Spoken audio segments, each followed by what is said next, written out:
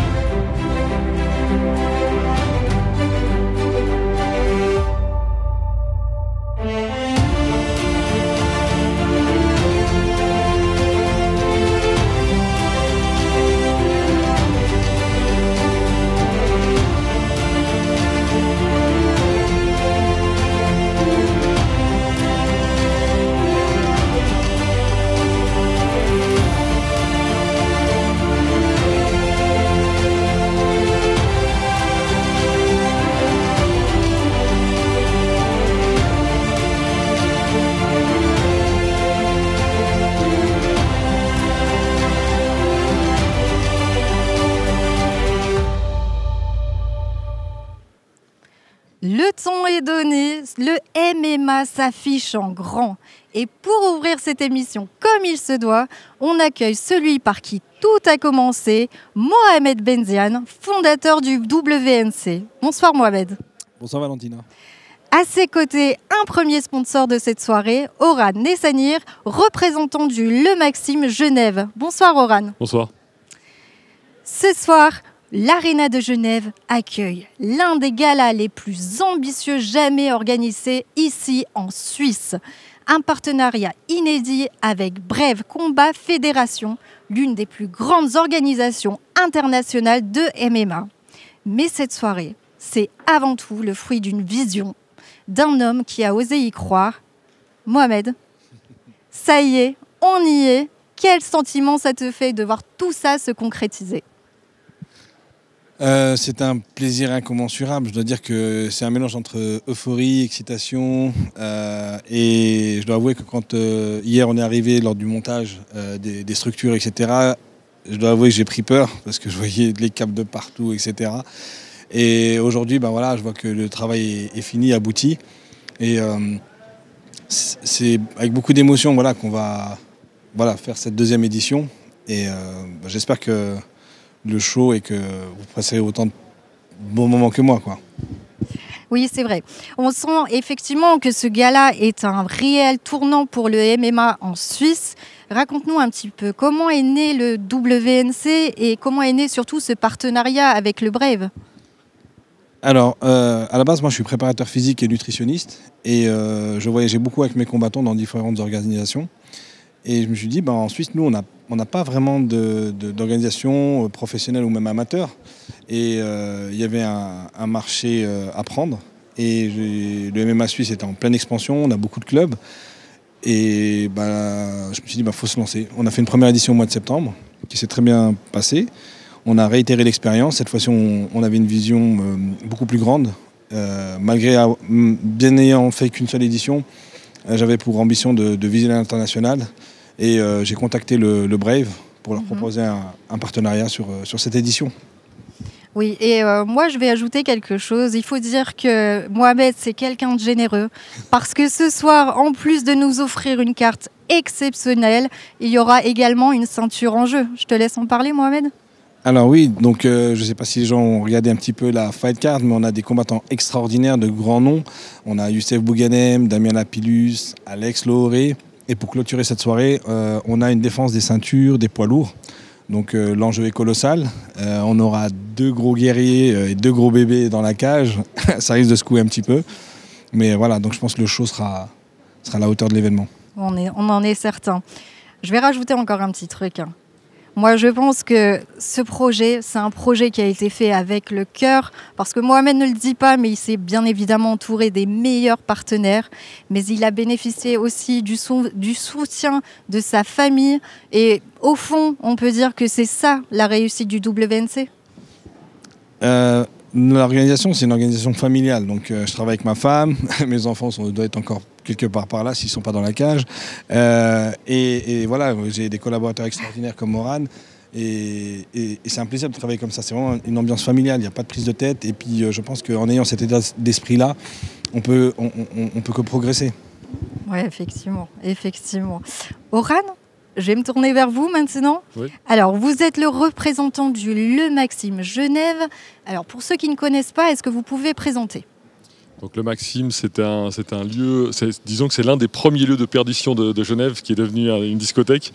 Ça a été créé en 1908, le 2 mai 1908 exactement. Très bien. Donc cet endroit a vécu beaucoup de choses. Le but c'était de le reprendre, de réconcilier les moins âgés, les plus jeunes, les plus âgés pardon, et faire en sorte que la vie et le divertissement genevois, disons, revivent comme à l'époque. Et dis-moi, pourquoi avoir soutenu un gala de MMA au fond ? Sauf que le challenge, le Maxime, c'était un sacré challenge. Et là, le challenge WNC, c'était un sacré challenge aussi. Mohamed est une personne extraordinaire. J'ai apprécié la personne, j'ai apprécié le projet qu'il avait, toutes les idées qu'il y avait derrière et le culot qu'il avait aussi. Et créer un endroit comme le Maxime aujourd'hui à Genève, arriver avec un endroit chic, avec des shows qui changent tous les soirs, bousculer les coutumes, c'était aussi un sacré challenge. Et je me suis dit que ça pourrait être une bonne chose en fait pour de se réconcilier, de se retrouver au bon endroit. Oui, voilà, effectivement, on voit que vous vous retrouvez bien sur ces valeurs-là. Et dis-moi, qu'est-ce que vous ressentez ce soir en voyant cette ambiance ? Est-ce que tu t'imaginais vivre quelque chose d'aussi fort ? Alors non, on a vécu la première expérience, la première édition qui était déjà très très bien.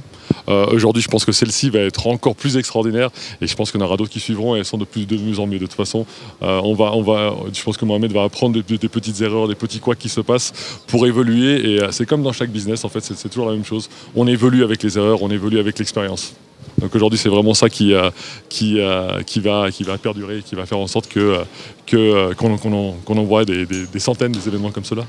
Et on en espère encore plein d'autres pour vous. Merci Mohamed, merci Oran. Merci. Ce gala, c'est avant tout, on peut dire, une aventure humaine. Merci pour ce que vous apportez à ce sport, à votre échelle. Merci à vous. Merci. C'est un plaisir, merci beaucoup. Merci. Avant que les combats ne commencent ce soir, il y a eu hier soir un premier round, la pesée officielle. Et justement, Awa, toi, tu y étais. Qu'est-ce que tu as vu? Qu'est-ce que tu as ressenti? Et bien évidemment, à quoi doit s'attendre le public ce soir?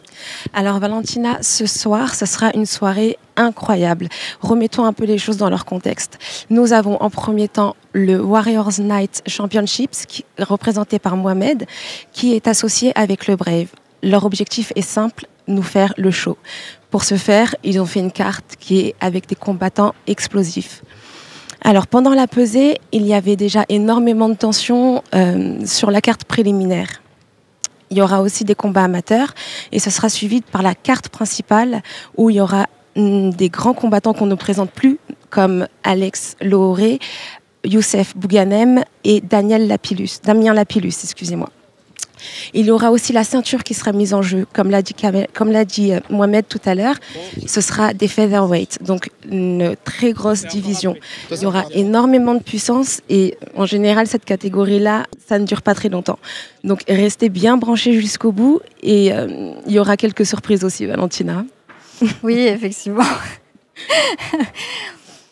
Il y a des choses qu'on ne voit pas dans une cage. Ce que vous voyez en 15 minutes de combat représente au final des années de lutte. Et ce soir, on avait envie de vous rappeler ça. All about sacrifice. All about people talk about discipline, but sometimes discipline is not enough. You know, all about sacrifice. Like a couple days ago, it was I think maybe 1 week ago. One guy, he's from Mexico. He trained with us. We allowed him come. We don't allow anybody come in our team because we have enough sparring partners. You can look anybody, champion, you know. We don't need nobody. We have 30, like almost 30 killers inside one gym. Why we have to invite some people? And he come to me, he's like, oh, in holidays, I want to go to Mexico. And I told him, brother, you're Mexico, your family, everybody have to wait. If you want to become best in the world, you have to be inside the room. Same thing. If you want to become the best, there is no family. If you want to spend time with your family, kids, okay, be with them. You're going to become best family man. I am not against family people. I just say, if you want to become best in this business, you have to sacrifice. Sacrifice your time, sacrifice your health, sacrifice everything what you have. Other way, I don't know. Sacrifice. Pour parler de ce mot rempli d'histoire, nous avons la chance d'avoir à nos côtés une combattante de MMA, Awa, que vous connaissez déjà, que je vous ai déjà présentée. Alors dis-moi, Awa, quand tu écoutes l'interview de Khabib, est-ce que tu te reconnais dans ces mots? Bien sûr. Je veux te dire que le MMA, on a vraiment besoin de faire des sacrifices. C'est obligatoire pour passer par là et surtout pour devenir meilleur. Il faut énormément sacrifier son temps, surtout. Oui, effectivement, ce que tu nous montres au final, c'est que on voit au final que dans la cage, ce qu'on voit dans la cage n'est au fond que la dernière image d'un long chemin semé d'embûches. Et oui, totalement, bien sûr, c'est qu'un résultat. Avant ça, il y a énormément de sacrifices, que ce soit le temps, que ce soit par rapport à la nourriture. Il faut vraiment mettre son focus sur une seule chose pour qu'elle puisse évoluer. Et dis-moi, Avoua, je sais que c'est pas toujours évident d'avoir du soutien dans ce sport. Raconte-nous un petit peu. Alors, on a tendance à voir le MMA comme un sport physique, mais ça va au-delà de ça. Il faut avoir des capacités mentales. On a aussi besoin de reconnaissance et on a aussi énormément besoin de personnes qui nous aident et qui nous suivent pour devenir de meilleures personnes au-delà de la cage. Que ce soit des sponsors, des artistes ou alors des endroits qui nous aident à évoluer. Et justement, ce soir, nous avons aussi avec nous un sponsor engagé, Nabil, représentant du Multiverse Suisse Expo. Nabil, merci d'être là. Merci à vous. Alors, pour ceux qui ne connaissent pas, est-ce que tu peux nous présenter un petit peu le Multiverse Suisse Expo? Du coup, le Multiverse Expo, on est un salon pop culture. On est organisé une fois par an sur Genève. Cette année, on sera le 18 et 19 octobre au niveau du Palexpo. Très bien. On est chaque année au Palexpo. On est un salon sur la pop culture, le manga, les jeux vidéo, le cinéma. Et on est vraiment là pour les familles et voilà. Oui, un événement, c'est ça, un événement bonne familial ambiance, avec familial. Des gros artistes, des acteurs. Voilà. Et dis-moi, toi qui viens d'un autre univers, qui regarde le MMA au fond avec un œil extérieur, qu'est-ce qui t'a donné envie de soutenir le MMA et ce gars-là en particulier? Moi, du coup, j'ai toujours regardé le MMA, depuis que ça s'est un peu plus démocratisé en Europe, surtout dans la région suisse. Et moi, j'ai mon ami, monsieur Mohamed Benziane. Oui. C'est ça, qui organise l'événement. Il l'a organisé l'année dernière en même temps que mon événement. Et depuis, on collabore ensemble. Donc, pour nous, c'est une fierté d'être ici. Oui, effectivement. Et j'espère que vous aurez plein d'autres événements ensemble parce que c'est une belle réussite. Ouais, ça va continuer. Merci à Awa pour ton soutien et ton avis sincère sur le MMA. Merci Nabil. Merci à vous. Ce soir, sacrifice, un mot dur, et ce soir, il va résonner chaque fois que la cage se refermera. Ce soir, nous voulions parler de celles qui doivent se battre 2 fois, contre leur adversaire et contre les préjugés. Le MMA au féminin, ce n'est pas une case à part. C'est du niveau, de la technique, de l'intensité à voir. Toi qui vis ça au fond de l'intérieur, oui. Est-ce que tu peux nous expliquer pourquoi ce soir on sait qu'il n'y a pas de femmes parmi les combats? Est-ce que tu peux nous expliquer pourquoi? Alors, il est vrai qu'il n'y a pas de combat féminin ce soir, Valentina, mais ce n'est pas par choix, c'est vraiment par dépit. C'est très difficile en France de trouver des combattantes féminines et c'est très difficile d'en trouver du même niveau, au même poids et surtout disponibles au même moment. Moi, j'aimerais beaucoup voir une carte où il y a 3 ou voire 4 combats féminins dans la soirée, Valentina. On reste quand même très positive parce que c'est quelque chose qui est en train d'évoluer et de changer. Il y a de plus en plus de femmes qui s'y mettent, mais c'est vrai que ce serait bien qu'il y ait un peu plus, que le MMA soit un peu plus, que les connaissances du MMA s'expandent un peu plus pour qu'il y ait plus de femmes qui aillent dans des clubs, plus de clubs qui forment des femmes et surtout, Valentina, plus d'organisations qui représentent les femmes. Et justement, ce soir, nous avons un sponsor engagé qui soutient ce sport. Jonathan, tu es représentant de la société Eagle Chain. Et ce soir, tu viens nous présenter un tout nouveau produit, c'est ça? Oui, bonjour, exactement. Ce soir, je représente la société Eagle Chain, qui est une start-up genevoise spécialisée dans les technologies blockchain. Alors déjà, premièrement, qu'est-ce que c'est la blockchain concrètement?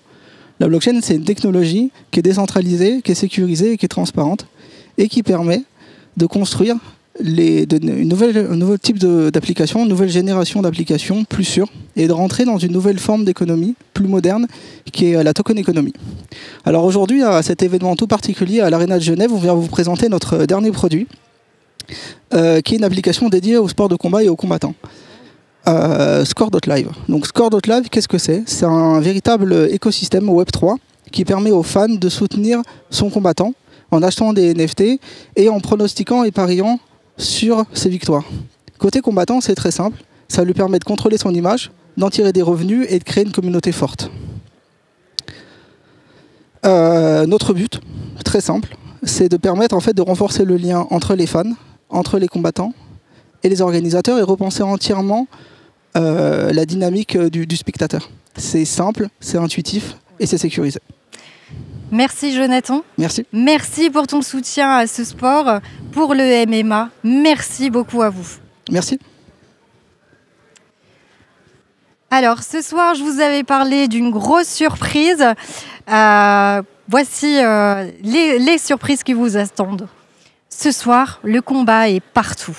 Dans la cage, dans les parcours et parfois aussi dans les mots. On a la chance ce soir d'avoir avec nous des artistes qui ont toujours mis l'humain au centre de leurs textes. Leur musique, c'est du vécu, du vrai, et ça fait écho à tout ce qu'on a entendu ici ce soir. Le groupe Sniper est avec nous sur le plateau de MTP BOXING. Tunisiano, quelle chance de vous avoir ici ce soir. Bienvenue à vous. Merci de nous accueillir. Franchement, c'est trop cool. Bon, là, je suis tout seul. Mon acolyte, il arrive tout à l'heure, là. Pour le moment, il arrive. Non, bon, il est sur la route, mais voilà. Alors, revenons au vif du sujet. Le combat, l'exigence, la résilience sont des thèmes qu'on retrouve au final autant dans la cage de MMA que dans vos textes. Est-ce que vous voyez ça comme 2 mondes différents ou au final comme 2 énergies similaires? C'est clair que c'est 2 mondes différents. Après, en termes d'énergie, effectivement, parce que généralement, quand tu fais un morceau ou quand tu es, entre guillemets, confronté à d'autres rappeurs, bon, c'est limite, ça reste toujours de la compétition et c'est une question de performance. Donc, bon, ça a toujours été, il y a toujours eu ce petit truc-là où tu veux te challenger et tu te dois d'être meilleur que l'autre. Donc après, bon, nous, forcément, ça se traduit pas de la même façon. Ça reste quand même, on va dire, entre guillemets, que c'est une énergie positive, quoi. Tu vois ? Oui, même si ici c'est encadré et c'est très structuré, mais voilà, on se met pas sur la gueule, on se met sur la gueule différemment, quoi. Exactement, exactement. Alors ce soir, vous êtes sur une scène de MMA, on sait très bien que c'est pas votre scène habituelle. Qu'est-ce que ça vous fait d'être là? Qu'est-ce que vous ressentez? Dites-nous tout. Bah, franchement, je suis trop excité d'être là. Je trouve ça trop stylé. Franchement, je suis très fan. Hein. Je regarde beaucoup le MMA et tout. Je suis vraiment tous les événements. Et déjà, le fait d'apparaître ce soir, je trouve que c'est vraiment un cadeau. Et après, je sais pas si on va jouer ici ou dans la cage. Dans la cage, ça doit être incroyable. Parce que je suis jamais rentré dans une cage, mais ça doit être grave stylé. Et ça doit être impressionnant en même temps. Mais franchement, ouais, c'est une première en tout cas. Franchement, je sais pas comment le son va sortir ou pas, mais bon, ça va être cool. Ah, on espère vous voir à l'intérieur de la cage parce que Ah ouais moi, personnellement, j'ai hâte de vous voir dedans. Alors, vous avez marqué toute une génération avec vos textes, des textes puissants, vrais, qui résonnent encore aujourd'hui et je dirais même peut-être plus qu'avant. Donc ma question va être simple. Est-ce qu'on va avoir la chance de vous voir très bientôt? Nous, on fait beaucoup de concerts, on fait énormément de concerts. Donc ouais, je pense qu'on va avoir la chance de nous revoir sur scène premièrement. Après refaire des projets, on réfléchit à ça. Je te cache pas que là en fait de toute façon c'est vraiment au feeling, tu vois. Ça veut dire que nous il n'y a pas de limite d'âge. Ça veut dire que en fait, je sais que les sportifs passent à un certain âge, c'est trop tard. Nous à l'inverse, on a cette chance-là où en fait on peut se permettre de faire de la musique quand on veut. Mais c'est vrai qu'on y réfléchit, donc éventuellement, je sais pas, pourquoi pas. Merci Tunisiano. Merci à vous. Franchement, on a vraiment hâte de vous retrouver. Et restez connectés parce que ce soir, ce n'est pas la dernière fois que vous allez les voir. Comme l'a dit Tunisiano, il va faire une petite performance tout à l'heure. Donc restez bien connectés. Merci à vous. Non. L'émission arrive à sa fin. Merci à tous, à vous qui nous suivez à distance. Mais à 18 h, les combats amateurs continuent, ici en direct. Ensuite, si vous souhaitez voir les combats pro, deux options s'offrent à vous. Si vous êtes de France ou de Russie, ce sera sur DAZN que ça se passe. Si vous faites partie du reste du monde, ce sera sur MTP Boxing, la page Facebook MTP Boxing pour 1,99 €. Donc, restez bien connectés. L'émission touche à sa fin. Merci à tous. Prenez soin de vous et bonne soirée sur MTP Boxing.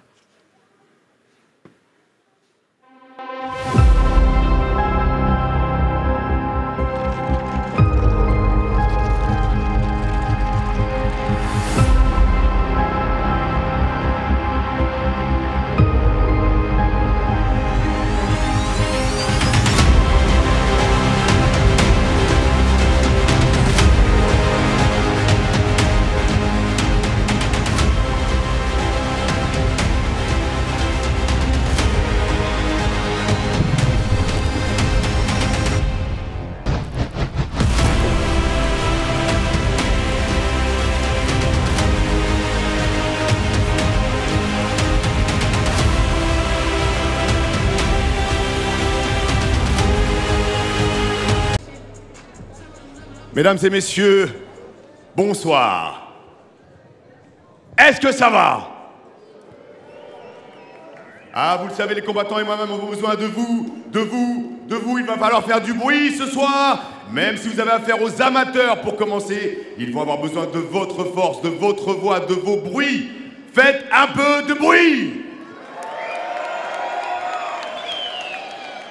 Samedi 17 mai 2025, bienvenue à l'Arena de Genève. Ce soir, vous allez vivre un moment extraordinaire, exceptionnel, avec le Brève associé exceptionnellement à la WNC, ici à Genève. Nous allons sans plus attendre, vous êtes déjà là depuis un certain temps, vous avez très envie que ça commence, et moi aussi d'ailleurs, donc je vais, sans plus attendre, appeler les protagonistes de cette soirée, en appelant l'homme qui sera dans le coin bleu ce soir, dans la catégorie des poids coqs, et qui n'est autre que Milot Bekiri.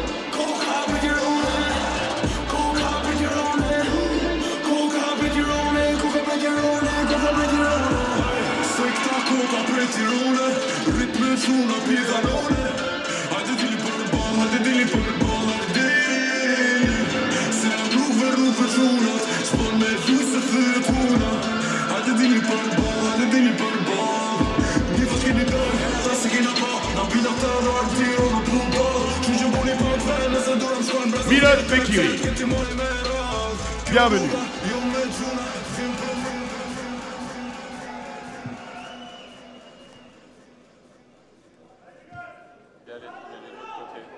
Face à lui, l'homme qui sera dans le coin rouge n'est autre que Denis Akmaz.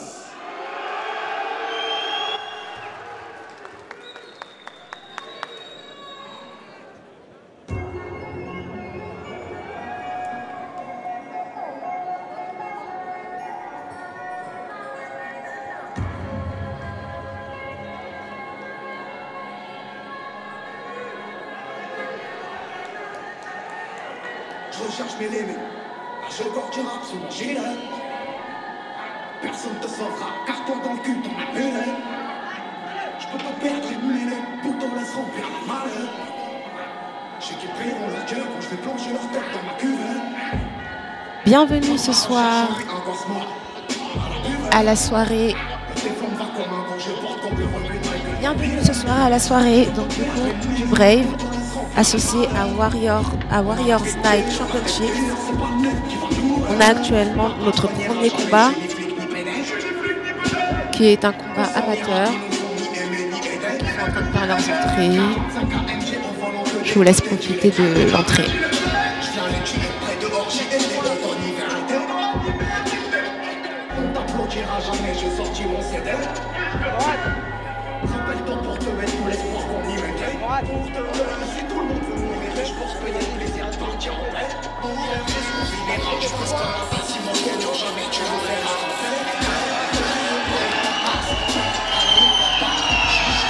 Il y a énormément d'ambiance dans la salle déjà.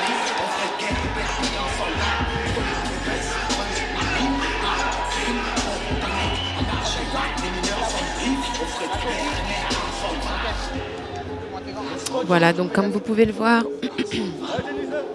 ils sont en train de faire les derniers réglages juste avant de rentrer dans la cage. On a une obligation donc de mettre du scotch sur le gant pour pas que le gant se décolle ou qu'il y ait quoi que ce soit comme problème qui puisse arrêter le combat.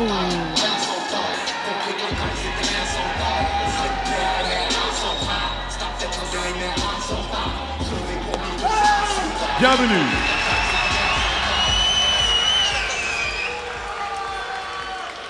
Le présentateur va faire les présentations du coup.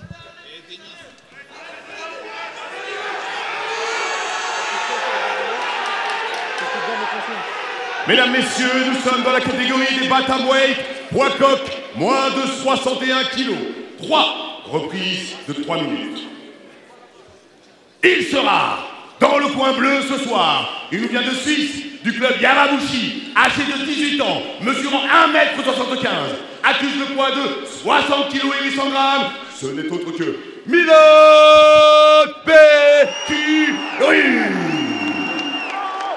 Face à lui, l'homme qui sera dans le coin rouge, franco-turc, vient du club plus MMA, âgé de 18 ans, mesurant 1,80 m, accuse le poids de 60 kg et 900 grammes. Ce n'est autre que Denis Akmaz. L'ambiance est à son comble ici sous ce l'œil soir. attentif de Cliff, Ramien, messieurs, c'est à vous. À Genève.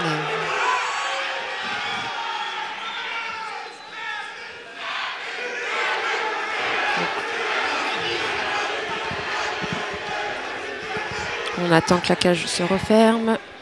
L'arbitre va demander confirmation côté bleu, côté rouge. Allez, let's go, c'est parti. Premier round. Donc là, le combattant rouge qui cadre le combattant bleu. Voilà, ils prennent leur distance. Un jab pour un low kick pour le rouge, pour Akmaz. Oula, une belle fin de lutte pour aller en striking et toucher sur 3 coups.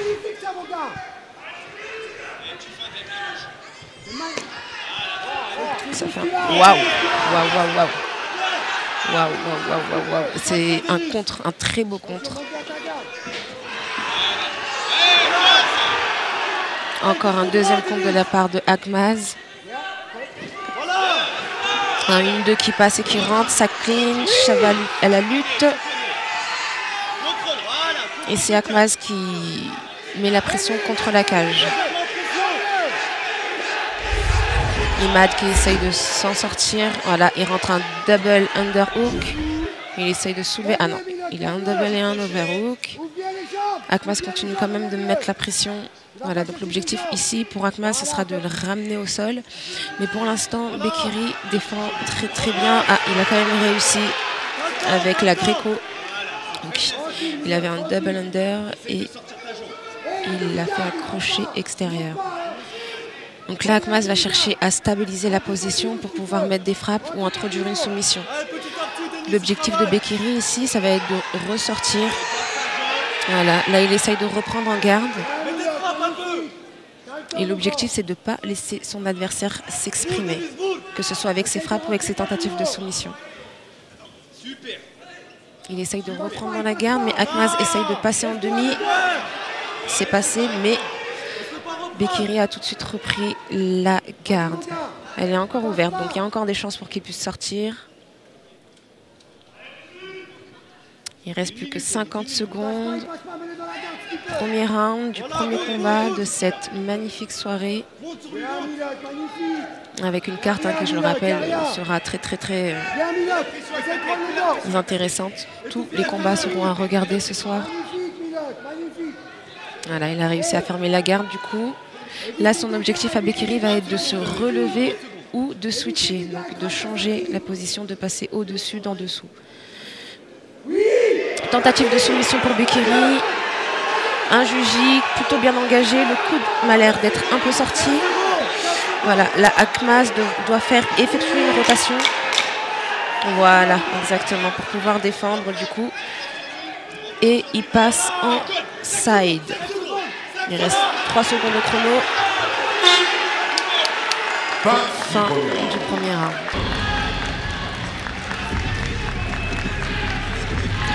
Donc voilà, un premier round assez engagé quand même. En striking, il y a eu pas mal de contres de la part d'Akmaz. Bekiri qui a aussi touché sur plusieurs coups. Des tentatives de plusieurs, 2 à 3 coups.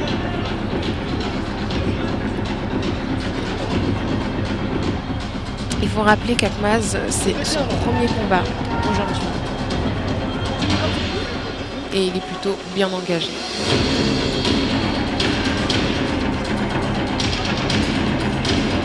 Face à un adversaire qui, lui, a 3 combats.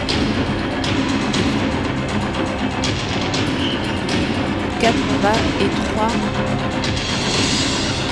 4 combats et 3 KO.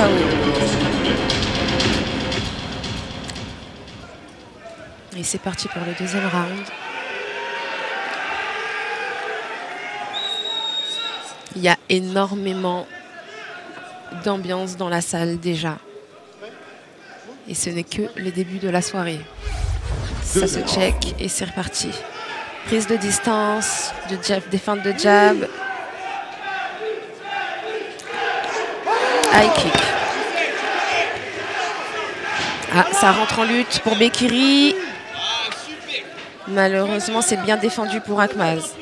Bekiri garde quand même les doubles underhooks. Un genou pour Akmaz.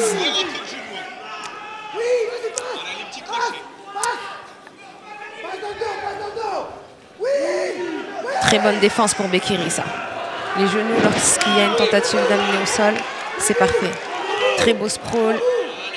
Super. Akmaz qui arrive à prendre une position, une très bonne position. Prise de dos, il y a son crochet extérieur, il le maintient, il frappe. Il ramène au sol. Ah, super. Et il a mis les crochets. Et là, il a pris le dos. Tentative d'étranglement directement pour Akmaz. Bekiri défend plutôt bien. Il est revenu à genoux. Il y a un crochet qui est sorti. Akmaz vient de le remettre. Il cherche à le remettre sur le dos en tirant sur son épaule. Vous voyez, il est assez concentré sur l'épaule. Il veut le remettre sur le dos. Voilà. Et là, il a réussi. Il maintient le poignet. Ah, il y a une guerre avec les jambes.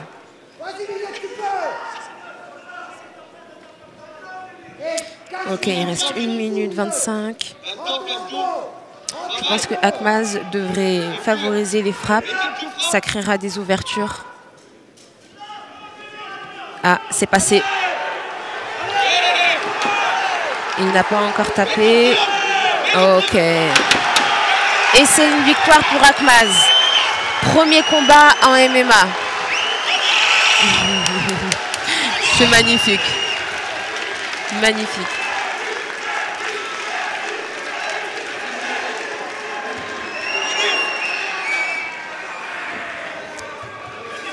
Premier combat.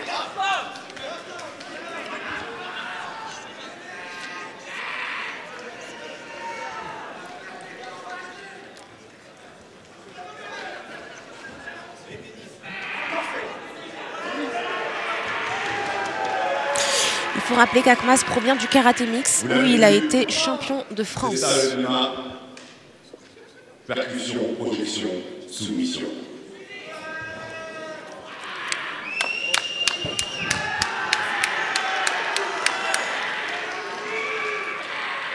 Les combattants sont à du centre, s'il vous plaît.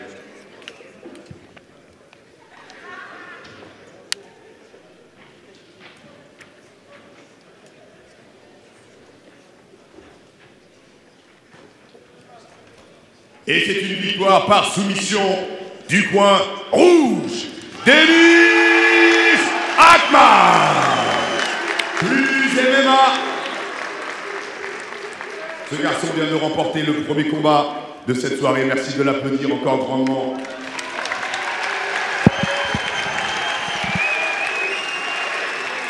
Et d'applaudir aussi Milot Bekiri, s'il vous plaît, pour sa combativité et pour l'honneur qu'il nous a fait d'être présent ce soir.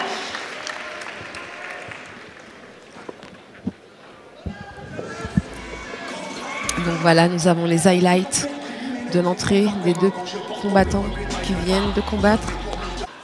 On va demander confirmation côté bleu, côté rouge. Allez, let's go. Mesdames, messieurs, sans plus attendre, nous allons continuer notre soirée MMA. Nous allons passer dans une autre catégorie, celle des poids lourds, moins de 66 kilos. Toujours chez les amateurs, toujours dans le coin bleu. Et je vais vous demander d'accueillir celui qui sera dans le coin bleu et qui n'est autre que Fabien.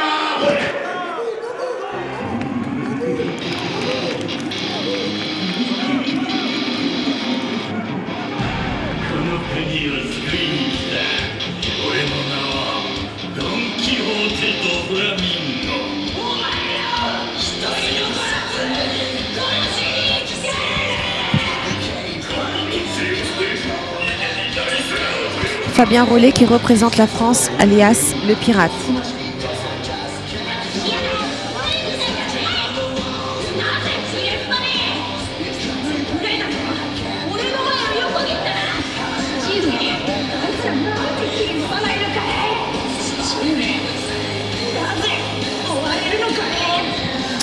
Il nous provient de la Swatch Academy.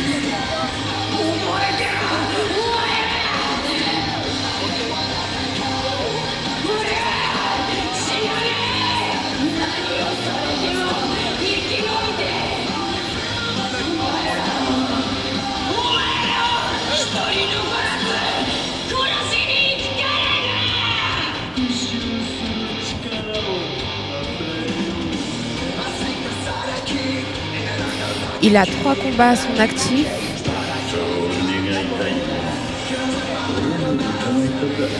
Il a 3 combats à son actif, dont 3 défaites, et il va combattre contre quelqu'un qui n'a jamais combattu en MMA.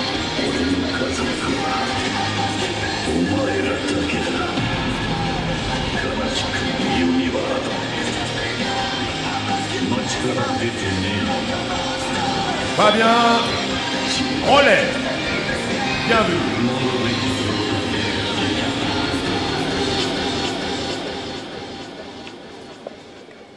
Face à lui, mesdames, messieurs, l'homme qui sera dans le coin rouge n'est autre que Batouane Karada.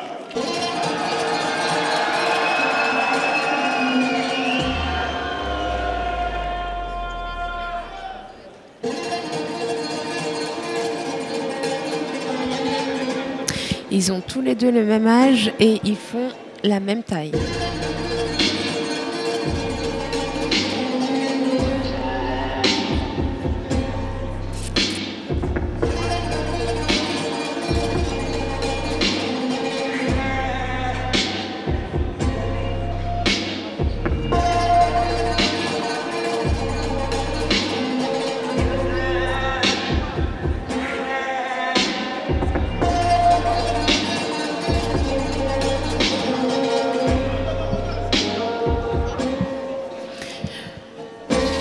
Alors, le graphisme a fait un travail exceptionnel ce soir. C'est vraiment magnifique.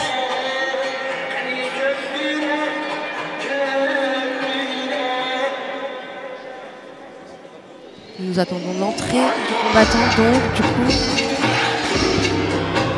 ça ne devrait pas trop tarder. Et voilà, super, le voici. Donc, Batouane Karada.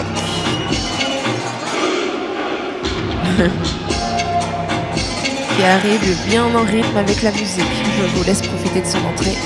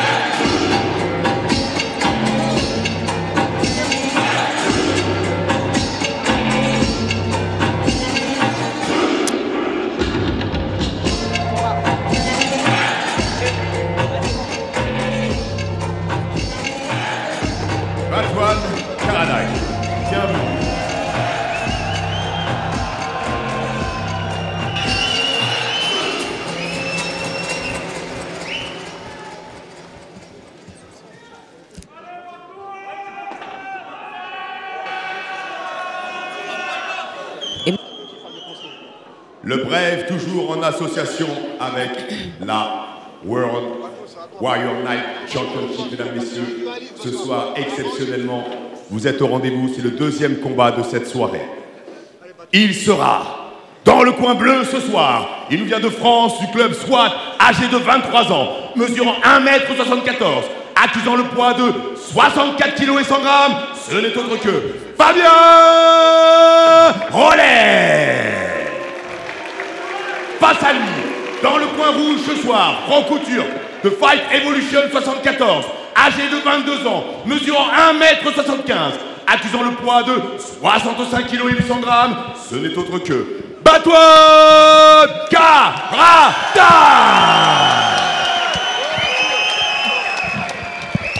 Toujours en 3 reprises de 3 minutes. Messieurs, c'est à vous. Alors le combat va commencer. On sent déjà l'énergie, hein. Je ne sais pas vous, mais moi personnellement, je la ressens d'ici.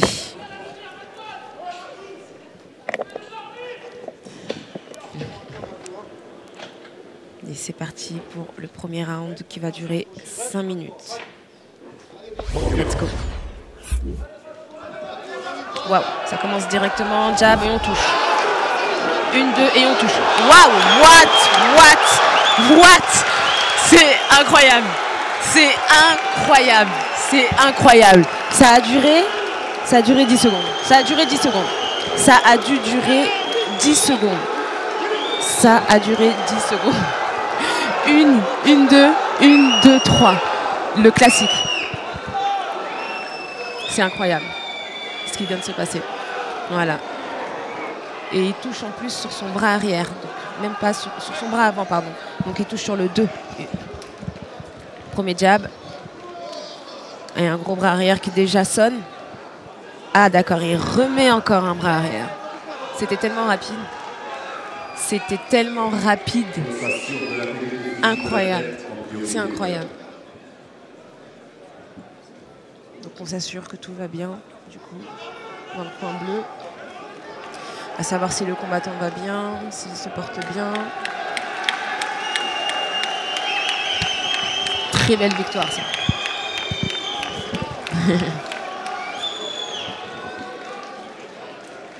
Et je peux vous rappeler que c'est son tout premier combat. Donc il a vraiment de quoi être fier, là.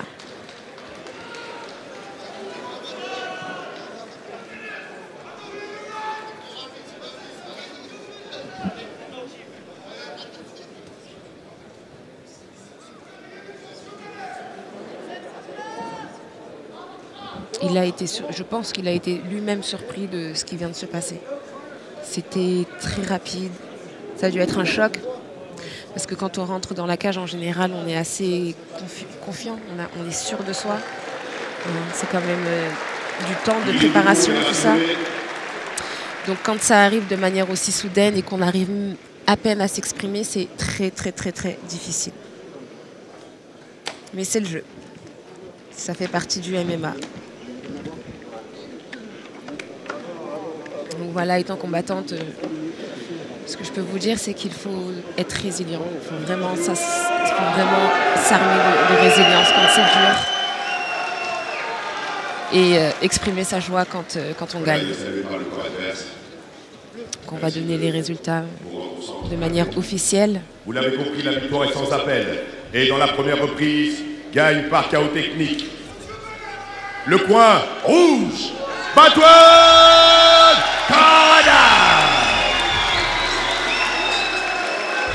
Bravo à lui. Merci d'applaudir Fabien Rollet aussi.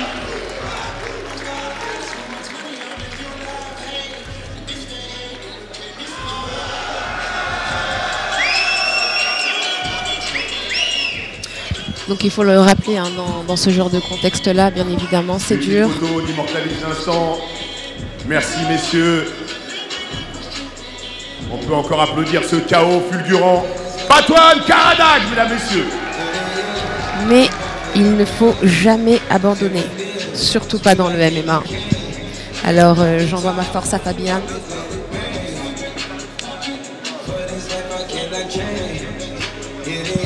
Vous l'avez vu, ça va très vite, mesdames, messieurs. À peine le temps de cligner des yeux. Restez bien à votre place. Nous allons continuer encore notre chemin. Ce n'est pas terminé. Catégorie catchweight, chez les 70 kilos, toujours chez les amateurs. Nous allons continuer le fil de cette soirée. Je vais appeler l'homme qui sera en bleu ce soir et qui n'est autre que Blaine Zekiri.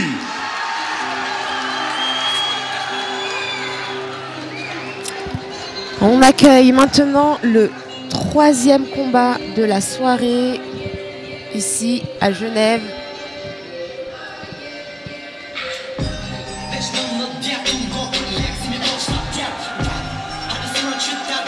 Blaine Zekiri.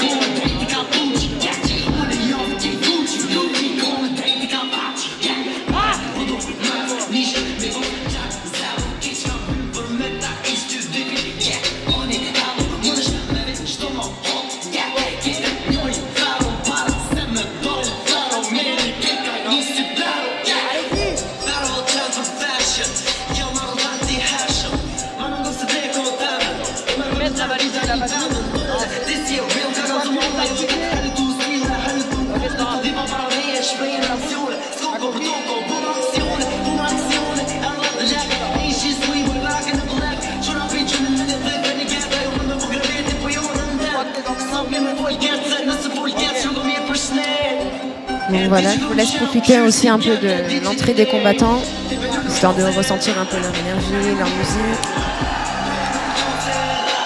Les équipes, bienvenue.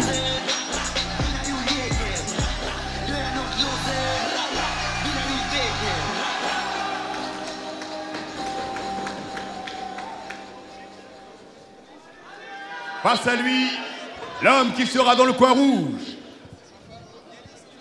Kanyene.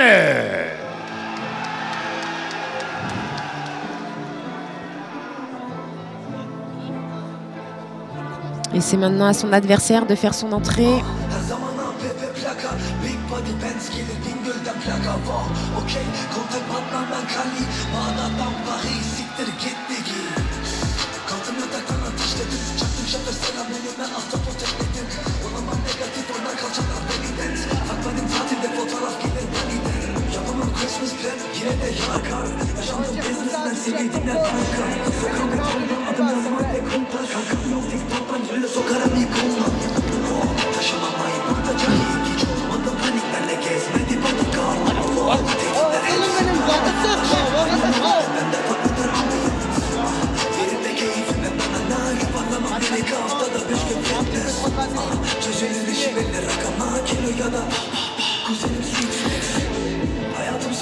Voilà, comme vous avez pu l'observer, Batouane a fait son entrée avec lui, donc ils viennent de la même équipe, de la même team.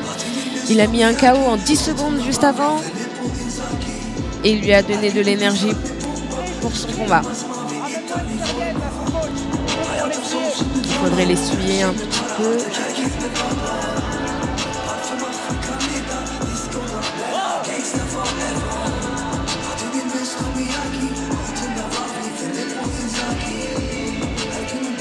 Donc on essuie un petit peu le combattant. Il y a peut-être un peu trop de vaseline, ou peut-être qu'il transpire un peu trop.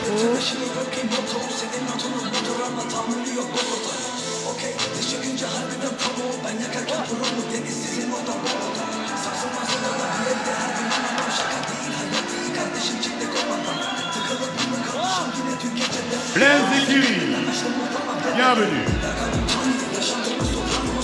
Il y a une belle énergie déjà là.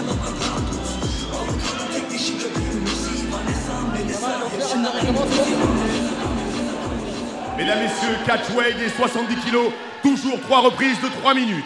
Il sera dans le coin bleu ce soir. Il est suisse, il vient du club Yamabushi, âgé de 18 ans, mesurant 1,80 m, accusant le poids de 67 kg et 700 grammes. Ce n'est autre que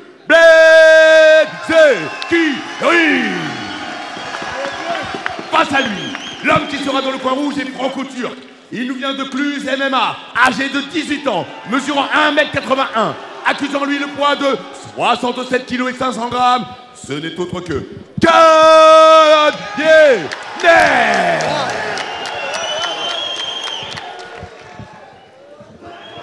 C'est parti pour une reprise de 3 x 3 minutes. Messieurs, c'est à vous. Le Brave avec le Warriors Night Championships. L'attention est à son comble ici dans la salle déjà. On attend qu'on referme la cage. Si l'arbitre est OK, il demande au coin bleu, au coin rouge s'ils sont OK. Et c'est parti, on commence. Mais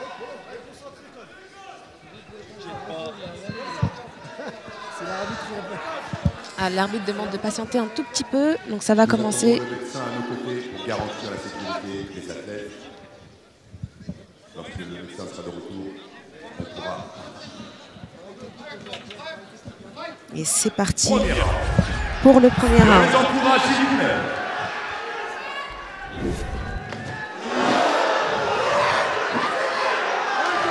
En lutte, alors ça commence un tout petit peu en striking et puis c'est parti en lutte. Ground and pound très agressif. Et il remonte tout de suite. Waouh! Il prend son dos. Il arrive à prendre son dos. C'est magnifique le travail que fait Zekiri en espace de 30 secondes. Prendre une position aussi forte dès le premier round, c'est incroyable ce qu'il vient de faire.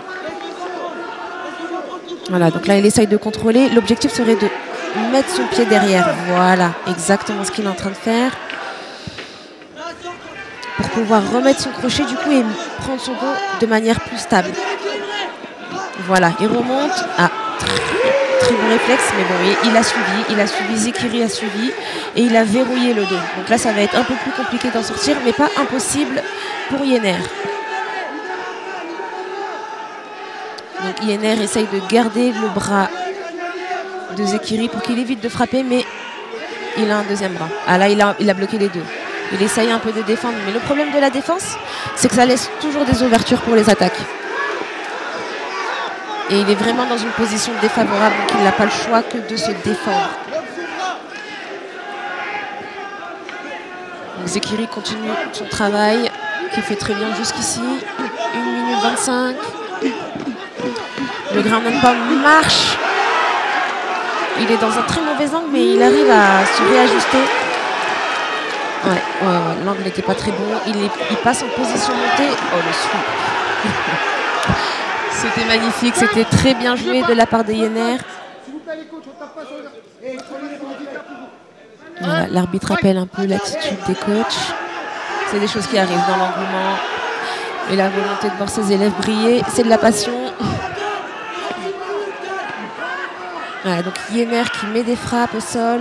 Il faudrait qu'il essaye de remonter les points pour pouvoir arriver au même niveau que Zekiri ou même remporter ce round. Il est en position favorable pour le faire. Zekiri devrait aller s'asseoir contre la cage, ouvrir ses jambes, choisir un côté pour se relever. Ah, il veut aller à la soumission. Il a bloqué le bras, mais il n'est pas dans le bon angle. Il reste 15 secondes au chrono. Yenner reste bien bas sur les appuis. Dans cette position-là, il faut vraiment rester bas. Plus on s'étend et plus on risque le danger. 4 secondes. Oui. Et c'est la fin.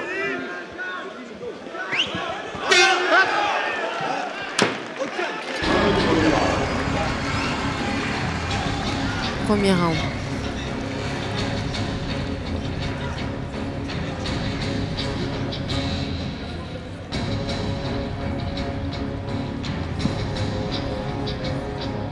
Yenner a 4 combats à son actif et Zekiri 7.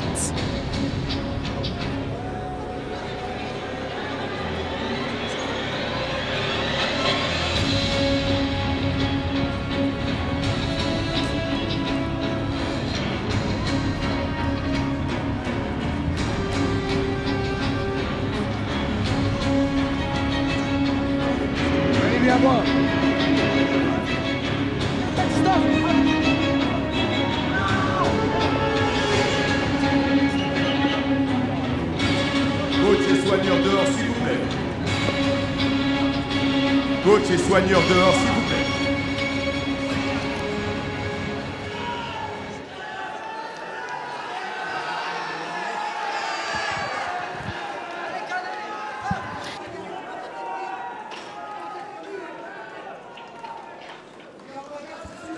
Et c'est parti pour la deuxième reprise de 3 minutes.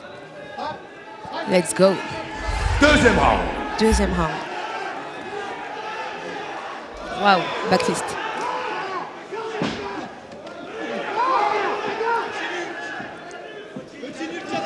Ok, spinning back kick plutôt.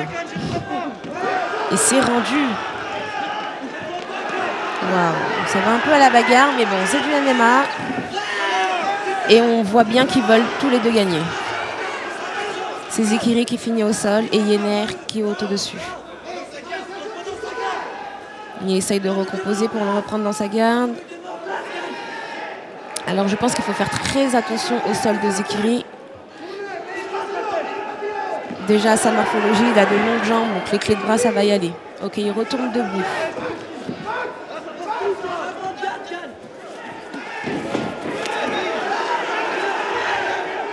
Ça va à la lutte, body lock. Ah, il essaye de l'arracher. Zekiri défend, contre et finit au-dessus. C'est magnifique ce qui vient de se passer. Et il prend la monte. Voilà.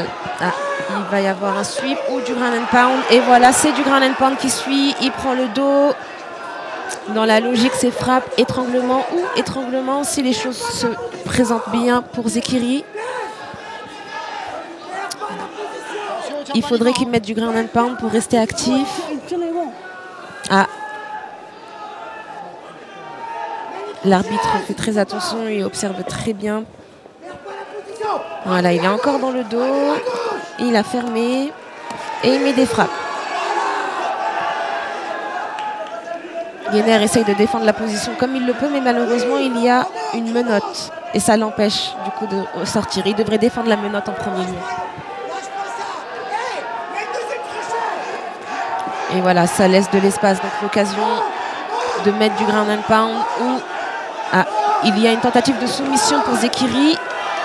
Yenner renverse et passe en position side. Du coup, il n'y a plus d'étranglement, mais il continue à le maintenir. Les genoux au corps sont autorisés. Et c'est exactement ce qu'il faut faire dans la position où il est.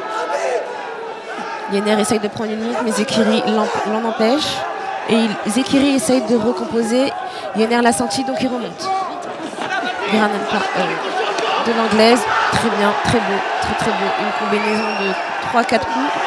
Speeding back kick. Et il marque des points debout, hein, là, Yenner. Il essaye de ramener au sol. Et il va y arriver. C'est magnifique. Plus que 5 secondes au chrono. C'est un très beau round pour Yenner, qui marque bien les esprits avec une amenée au sol. Qui marque bien les esprits avec une amenée au sol où il y avait quand même pas mal d'amplitude. Et ça marque les esprits justement. Voilà, donc là déjà nous avons deux attitudes qui sont totalement différentes. Dans le coin rouge, il est debout, très attentif aux consignes, on se réhydrate. Coin bleu, voilà, il est assis. On peut ressentir la fatigue d'ici. Il faut rappeler que le MMA, c'est quand même un sport qui est super physique, qui demande beaucoup de puissance, beaucoup de détermination, un cardio aussi qui doit être exemplaire. Donc c'est très difficile de tenir un rythme.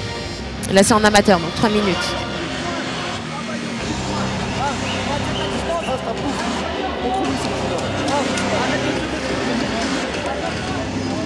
Coach et soigneurs dehors, s'il vous plaît. Sous la vigilance de notre arbitre, Christophe Chapuis, nous allons reprendre le 3e round. Je tiens à rappeler que Yenner est champion de France pancréas. Les athlètes sont en sécurité. Et c'est parti pour le 3e round. 3e round. Waouh. Tentative, mais échec. Tentative un peu suicide, mais échec. Et c'est pas grave, son adversaire l'a laissé se relever. Speeding back kick, encore une fois. 1-2 qui ne passe pas, mais le 3e est passé. Yenner est en train de mener ce round pour l'instant. Zekiri essaye de s'en sortir. Mais je pense qu'il y a de la fatigue qui se ressent des deux côtés. Zekiri contre beaucoup avec son anglaise. À chaque fois qu'Yenner essaye de jaillir, Zekiri contre. Je pense que le game plan de Zekiri, c'est de gagner par soumission ou de sweeper pour finir en ground and pound. C'est exactement ce que je vous disais. Le domaine de prédilection de Zekiri, ça m'a vraiment l'air d'être le sol. Bon, désolé si c'est pas le cas, mais voilà, je le sens vraiment très à l'aise dans son sol. Il s'exprime vraiment très facilement. Voilà, une tentative de triangle avec sa morphologie, comme je vous disais tout à l'heure. Il a des longues jambes, les clés de bras, les triangles. Ça va peut-être passer. Non, il y a encore sa main à l'intérieur, du coup ça laisse de l'espace. Mais là, il l'a sorti pour mettre un point. Ce qui va peut-être permettre à Zekiri de resserrer encore plus et d'être plus précis dans la pression qu'il met pour effectuer cette soumission. Et c'est exactement ce qu'il est en train de faire. Et il resserre tout sur lui, il switch, il part en clé de bras. Malheureusement, c'est pas passé. Je pense que quand on reste longtemps comme ça, au bout d'un moment, les bras congestionnent. Et c'est à ce moment-là où les signes de fatigue se ressentent. Et Yenner n'hésite pas. Il les exploite. Son objectif reste de gagner ce combat Et c'est Yener cette fois-ci qui ramène au sol. Voilà, là il sécurise réellement l'amener au sol. Ground and pound. Il reste 50 secondes. Il contrôle. Et voilà la spécialité de Yener, les genoux au corps. C'est super. C'est vraiment un très très beau combat, bien engagé des deux côtés. On sent que Zekiri est très à l'aise au sol, mais on sent aussi que Yener est mieux debout, mais aussi au sol. Voilà, il prend actuellement une montée. Ground and pound. Zekiri qui essaye de se relever. Et l'étranglement qui est placé pour Yener. Mais Zekiri défend quand même bien. Voilà, la base, mettre les deux mains en dessous du coude, pousser. Si.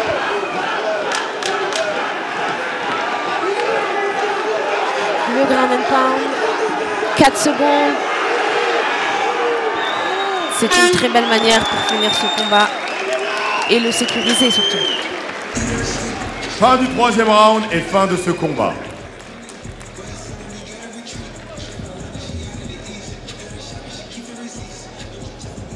Les juges vont pouvoir délibérer et nous aurons notre résultat dans quelques instants.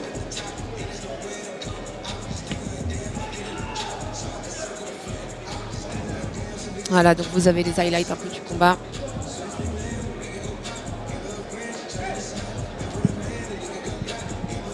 Là, c'était un très très beau coup de la part de Yener. Cross arrière, tentative de double leg au moment où l'adversaire veut contrer. Et là, c'était la belle manière de terminer ce 3e round. Les équipes qui rentrent, qui soutiennent le combattant. Et oui, nous avons besoin de soutien. La décision est tombée. Nous avons le résultat, mesdames, messieurs. Les combattants sont attendus au centre de la cage.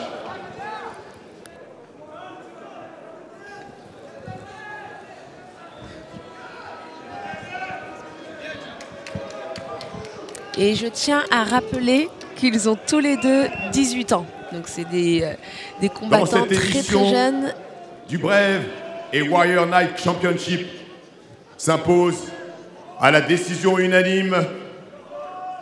Le coin rouge, Yener.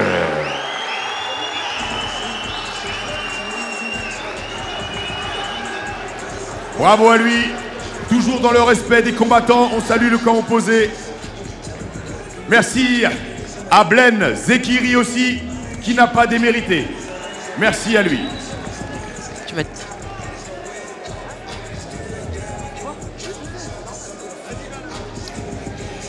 Ce qui fait donc la 5e victoire pour Yener. Voilà, vous avez des highlights. C'est vrai que le combat avait commencé, c'était plutôt Zekiri qui menait. Mais très vite. Comme vous l'avez vu, ce sont des combats amateurs, mais ils se comportent comme des professionnels. Merci d'accueillir dans cette catégorie catchweight des 80 kilos l'homme qui sera en bleu ce soir et qui n'est autre que Demir Lessina. Voilà, mais très vite, Yener a su swiper et mettre les conditions à son avantage. Je vous laisse profiter de l'entrée.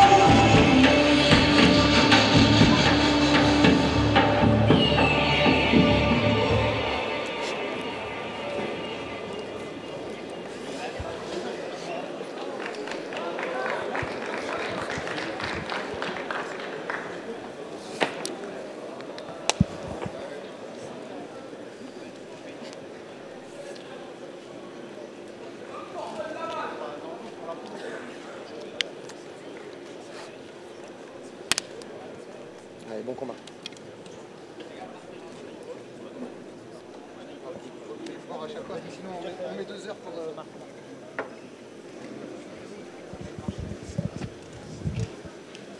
Donc voilà, nous avons le coin bleu qui fait son entrée.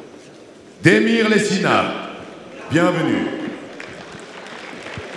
En détente et très concentré. Son adversaire va faire son entrée dans très peu de temps. Combattant de la Hatch Academy qui vient d'entrer. Face à lui, l'homme qui sera dans le coin rouge n'est autre que Adel Eridi.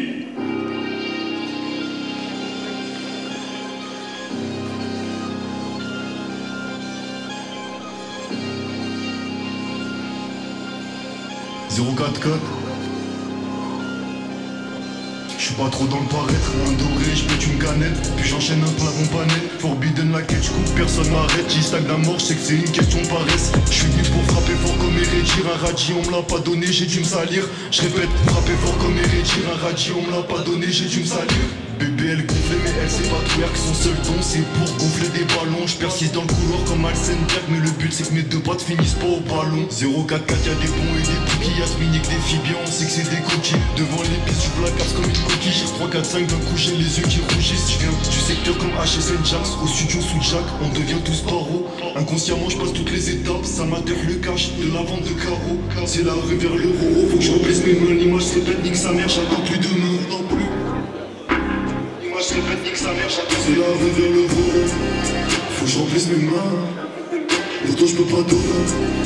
Nique sa mère demain. C'est la rue vers le roro. Faut que je remplisse mes mains. Pour toi je peux pas donner. Nique sa mère demain.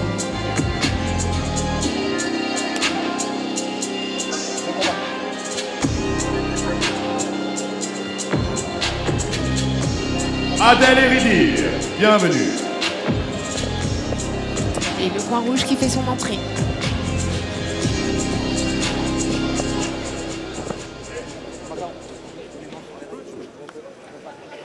Catchweight, 80 kilos.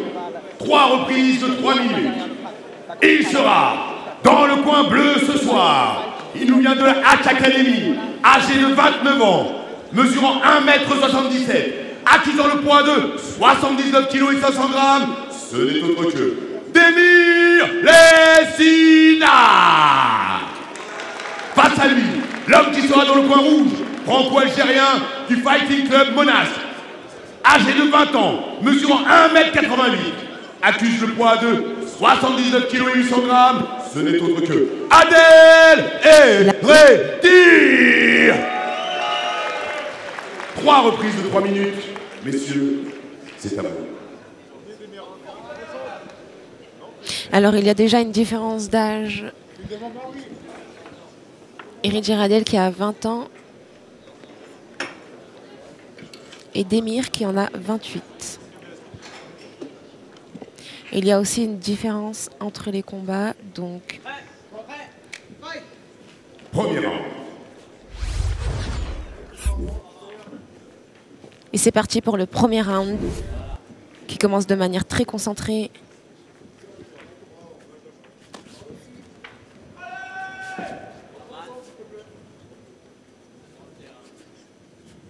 Donc Ymir bouge vraiment bien et Adel joue avec la distance, son jab et son front kick. Il cadre bien.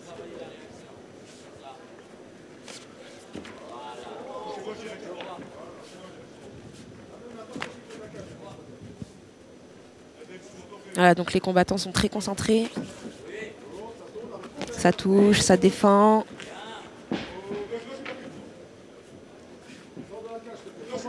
Ah, toujours le coin rouge qui met une pression contre la cage. Ah, le coin rouge elle est rentrée. Le Sina est entré en lutte. Donc il défend. Quelques genoux aussi pour marquer les points. Une tentative d'amener au sol. Et ça restrike au centre de la cage. Voilà, donc je pense que vous avez pu observer, le Sina va aller chercher la lutte. Et Eridi, lui, va chercher à rester en distance et à striker.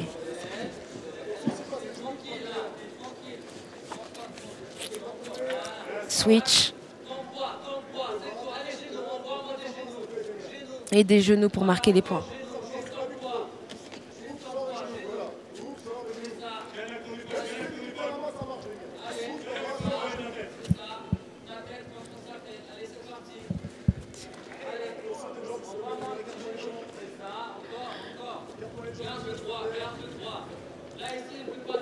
Voilà, donc le Sina devrait chercher à inverser la position et c'est ce qu'il essaye de faire. Il tourne et il met la pression.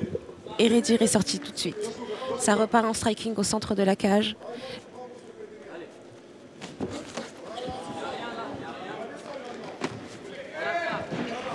Voilà, donc je pense vraiment que ce soit ça le game plan de Lucina. Tentative d'amener au sol. Qui est contré par Hérédir. Waouh, c'est très très beau. C'est un très très beau niveau qu'ils ont. C'est magnifique ce qu'ils font. Le Sina doit bouger ou l'arbitre arrêtera. Super, il s'est mis à boxer, mais il doit bouger. Avant tout, aller à gauche, aller à droite, prendre la distance ou coller et lutter. Et c'est ce qui s'est passé. Ils sont partis en lutte. Il reste 10 secondes. On met des frappes, histoire de marquer des points. Fin du premier round. C'était un premier round quand même très engagé de la part du coin bleu. La lutte est très énergivore, je tiens à le préciser. Le coin rouge a été très très intelligent dans ses défenses et dans ses choix d'attaque.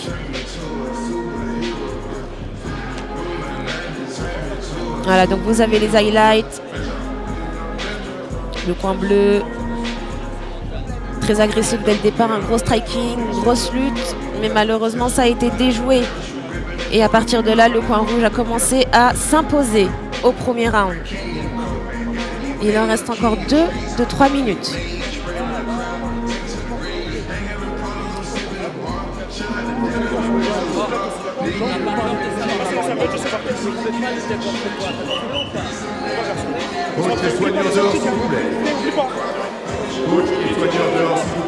Hérédir Adel a 2 combats à son actif, 6 victoires et 2 KO face à un adversaire qui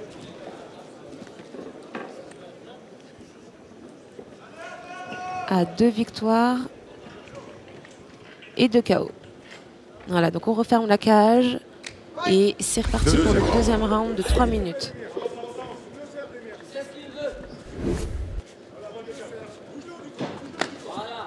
Hérédir Adel a 8 combats à son actif, rectification. Voilà, donc il met la pression tout de suite contre la cage. Il faudrait qu'il reste à la bonne distance, mais la pression qu'il met est très belle. Hérédir, lui, travaille longue distance. Jab, front kick. Et dès qu'il tente de rentrer en lutte, il défend et surtout, il sort de la cage. Cette fois-ci, c'est Hérédir qui met la pression contre la cage. Son travail est vraiment très, très intelligent. Super. Voilà, et son coin qui lui dit de surtout pas se fatiguer et de juste envoyer, marquer des points. C'est une position où c'est intéressant d'essayer de marquer des points, mais ce n'est pas une position qu'on pourra tenir sur le long terme. Parce qu'au bout d'un moment, ça fatigue. Waouh, très beau, très très beau. Plus qu'1 minute 50 pour ce deuxième round, ça repart en striking. Donc voilà, les front kicks, c'est vraiment pour repousser son adversaire, faire en sorte qu'il ne rentre pas en lutte et le garder en longue distance. Les low kicks, c'est parfait ça. Le low kick intérieur, c'est très beau ce qu'il fait Hérédir. C'est très très beau.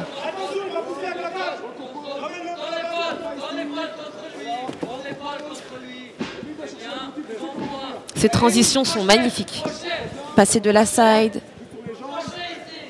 feinter la nord-sud, l'adversaire qui réagit, prendre le dos.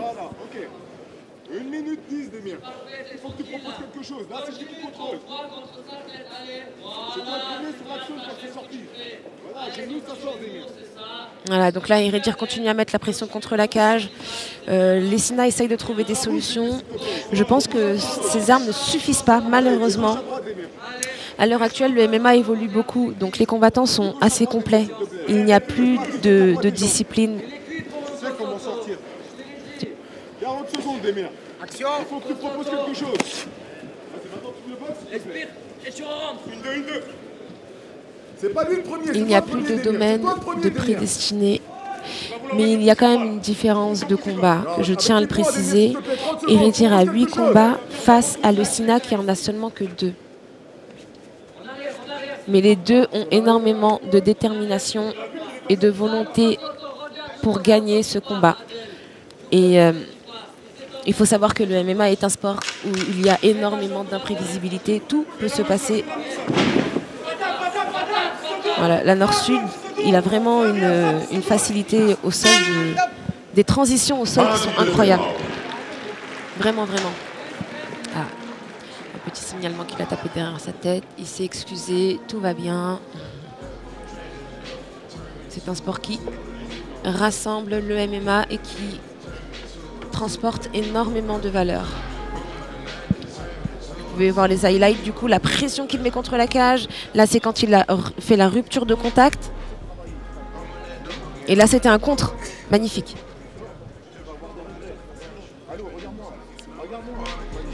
Voilà, donc on a encore à peu près la même configuration. Là, vous avez les highlights, mais quand ça va revenir au présent, le coin rouge est debout, quant au coin bleu qui est assis et qui essaye encore de respirer. Donc, l'attitude dans la cage compte énormément. Ça compte énormément, mais ça ne veut rien dire.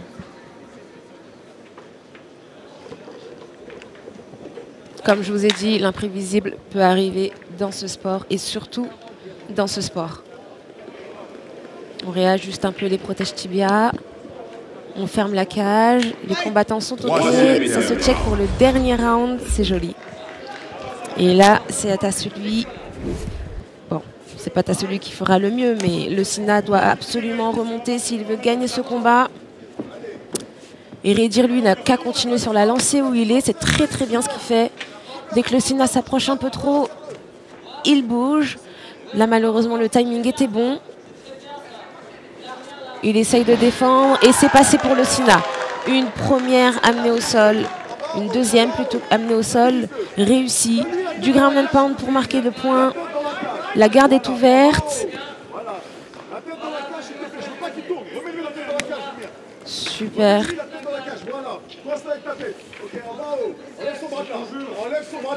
Ouais. Il faudrait l'empêcher de se relever, donc le tirer de la cage, le sortir de la cage. Le ground and pound pour marquer des points. Dès que tu peux libérer un bras, tu libères un bras pour frapper. Tu sais qu'il va monter le triangle ou la clé de bras, mais si tu coinces la tête, t'as pas de problème. Coince sa tête dans la cage, pousse sa tête dans la cage. Voilà, donc vous entendez les conseils de son coach. Encore, bien dur dans les frappes. Et là, je pense que le Sina a une envie de dominer sur les 3 minutes non-stop. Après, je pense quand même que pour gagner ce combat, il faudrait avoir une soumission, un KO ou un TKO de la part de le Sina. Parce que les 2 rounds étaient, à mon humble avis, pour Hérédire. Voilà. Donc pour l'instant, Hérédire ne trouve pas de solution. 1 minute 20. Il essaye. Il n'abandonne pas. Le Sina non plus n'abandonne pas. C'est une guerre au sol. Ground and pound. Qu'est-ce qui va dominer la défense, l'attaque? Hérédire qui a repris donc du coup dans sa garde. Tu vois bien qu'il va essayer de monter. On a l'habitude là-dessus. Il reste 1 minute d'émir. Fais plus de dégâts s'il te plaît. Il faut plus de dégâts d'émir s'il te plaît. Faut que tu fasses quelque chose. Voilà, c'est ça. Attention, il veut monter le triangle d'émir. Appuyez-le bien. Voilà, donc son point qui le prévient que Hérédire essaye donc de faire une soumission. La pression de le Sina est telle que Hérédire n'arrive pas à se relever. Voilà. Tu sais très bien ce qu'il va essayer de monter. Ça frappe en bas, ça frappe en haut. 30 secondes d'émir. 30 secondes, il ne reste plus que 21 secondes. Il essaye de passer, mais ça n'a pas marché. Voilà, donc le Sina a vraiment bien gardé tout le round. Sa tête contre la cage, d'émir. Voilà, vous entendez son coin, la tête contre la cage, donc il met vraiment la pression sur les hanches. Dès que ça bouge, il réajuste. Et la tête contre la cage. Il reste 10 secondes. Et voilà, c'est fin du troisième et dernier round de ce combat. Et dernier round. Donc l'attitude, hein, à la fin, voilà, comme je vous le disais, ça compte beaucoup. Le fait de fêter sa victoire avant même le résultat.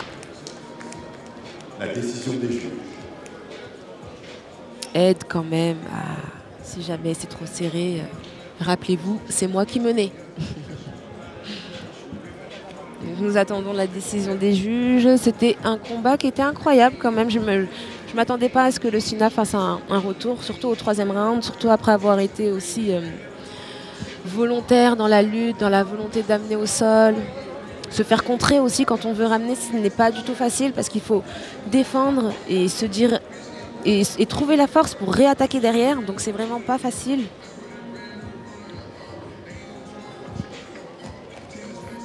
Les combattants sont attendus au centre de la cage. La décision est tombée, mesdames et messieurs.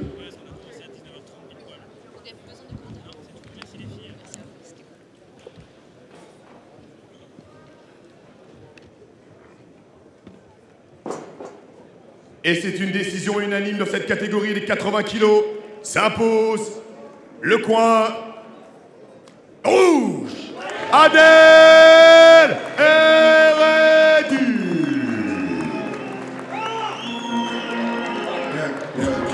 Bravo Adèle, le Sina aussi, s'il vous plaît. Je vous rappelle que pour faire un beau combat, il faut être deux, mesdames et messieurs. On les applaudit. C'était les combats amateurs de la carte préliminaire. Plongez, Switzerland! Ladies and gentlemen of Brave Nation, we are coming to you live from beautiful Geneva, Switzerland. We're amazed and humbled with your passion and support. Thank you for inspiring us to offer you an unforgettable experience tonight for all our MMA fans around the world. Ladies and gentlemen, it's time to present Brave CF94 in partnership with WNC and President Mohammed bin Zion. We are live right now. Brave Nation, get ready to feel the pain as we go insane from Geneva's prestigious Arena de Genève right here in beautiful Switzerland. Before we begin, I would like to thank our leader, His Highness Sheikh Khalid bin Ahmad Al Khalifa. Through his vision, we've set a new milestone, hosting MMA events in the most nations around the world, changing the landscape of mixed martial arts and bringing the world together through the magic of sports. Also, a huge thank you to all the efforts made by Brave CF President Mohammed the Hawk Shahid, the man who tirelessly carries out His Highness's vision around the world. Before we begin, I have one question for you, and one question only. To all those watching in beautiful Switzerland, and the millions watching around the world, Brave Nation, are you ready?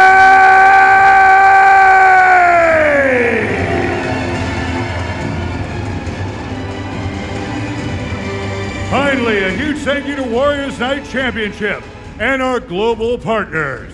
Global apparel partner, RDX Sports. Move, improve, evolve. Brave TV. Download from App Store, Play Store, Huawei, or watch on Amazon TV, Fire TV, Android TV, and Apple TV. KHK Media Group. Global Media Solutions. Our sponsors, Score.live, Les Maximes, Tibal Supplements.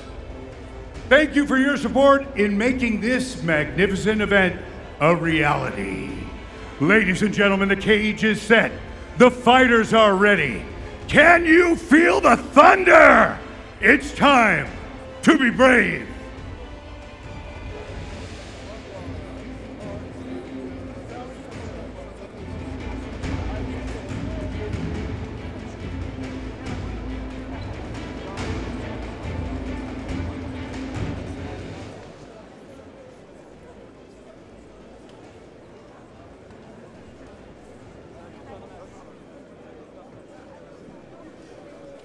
Ladies and gentlemen, welcome along to Brave Combat Federation 94 live from Geneva, Switzerland. My name is Phil Campbell. You're seeing a graphic on the screen. The rules of the cage. Bouts are 3 5-minute rounds for non-championship, 5 5-minute rounds for title bouts. The bout is scored round by 3 cage side judges using the 10-point must system, with the winner gaining 10 points, the loser 9 or less, depending on effective striking, grappling, aggression, and cage control. Bouts can be ended by knockout, submission, medical stoppage, or corner stoppage. Get the Toblerones in, set your watch. We're in Switzerland. Let's go.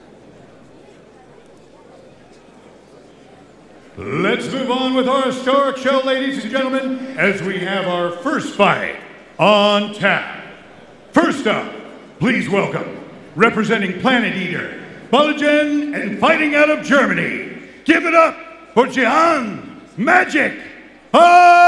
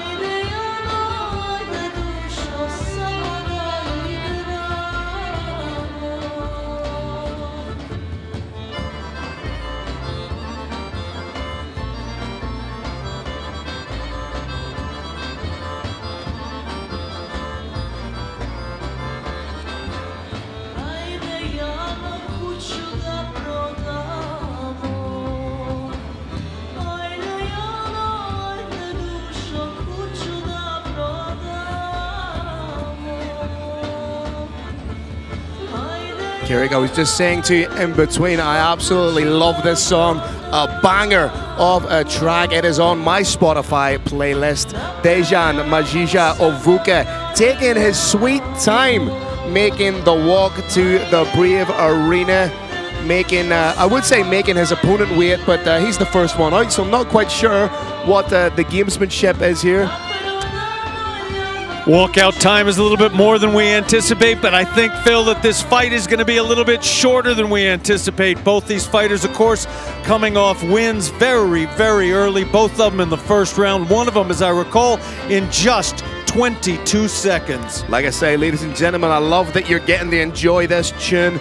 Absolute banger. So it is. Jihan taking his sweet, sweet time on the walkout. Orthodox fighter, 28 years of age, standing at 6-1. 1-0 as a professional, but he's 6-2 as an amateur. That one win, of course, by way of KO. Last fight, he defeated Lloyd Sweeney in the very first round. That was November 2024 in Belgrade, Germany. Originally from Serbia, relocated to Germany to train under the legend that is Mr. Peter Sobata. He is a teammate of Brave alum Christian the Walking Dead Mag, Edward Evdokimov. You know, two real great fighters. It's a real case of iron that sharpens iron in a situation like that. Well and truly, Phil, and I do believe, well, before I get to that, let's do the keys to victory. He's got to fight in the pocket. Brave Nation, the pocket is that space where both fighters can touch each other with their fists, elbows, knees, and feet. He's got to check kicks, and he's got to punish his opponent's takedown attempts. And what do you mean by that? Broaden that out a little bit for me. When you say he has to punish his opponent's takedown attempts, what does that mean? He can't just sprawl. He's got to have knees ready for them. He's got to land elbows in there. He can't just shut the takedown. He's got to bring punishment. He's got to cause damage. Well, here we go, ladies and gentlemen. First fight of the night. Let's welcome our second fighter to the Brave Arena. And now we welcome his opponent fighting out of Unique Fight Club, Warsaw, Poland, and fighting out of Venezuela. Please welcome Kevin, the Golden Boy, Keanu!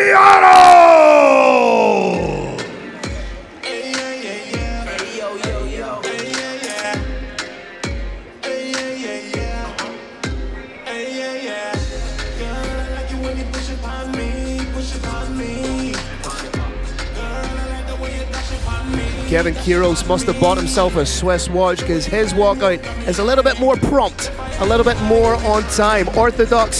Southpaw fighter, 22 years of age, bringing a professional record of 2 wins and 2 losses. 1 win by way of KO or TKO, 1 win by submission. In his last fight, he defeated Jan Siroki via first round doctor stoppage due to a broken arm. He has never been submitted in his professional career, has a little bit of professional boxing experience, and as you can see there on the graphic, he has never been to the judges. He is a blue belt in Brazilian Jiu-Jitsu, but he is a black belt in Slam System. Now, I didn't know what Slam System was, Kirik. I had to go and do a little bit of digging into that, but it is a self-defense martial art that his own coach created. And using his slam system and everything else at his disposal, how's he going to win? He's going to threaten with constant level changes to establish a takedown threat. He's got to implement clean fundamental boxing and head movement, and he's got to stand right up when he gets taken down. Again, another absolute cracker to open up a Brave Combat Federation card. And are these guys feeling pressure going in, being the opener on a huge card like this in a packed arena? I think being early in their career, very, very early in their careers, I think it's a win no matter what happens. And I know what's going to happen, Phil. That's going to be excitement. Can Dejan Ovuka remain undefeated, or can Kevin Quiros make it 3 wins as a pro? There's only one way to find out. Mr. Carlos Kramer for the first time tonight. Let's get these fighters introduced.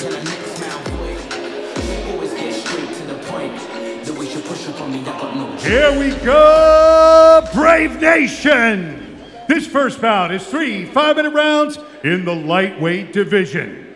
Introducing your first warrior.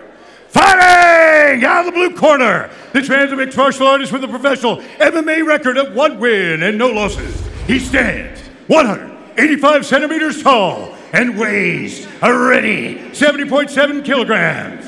Representing Planet Eater, Plongez, and fighting out of Germany, please welcome Dion Magic Ovuka!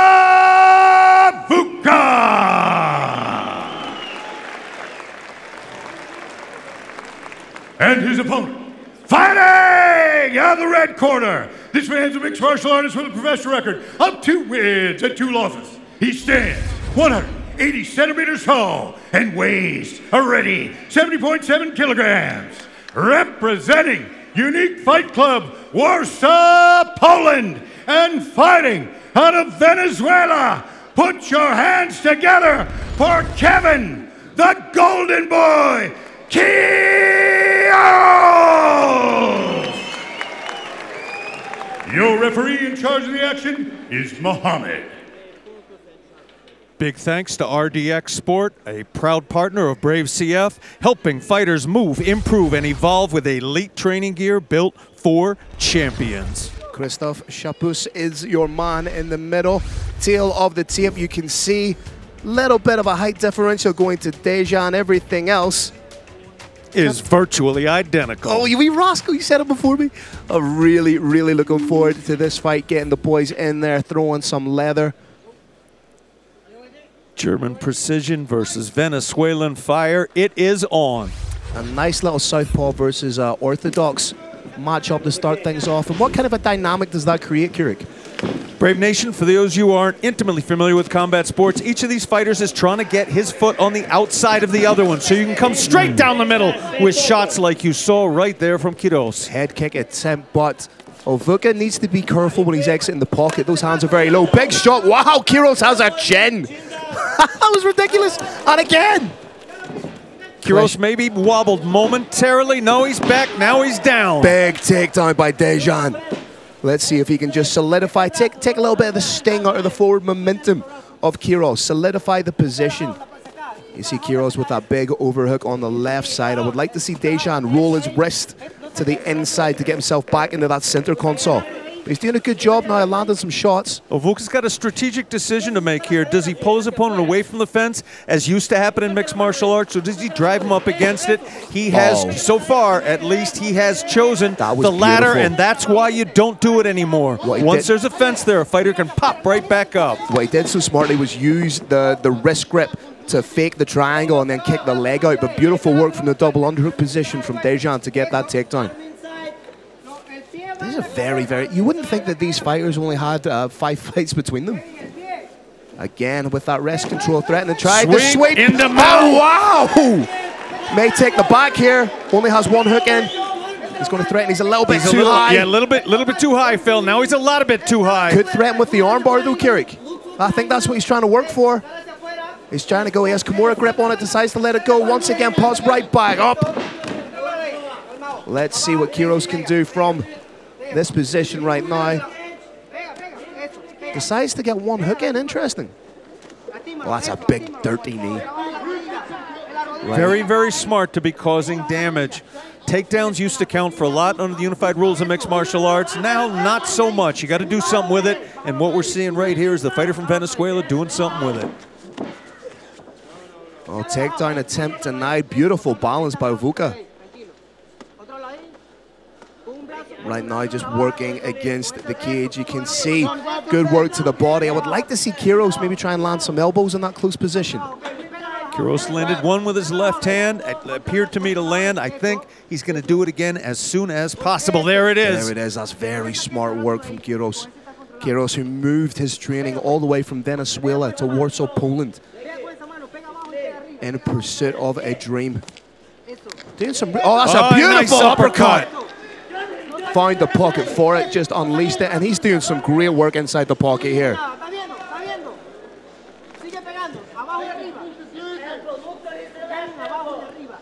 Well, Vuka needs to get himself out of this position. He's absorbing unnecessary damage. Phil, to my eye, Dan appears to be fading just a little bit in terms of his conditioning. Jaw looks a little bit loose. Feet are just a little unsteady. Oh, that's another beautiful elbow. The work that Quiros is doing in the clinch here, it's fantastic. He's creating just enough space to land his shots and then close the distance again. Really, really smart striking. You stay too high. Take more seat, and then you turn him. Space to be filled there by knees. Good knee to the inside thigh. Needs to be careful they don't creep a little bit higher. Quiros smart to keep that right hand on up on the hip. It prevents the knee from coming back with either leg. Those are pinpoint to the inside of the thigh. Referee pulls him off the fence. There may have been an inadvertent fence grab there. In on the legs. I'm not sure that's going to work. He may have used it, Phil, just to get up to this clinch. You can see what Dejan's trying to do, create separation. Oh, I think we could be seeing the beginning of the end here, Kirik. Onslaught from Quiros. There's potential here for a knee to the head. Oh, he thought about it. Good awareness from Vuka. This is a damn good fight to kick things off. Ladies and gentlemen, Brave Combat Federation 94. Phil Campbell, Kirik Janess on the call. I'm really liking the Golden Boy's constant aggression, Phil. Yeah, his work in the clinch is fantastic. Even the separation and landing big shots. My only worry is, if this goes to a second round, might he be in danger of punching himself out? Does not appear to be yet. Rather than punching himself out, I think he is punching his opponent's conditioning out of his body. Not wise to let go of that overhook. You'll get your back taken. He's just very good at finding these little pockets of space. He's also not looking for the home runs. He's huge shot from Dejan, but again, Quiros can. Oh, little shot after the bell there. I think it already left the chamber, but my God, the output from Kevin Quiros was incredible there. Yeah, Stevie Wonder could see that's a 10-9 to Quiros. No question in my mind, Brave Nation. It is 10-9 to the fighter from Venezuela. To the fighter from Venezuela, Kevin, the Golden Boy Quiros. Then in the interim, what do you think the corner of Dejan are going to be telling him? What does he need to mix up? What does he need to do a little bit differently? You can already see a little bit of urgency in the corner there. There should be, Phil. He cannot have his back against that fence. Phil, if you get two absolutely equal fighters and you put one of them with his back against the fence, he is a lesser fighter. Referee's doing some sort of gesticulating and serious talking around there. I don't know what's going on. I believe, Phil, that was for the fence grab that was alluded to earlier.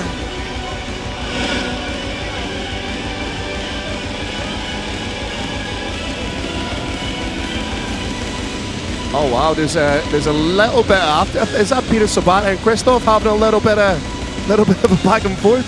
I'll be honest, Peter Sabata is not a guy I would want to fall out with.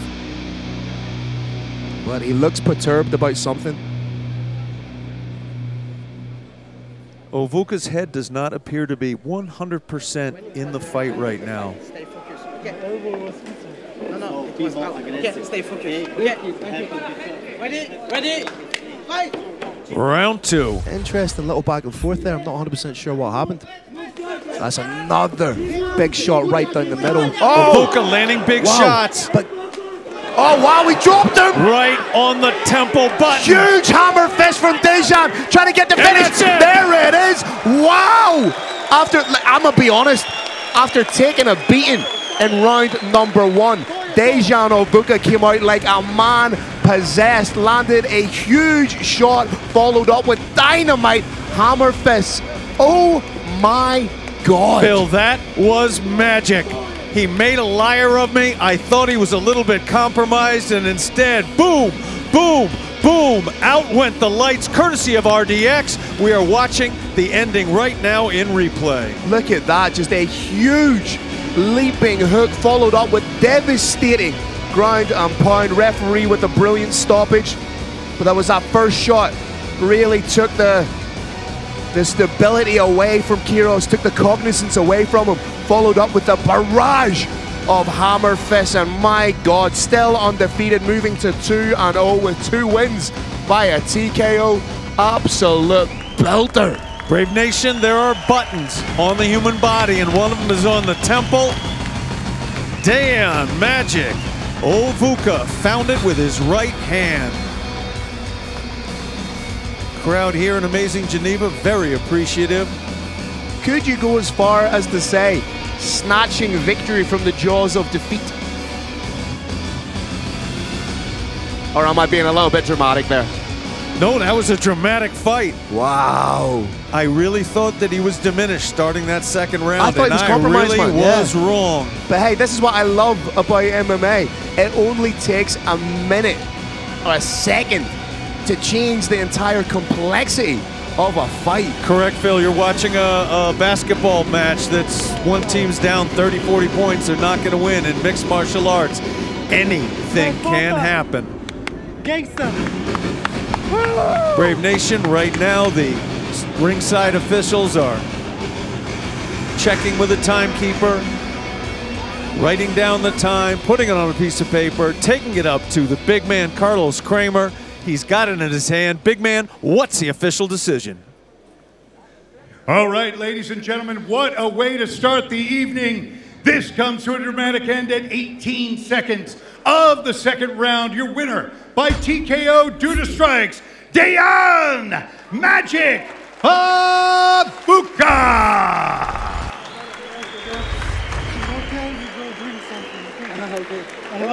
There you have it, a huge win for Dejan Ovuka.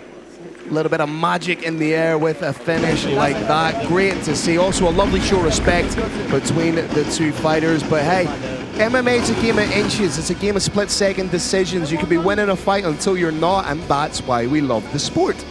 We just heard Ovuka saying, "I love you, man, I love you," and that is absolutely genuine. It's from the heart, like Shakespeare said, "He who sheds his blood with me shall be my brother."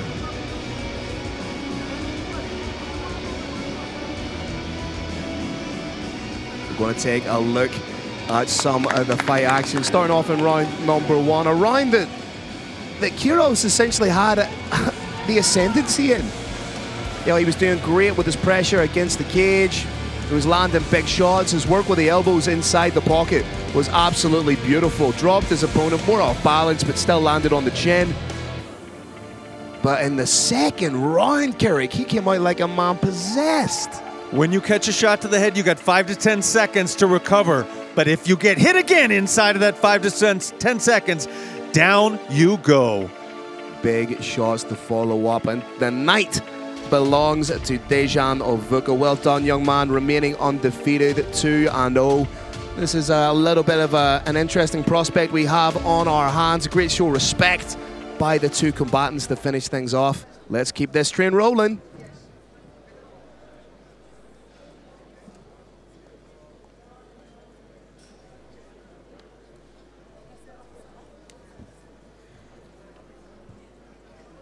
From the heart of ancient lands, where legends were forged in steel and stone, arise warriors, carrying the spirit of a forgotten age. They are the guardians of honor, the inheritors of bravery.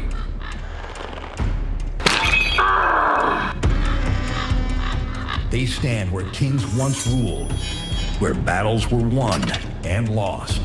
These Slovene warriors, forged in the crucible of combat, they carry the legacy of their ancestors, the strength of their land and the fire of their hearts. They have trained in the shadows, honed their skills, and prepared for the ultimate test.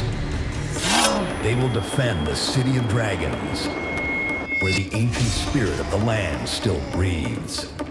Witness the clash of modern warriors, the resurgence of ancient valor.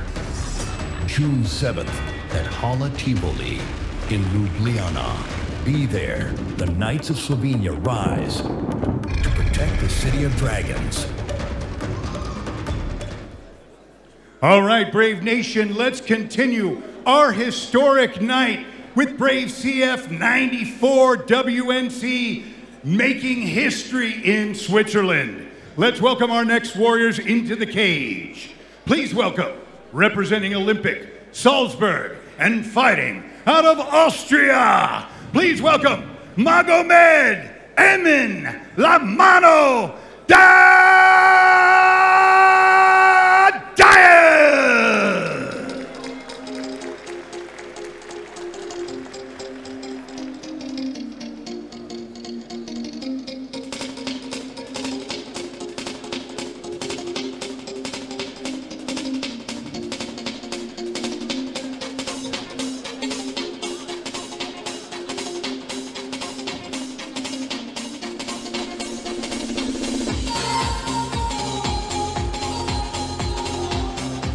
Another absolute banger of a walkout tune. I'm gonna have to add this to the Spotify playlist too. Magomed Emin Dadaev, 22 years of age, undefeated as a professional at 5-0. 3 wins by way of KO or TKO, 1 win by submission, 1 win by way of decision. In his last fight, he defeated Davlat Karatayev by a 2nd round TKO at Brave Combat Federation 90 in November of 2024 in Vienna, Austria. This is a young man who, for me, really represents the new breed of mixed martial artists. You can see Hussein Kadimagomayev in his corner, another great fighter. This fight for me is really a real showcase of the new breed of mixed martial artists. Carrick, if he is to get the win tonight, how will he get it done?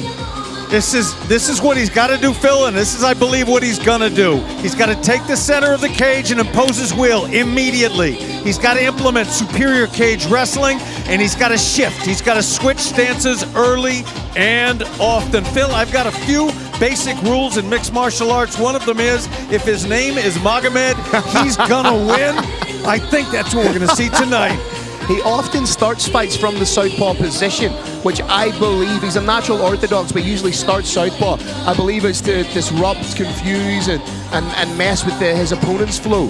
So a very, very intelligent fighter, but again, if his last fight is anything to go by, we have a potential superstar on our hands. Can he remain undefeated, or can the slightly more experienced Venezuelan disrupt the apple cart and send the hype train right off the tracks? Brave Nation, you might not have heard it before, but you know it now. If his name is Magomed, he's gonna win.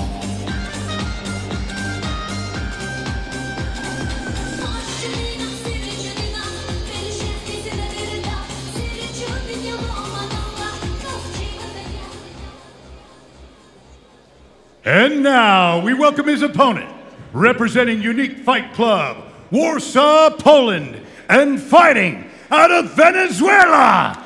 Give it up for Carl Showtime Artiega!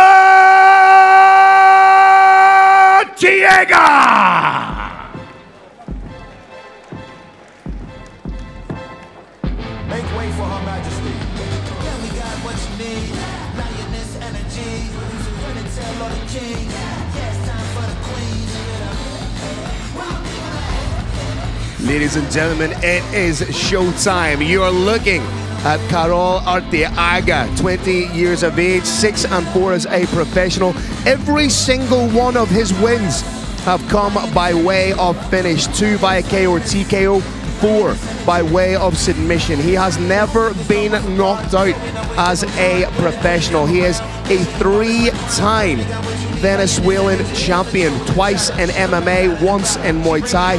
A very, very dangerous prospect, and he kicks like an absolute mule. Little bit of a prototypical Muay Thai upright stance, kind of plods forward, but this is a guy, he can take a licking and keep on ticking. A very, very dangerous prospect, and a guy who's coming in potentially in the role of spoiler to upset the hype train that is Magomed Amin Dadaev. What are his keys to victory? He's got to fight intelligently without overcommitting to strikes. Phil, think about a wrestling stance, think about a striking stance. Wrestling stances bend over. When somebody strikes, you can take him down easily.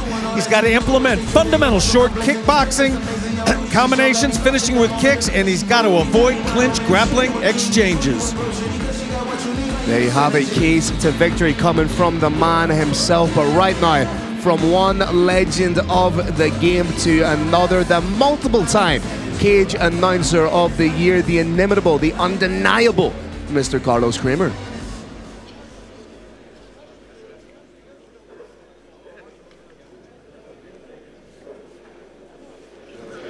Here we go, Brave Nation!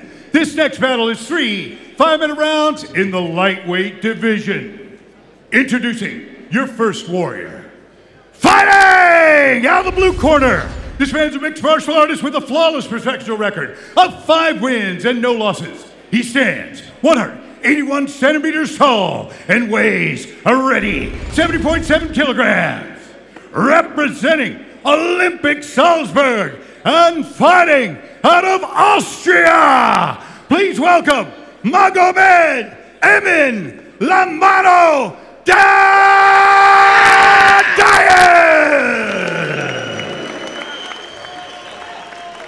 and his opponent, fighting out of the red corner. This man's a mixed martial artist with a professional MMA record of 6 wins and 4 losses. He stands 179 centimeters tall and weighs a ready 70 kilograms. Representing Unique Fight Club, Warsaw, Poland, and fighting out of Venezuela, put your hands together for Carl Showtime Artiega!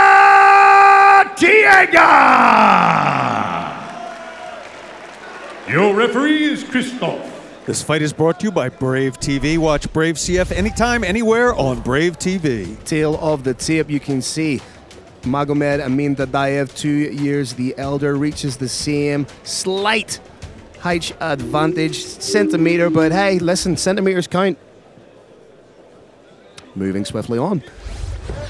These colors are fitting all week. Dadaev has been cool, calm, and collected, while Arteaga has been on fire. We got a song of fire and ice here, Phil. Interestingly though, Magomed Amin Dadaev comes out in the orthodox stance. First time in a while I've seen that. There you see that short combination work you were talking about. He needs that. Arteaga just needs to be smart with his combinations. Can't leave the leg hanging out there or he's going to get taken down. Oh, just as I said, beautiful. Like the timing on that takedown is exquisite. And right now, you see the way he just got like minimal flair on that takedown, which meant he could progress to side control straight away. At 22 years of age, you might be looking at one of the most intelligent young fighters in MMA today. Showtime, able to get to guard. He's going to go, presumably, hand, elbow, knee, foot, and get up. The big question, Phil, is how long? Once he makes it up, how long does he stay up for? And that's one of the most draining aspects of professional MMA. When you get up from being taken down and then you just get taken down again. It zaps your energy, it zaps your confidence. And it's a really, really smart, intelligent game plan from Dadaev.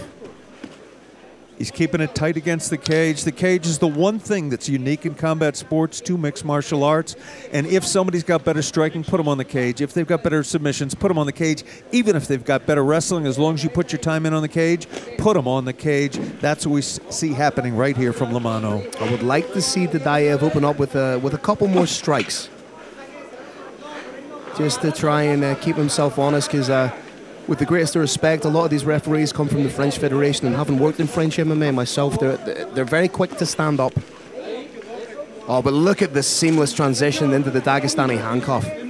That was very, very smart. Brave Nation, with that handcuff in place, Dadaev is now going to put his weight on top of his opponent, pinning that hand with their combined two weights, and then he'll throw some shots. Arteaga may even give up his back in this position to try and alleviate the pressure from the handcuff.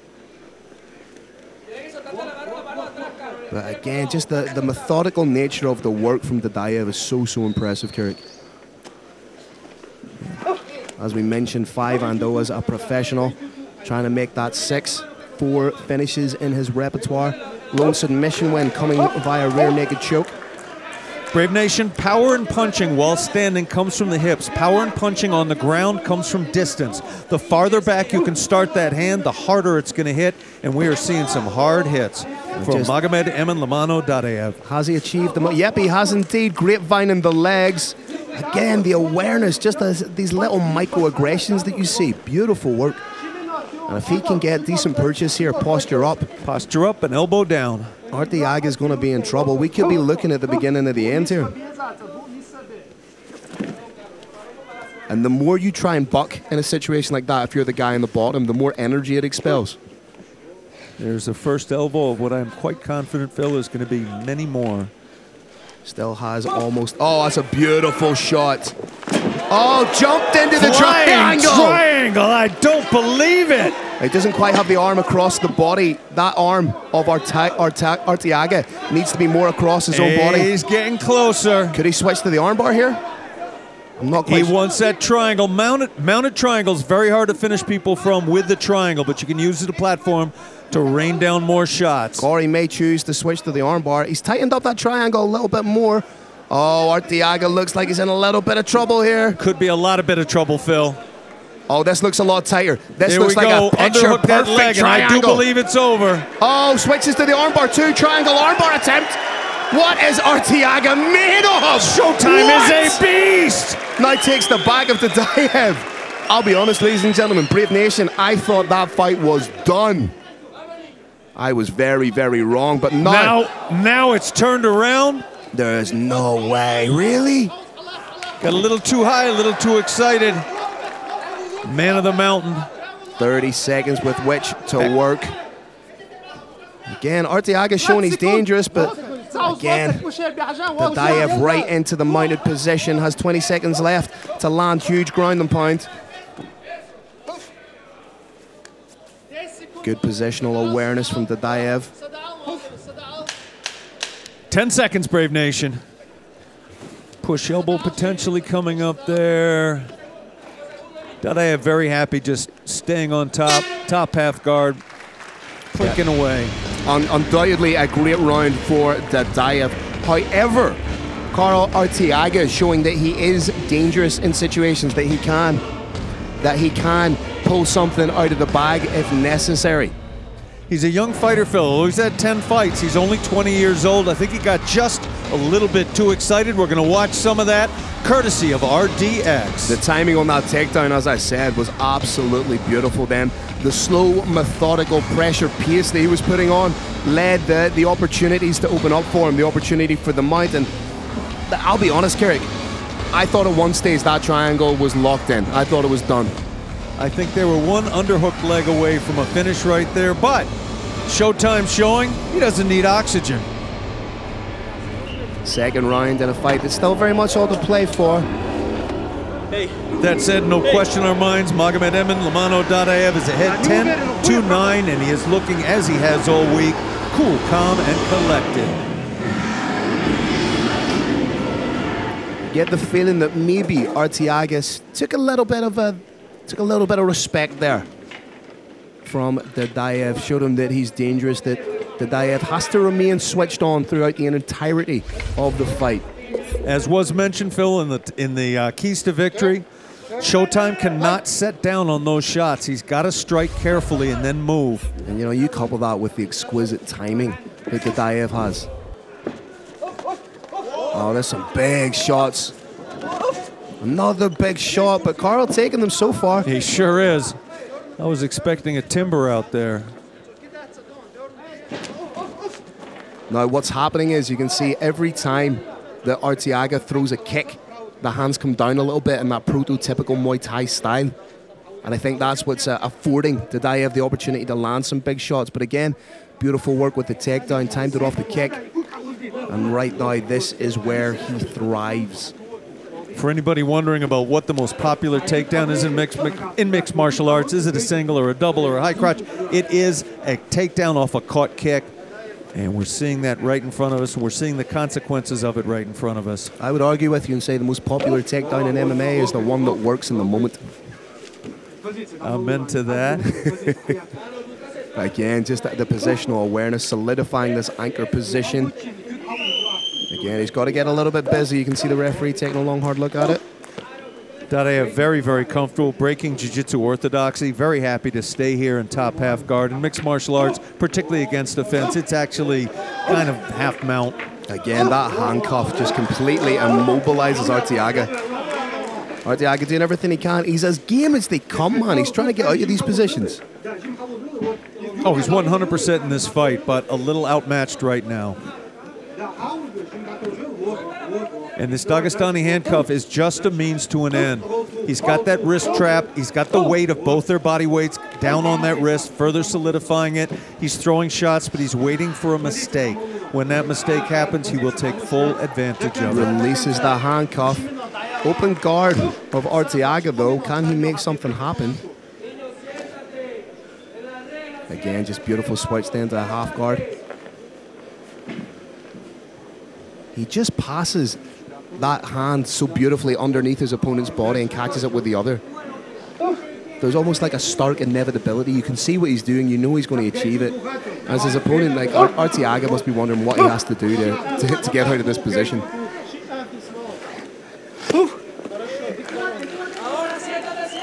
Midway point of the round and indeed the fight. And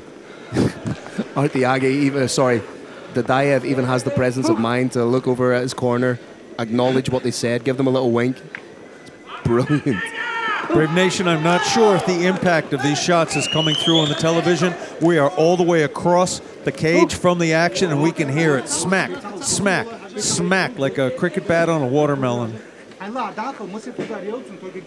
Arteaga is to pop up in an explosive fashion, he needs to be aware of his neck as well. He can't leave that neck hanging out.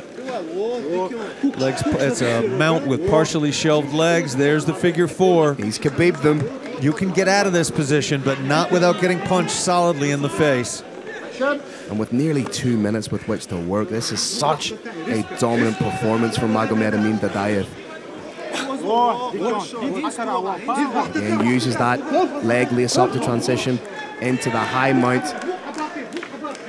Thinking about taking the back here. Both hooks are in. He does have one win by submission via rear naked choke. Hips are driving now. Knees are being lifted off the ground, denying leverage. I'd like to see some elbows here from Dadaev. Oh, he's turning up the power that he's putting into these shots. Showtime trying to wall walk, but that too was denied. That was smart, very smart. Dadaev actually used the momentum of his opponent trying to wall walk to take him away from the cage. Possible triangle setup here. Gives up the mount, switches to side control. And I believe right back to mount. May spend some time in knee on belly. Knee on belly is a horrible position if you're the man on the bottom. Yeah, getting smacked in the head and simultaneously not being able to breathe. The very definition of misery. Well, breathing's important, not just in MMA, but I think just day-to-day breathing's pretty important, Carrick. Hashtag fact. Dadaev's corner very, very cleverly communicating to him that he should be throwing some elbows. And I believe we got a push elbow coming. There it is. You push on the head. When you feel the head pulled, push back, you drop an elbow down. He wasn't far away from solidifying the crucifix position, but 10 seconds left to go. Can he put a little bit of an exclamation point in the round? Hammer fist after hammer fist. Almost disdainfully he stands up. Carrick, a fantastic round again for Dadaev. But something's telling me that I don't even think he's really out of first gear in that round. I think there's another level or two to his output. There is, and I could make a case, Phil, for that being a 10-8 round. I'm not, really? But I could make a case for it, yes. That was an extremely one-sided bout.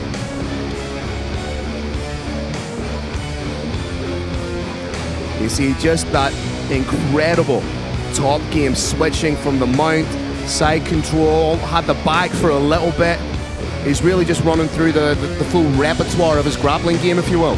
Dadaev, just 22 years old. I think he's trying to get cage time in here. There is no substitute for it. You can be a world champion in other combat sports. You can be trained by the 10 best trainers on the planet, but there is no substitute for time in the cage.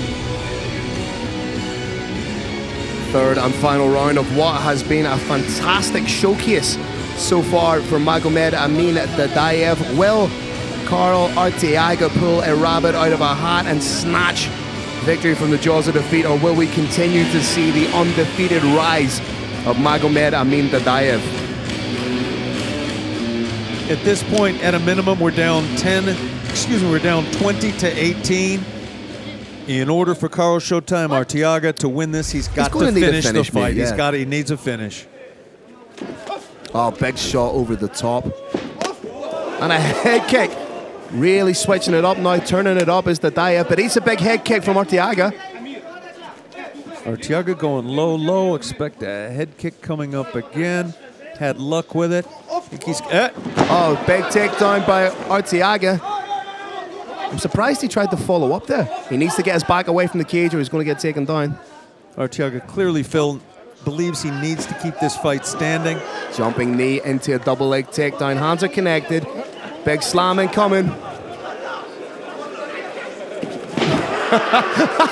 Actually takes the time to point at Brave Combat Federation President Mohammed Shahid. Now also, if you remember his teammate, Hussein Kari Magomayev, did the same thing in Germany. Beat his opponent up whilst having a little bit of a conversation with our President Mohammed Shahid. Right back into the mount position. Carrick, if I'm Arteaga, I'm not wanting to spend any kind of time here. The fact he's flat backing and not trying to get out of the position tells me there's not a lot long left in this fight. This is not just the beginning of the end, Phil. That's there it is. You called it. Another fantastic performance from Magomed Amin Dadaev. Now 6-0 as a professional with 5 wins via finish. I told you, the more we see this young man, the more impressed I become. Scarily well-rounded in one of the deepest divisions in global MMA, that being lightweight. I said it at the start, we may have just unearthed a new global superstar. Arteaga could have tried to follow up on the ground, Phil. I just think he knew he wasn't going to win from there. Got taken down himself with a big, big slam. There was a brief pause for a conversation between Dadaev and the boss, Mohammed Shahid, and then it was all over.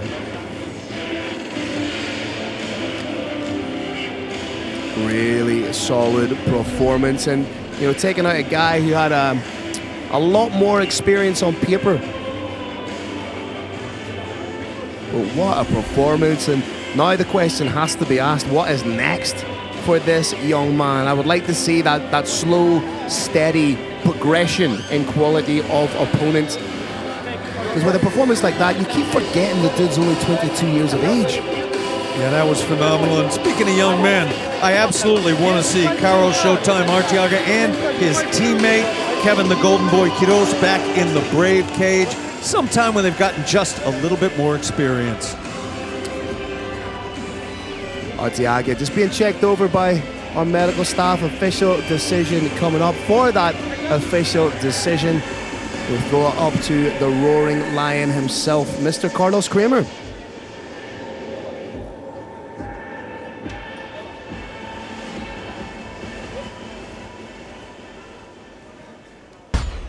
All right, ladies and gentlemen of Brave Nation, this comes to a dramatic end at 1 minute and 20 seconds of the third round. Your winner by TKO due to strikes, Magomed Evan La Mano Dadaev.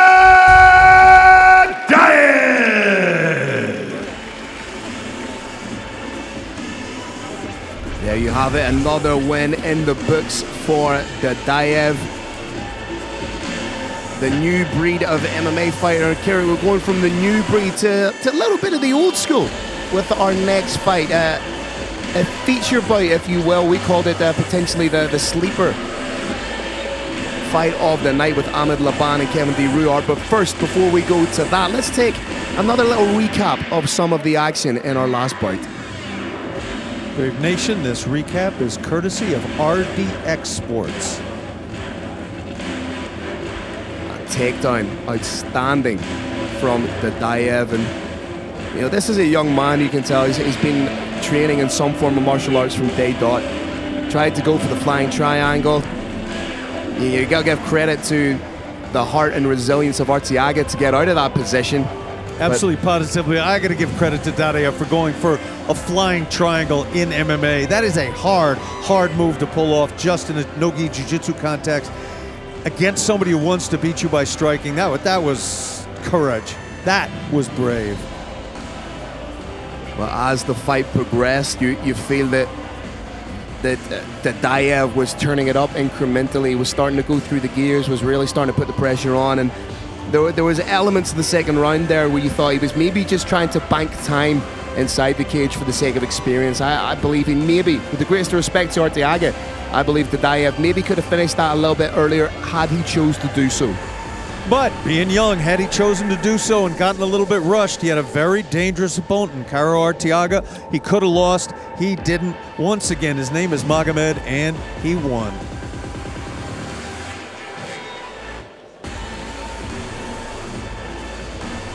I want to hit somebody, and I'm ready to beat him. Not all main events are written on posters. Some are written in adrenaline, in highlight reels, in the roar of the crowd. 2 finishers, 2 styles, 1 collision course in Geneva. This is Kevin Ruart versus Ahmed Laban. This is the people's main event.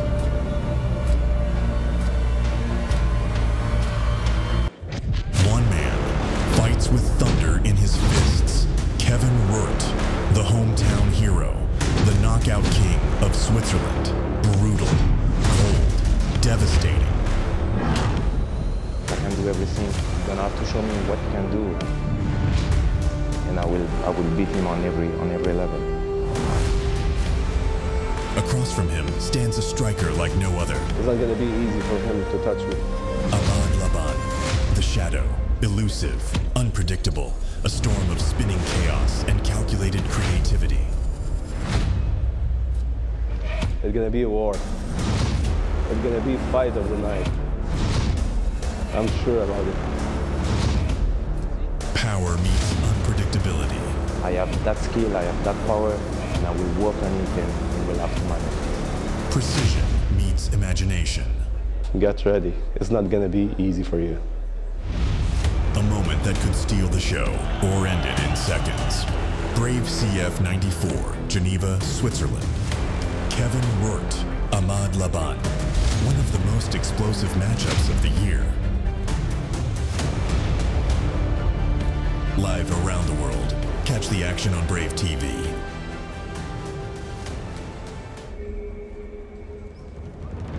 Coming up next, a special prelim spotlight. Switzerland takes center stage. Kevin Ruart, the hometown warrior, carries the flag with pride and hunger to inspire.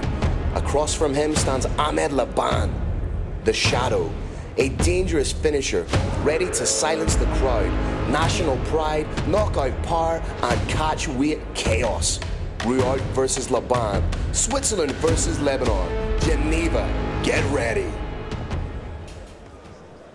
All right, Brave Nation, let's continue our historic night with Brave CF and WNC. First up, welcome, representing American top team, Zagreb, Croatia, and fighting out of Lebanon.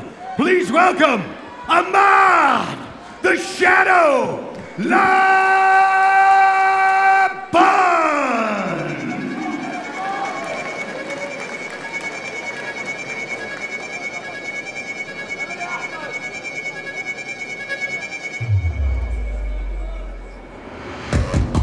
Yeah, real talk, facts. Yeah, I'ma state some facts and the facts that I'm so sick. When I swing, that's a host kick. Man, I'm feeling my old shit. Brave Nation, to know this fighter personally is to like him, to admire him, to be familiar with his fighting style. He is just a wonder. He uses an extremely elusive style of footwork called pendulum steps.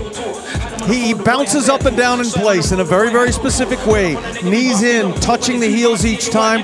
His name, the Shadow, reflects that. He bounces in, he bounces out. He cannot be touched. He is a 3-time world champion in kickboxing. He's got 11 of his 13 professional wins by way of stoppage. And he is a former Lebanese national boxing champion.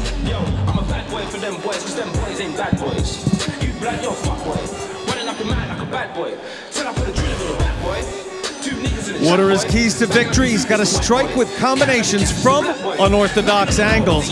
He's got to hit and move in. He's got to avoid the clinch. Brave Nation, Ahmed, the Shadow Laban, is going to do all 3 of those. Mark my words. He is the unorthodox jukebox of Brave Combat Federation, a dynamic striker with 13 wins, 11 finishes.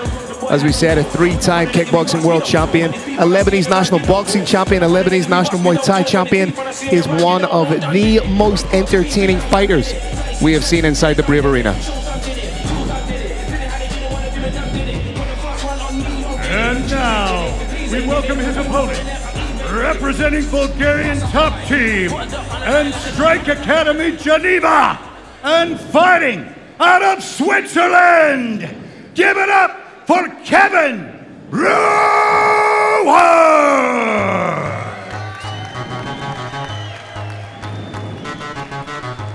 Wicked!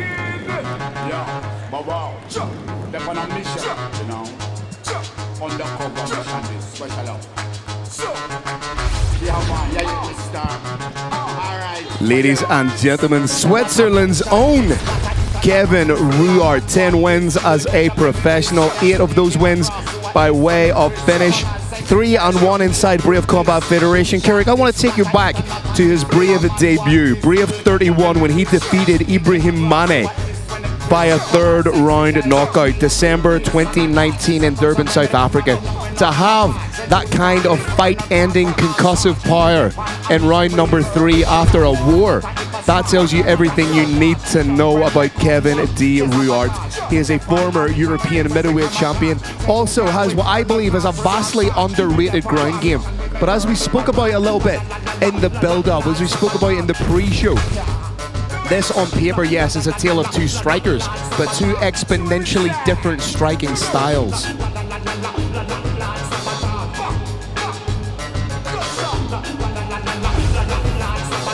Brave Nation, what are Kevin Ruart's keys to victory? He's got to use traditional, clean, fundamental boxing. He's got to use his footwork to cut off Ahmed's elusive movement, and he's got to bully his opponent in the clinch. But there is one more factor, the Samson factor. Kevin D. Ruart seems to have grown his hair out. Simultaneously, Ahmad the Shadow Laban has shorn his locks. Phil, could that play a role? It's going to be interesting to find out, but again, 2 exponentially different strikers, 2 different striking styles. You know, we call this potentially our pick for the people's main event for Fight of the Night. But the only way to get things kicking off is to make it official with the introductions by the man himself, Mr. Carlos Kramer. Here we go, Brave Brave Nation. This bout is 3 5-minute rounds in a catch weight at 77 kilograms. Introducing your first warrior. Fighting out of the blue corner. This man's a mixed martial artist with a professional record of 13 wins and 6 losses. He stands 179 centimeters tall and weighs a ready 77 kilograms. Representing American top team, Zagreb, Croatia, and fighting out of Lebanon. Give it up for Ahmad, the Shadow Laban!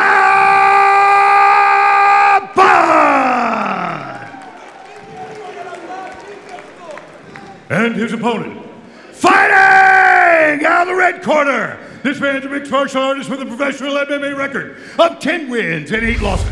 He stands 180 centimeters tall and weighs a ready 77 kilograms.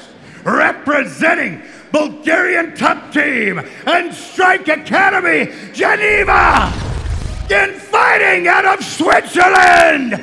Put your hands together for Kevin Reward.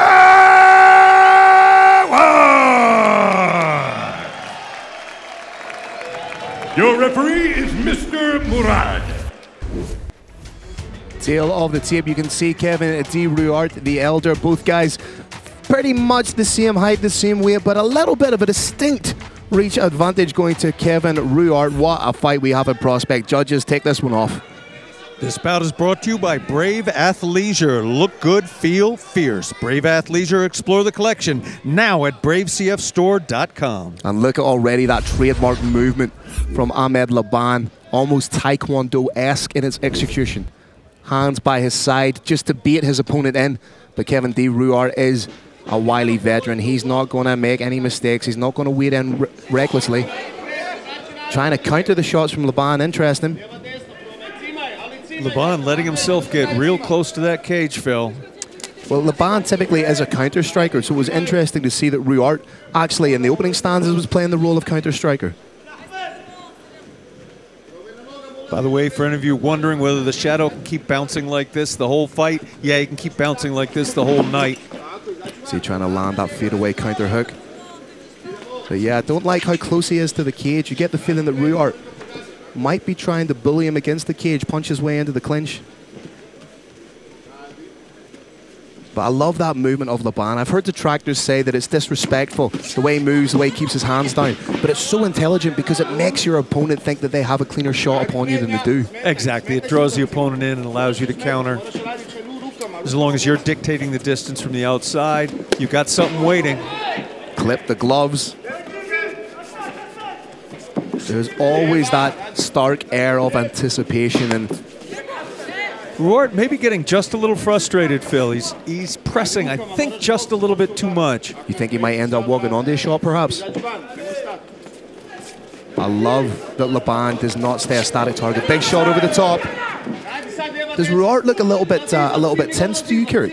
Yeah, he looks, I don't want to say confused because it's not true, no. But I think the Shadow is a problem for every fighter on the planet in this weight division, and he's got to figure it out, but he hasn't figured it out yet.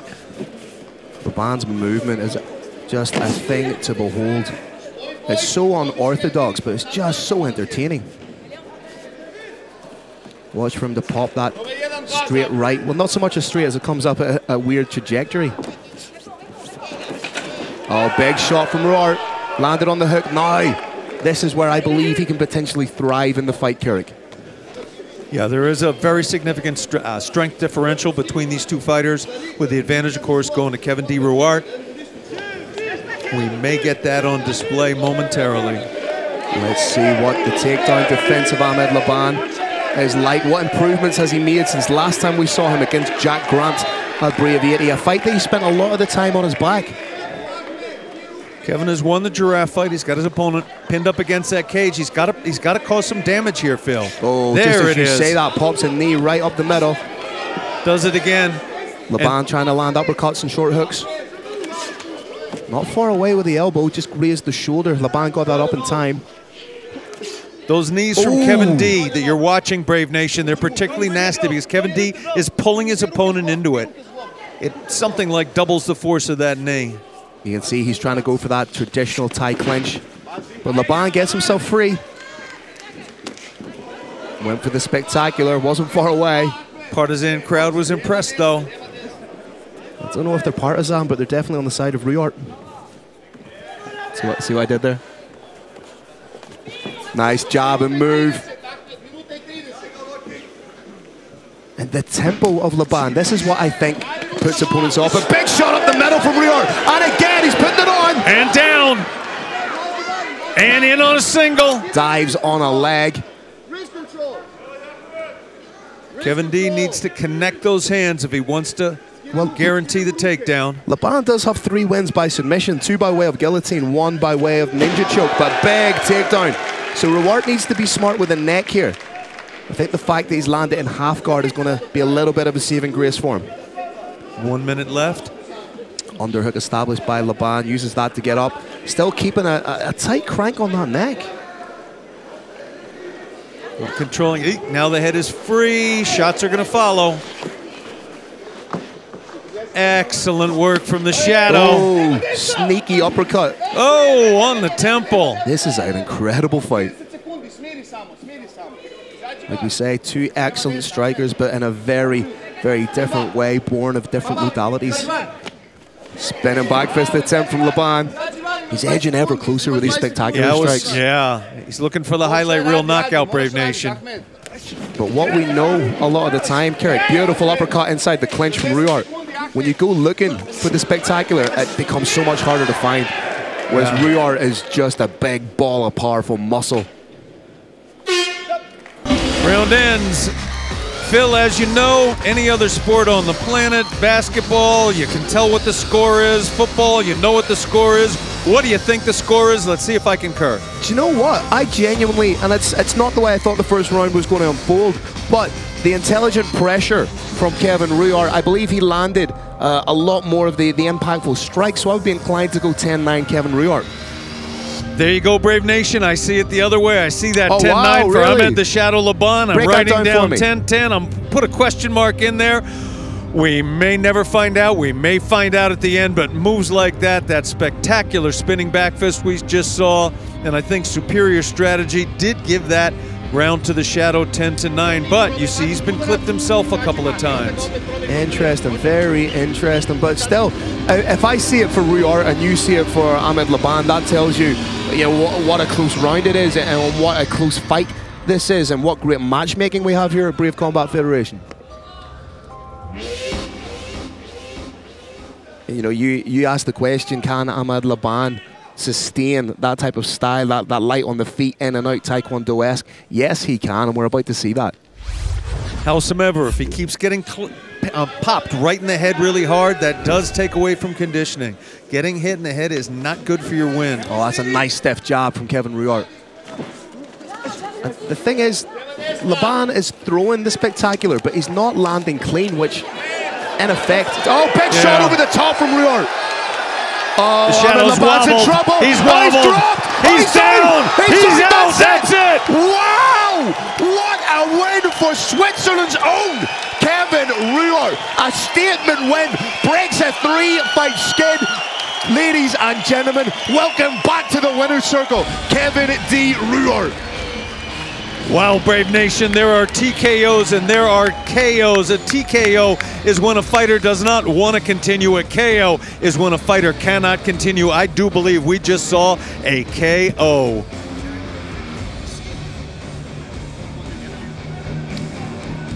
Cage side physician, speaking with Ahmed the Shadow Laban, and courtesy of RDX, we're getting a look at the action, and it was action. Shot right to the temple, shot again to the temple, a third time, right hand to the temple, then a fourth one, down and out, it is over. Brutal uppercuts, there's the first, second, third, fourth, and fifth. That was it. Incredible performance from Kevin D. Ruart.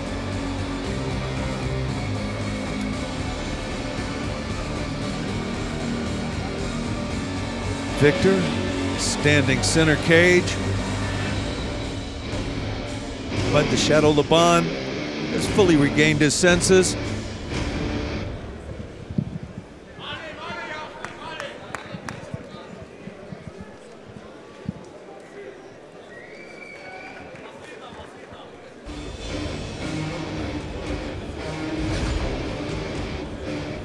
We're just waiting, Brave Nation, for the official decision. There's a timekeeper that has to be consulted by the head official, Decky the Bandit Larkin. That's got to be written down. It gets handed off to Carlos Kramer. The referee gathers the fighters to center stage for the formality. And Roaring Lion, let us know the official ending of this bout. All right, ladies and gentlemen, this bout comes to a dramatic end at 28 seconds of round I hear you two. now. Your winner by TKO due to strikes from Switzerland, Kevin Raber!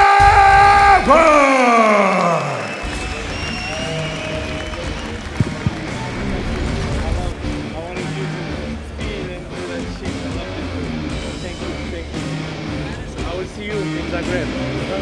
My wife is coming from Zagreb. Sometime we go there. Thank you, my brother. Irish Thunder about to have a word with your winner. All right, ladies and gentlemen, I'm here with Switzerland's own Kevin Ruart. How good does it feel to get back in the winner's column with a huge win like that right here in Geneva? Man, that's awesome. That's what I wanted. I trained hard. I come back from far. And I came back with my fucking right hand, and I love it. Talk to me a little bit about the first round. It seemed that you were trying to close the distance, pressure against the cage to prevent his movement. What was the game plan coming in to stop that kind of strange style that Laban has? Yeah, the game plan was to put pressure, but don't jump in, because he's waiting for this. He moves a lot, so I was waiting for my moment, and I finally find it in the second round. What does it mean to you to not only get a huge signature win like that, but also to do it here in front of these amazing people? Man, I've been fighting for maybe 15 years, and that's the first time there is a big event like this in Geneva. I'm at home, so...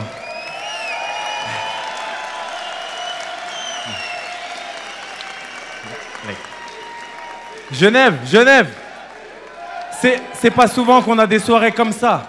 À mon top, j'ai envie que vous gueuliez, que vous fassiez un scandale, ok? Montrez-leur qu'on est là. Prêt, Genève? Hey, Genève! The final question, my friend. What's next for Kevin Ruart? How soon would you like to get back in and put on another stunning performance? What's next? I don't know. I'll keep training. I'll keep getting better and waiting for opportunities. Well, thank you very much for another incredible performance. Ladies and gentlemen, give it up one more time. Switzerland's own Kevin Ruart!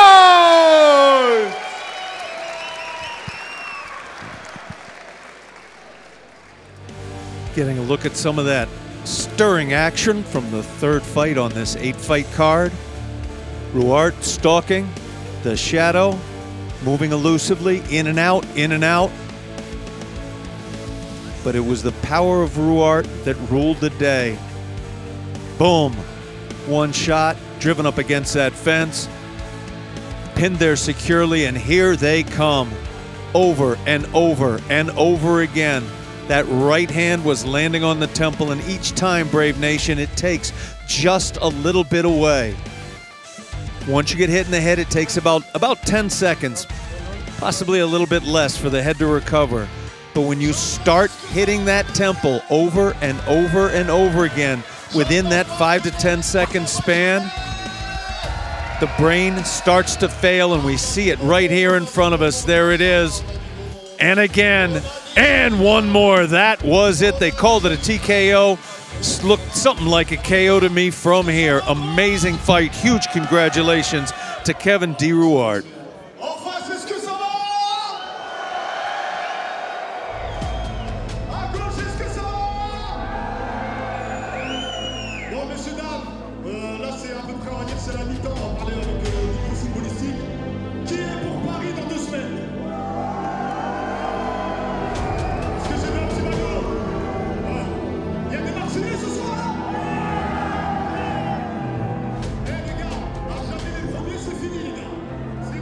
Brave Combat Federation is so different from other promotions than any other promotion that I've ever seen because it's truly a family. It's fighters for fighters.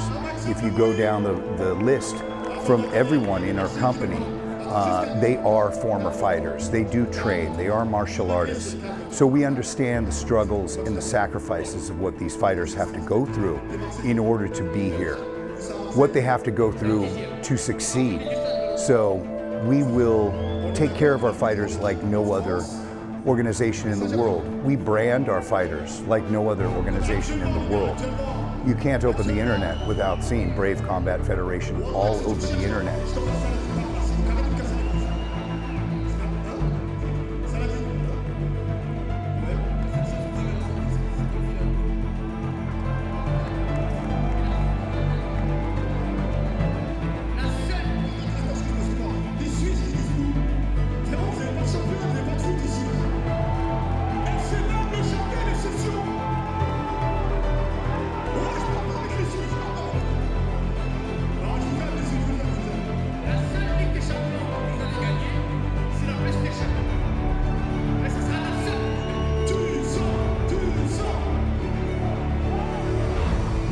Now MMA beginning become like big because Sheikh Khalid working about this a lot. He promote this sport and this team in Kingdom of Bahrain, and I like to be there because people is very nice here. Yeah, Sheikh Khalid's love of MMA has been great for Bahrain and the Middle East in general. He's really bringing awareness of MMA into that area. And now, even more so with Brave, he's kind of going international and bringing it, India, Brazil, Kazakhstan. He's touching everywhere. So, like you said, he's giving opportunities for young fighters to go out there and pursue their dreams. And he's doing it with a great organization that's going leaps and bounds in such a short time. Bem na hora da luta dos dias, hein? Grande card, grande luta, o Brave tá show. I'm very happy to be part of the history with this and to give the opportunity for other fighters. I know how hard it's training and have the opportunity for fighting, and I'm really happy to be here. I said in a couple of years' time, Brave could be one of the best out there, one of the biggest out there as well. There's some good names that you guys have here in Brave. I mean, that's one of the reasons I flew over, just to see what the action is going to be like and see the talent. So I wanted to come and see it firsthand myself. It is an outstanding show. Honestly, the minute I got in there, I think I had these runs. So I'm going to just have to sit back and watch some great fights of that. I have to say, as a fan,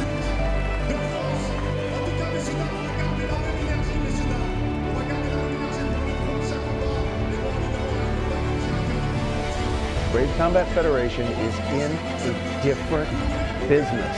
It's born from a literally noble in terms of quality, and also Sheikh Khalid is nobility. It's born from a noble vision. The vision has multiple bases, but they include bringing the sport up everywhere. It includes bringing the amateur side, finally recognizing the amateur side, supporting the amateur side, because of course now, with no amateurs, there's no pros. That's how sports work. I found Brave, and Brave found me. Sheikh Khalid, big thank you for him, because he took me like I would say like a little child. Adopted me. Yeah. I came nobody to the Brave, and they took me here. They gave me their home, So big thank you for them. It's also involved in moving the sport away from the butts and seats entertainment business and into the sports business. And that's a deeper discussion than I can probably get into right now. But in time, when we look back 10 years from now, 5 years from now, 20 years from now, what we're going to see is that it was everything.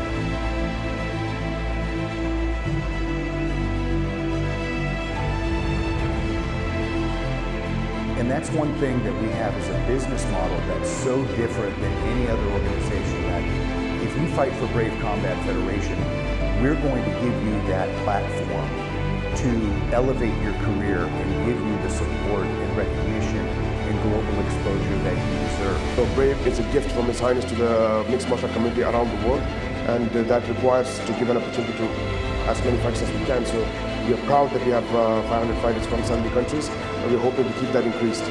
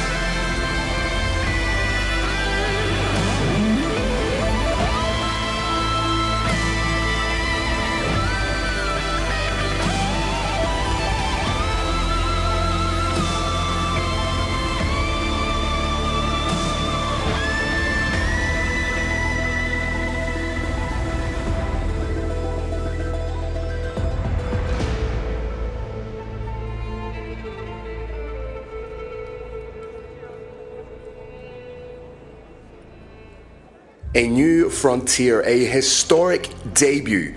Switzerland becomes the 36th nation to embrace the Brave experience. Tonight, Geneva becomes the fighting capital of the world. This is Brave CF 94. This is the Alpine Clash, and the main card starts right now.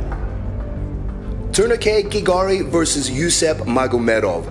7 fights, 7 finishes. Georgia's Turnike Duras Gigaru is an undefeated submission specialist. However, the Russia-born, Germany-based Yusef Big Boy Magomedov has grit, power, and a chip on his shoulder. Can Duras continue his undefeated streak? Or will Magomedov make a breakout statement? Yusef Terminator Buganov versus Dimitris Scissorhands Moirotsos. 240 plus Muay Thai fights, 188 wins. Yusef Buganem is a legend in the world of Muay Thai, now seeking to write his new story in the shark-infested waters of MMA. But Greece's Moirotsos has the advantage of being a pure MMA practitioner. Mansour Abdurzakov versus Alex Lahore. Poland's Abdurzakov is known for his high intensity, high pressure, with a particular penchant for the submission finish. But in Alex, the Killer King Lahore, he is taking on a bona fide European legend. 20 total finishes, 5 titles, and 0 interest in the judges. The journey to super welterweight title contention marches on. Damian Lapalus versus Victor Hugo. Francis Lapalus has seen it all in a career spanning more than 40 professional fights. Veteran grit, champion pedigree, black belt jiu-jitsu. Vitor Striker Hugo is a Brazilian black belt buzzsaw with 17 finishes and 25 professional victories. Warring black belts collide in the middle of the Brave Arena, right here, right now. This is your co-main event of the evening. And in your main event, Paul Dailitko versus Odi Delaney. 9 wins, 9 knockouts. Lithuania's Paul Dailitko is the very personification of violent, fight-ending power. A man of few words, he does his talking inside the cage. But tonight he meets perhaps the toughest test of his professional career. Odi Delaney, All-American wrestler, undefeated, 100% finishing record. He is fighting for more than the gold. He is fighting for what he believes is his rightful place amongst the heavyweight elite. Power versus purpose. Champion versus challenger. 5 fights, 5 stories, 1 unforgettable night. This is Brave CF, and this is the Alpine Clash. Don't blink. Coming up next, Germany's toughest take on Georgia's next big thing. Yusef Magomedov is no stranger to adversity, with recent knockouts and experience on his side. But Turnike Gigari is undefeated, untouchable, and finishing every opponent in his wake. Veteran grit or rising dominance, only one will move forward. Magomedov versus Grigori, Germany versus Georgia. The middleweight storm is about to break loose. All right, Brave Nation, our main card starts right now. Let's meet our next warriors. First up, representing Champions Academy, Tbilisi, and fighting out of Georgia. Give it up for Tourniquet Duras Gigari!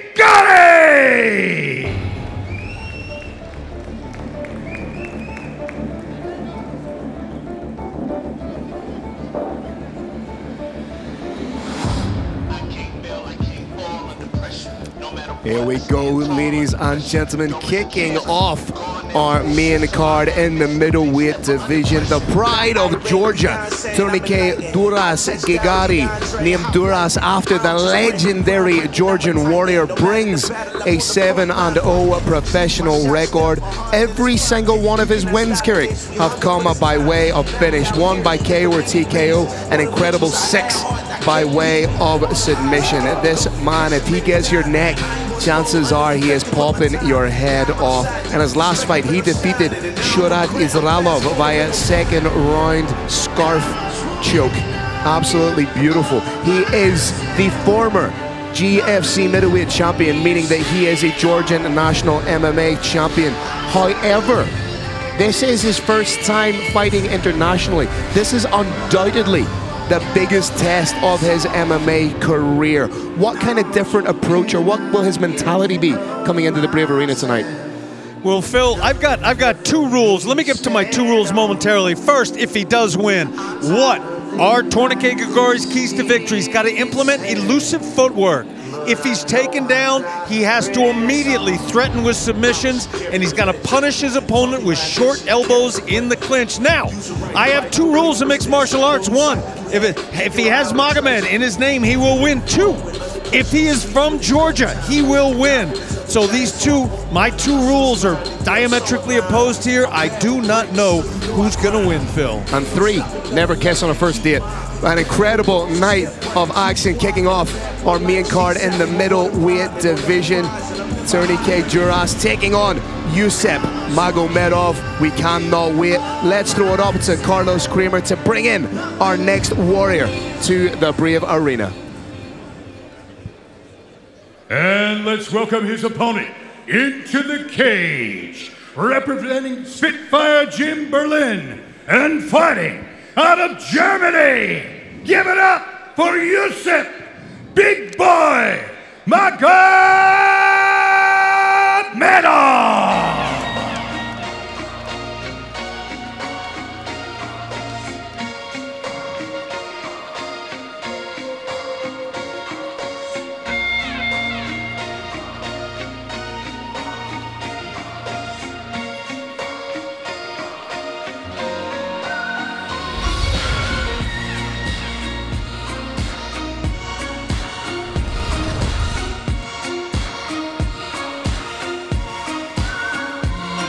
Honestly, Kirik, I believe that Yusep Magomedov might just be the best kept secret in global mixed martial arts. 6-1 as a professional, 4 wins coming by way of finish, riding high on the confidence of a 2-fight win streak. In his last fight, he defeated Maikon Kobayashi via second round TKO in February of 2025. He is the 2021 IMAF World Silver Medalist, the 2019 IMAF World Silver Medalist. He is the 2-time Russian national MMA champion as an amateur. He is undoubtedly one of the most dangerous entities we have seen in Brave Combat Federation. In that again, like you said, with a name like Magomedov, how can he not be a dangerous man? And even just look at his ears. You know, he's not getting an earbud in there at all. I'm not sure a single sound wave would make it through there. Final checks and balances being done by our cut team here. His only loss as a pro came to British MMA veteran and legend Lee Chadwick. Yusep was 4-0 at the time. Chadwick was 30-19-1. I will tell you more after you tell us the keys to victory. Keys to victory. He's got to set a fast, high-pressure pace from the start. He's got to take down his opponent against the fence, and he's got to posture and control hips to avoid submissions. That fight against Lee Chadwick when he was 4-0, that was his second fight of the night as part of a 4-man tournament. Since then, he has rattled off 2 wins. And at middleweight, this guy is a very, very dangerous proposition for anyone. For official introductions, ladies and gentlemen, let's throw up to the roaring lion himself, Mr. Carlos Kramer. Here we go, Brave Nation! This bout is 3 5-minute rounds in the middleweight division. Introducing your first warrior. Fighting out of the blue corner. This man's a mixed martial artist with an undefeated professional record of 7 wins and no losses. He stands 185 centimeters tall and missed weight at 83.8 kilograms. Representing Champions Academy, Tbilisi, and fighting out of Arha, Georgia. Give it up for Tourniquet Duras Gigari.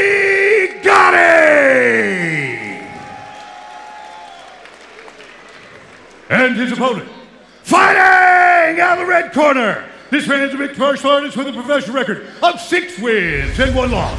He stands 173 centimeters tall and weighs already 84.4 kilograms. Representing Spitfire Jim Berlin and fighting out of Germany. Put your hands together for Yusuf Big Boy Magomedov.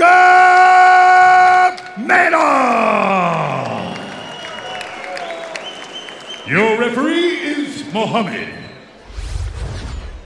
This bout is brought to you by T-Bow Supplements. Again, T-Bow Supplements. Remember the name. Tail of the tape. Both guys are 28 years of age. Height advantage goes to Tourniquet. Reach advantage to not dissimilar records. Ladies and gentlemen, we are in for a hell of a fight to open up our main card.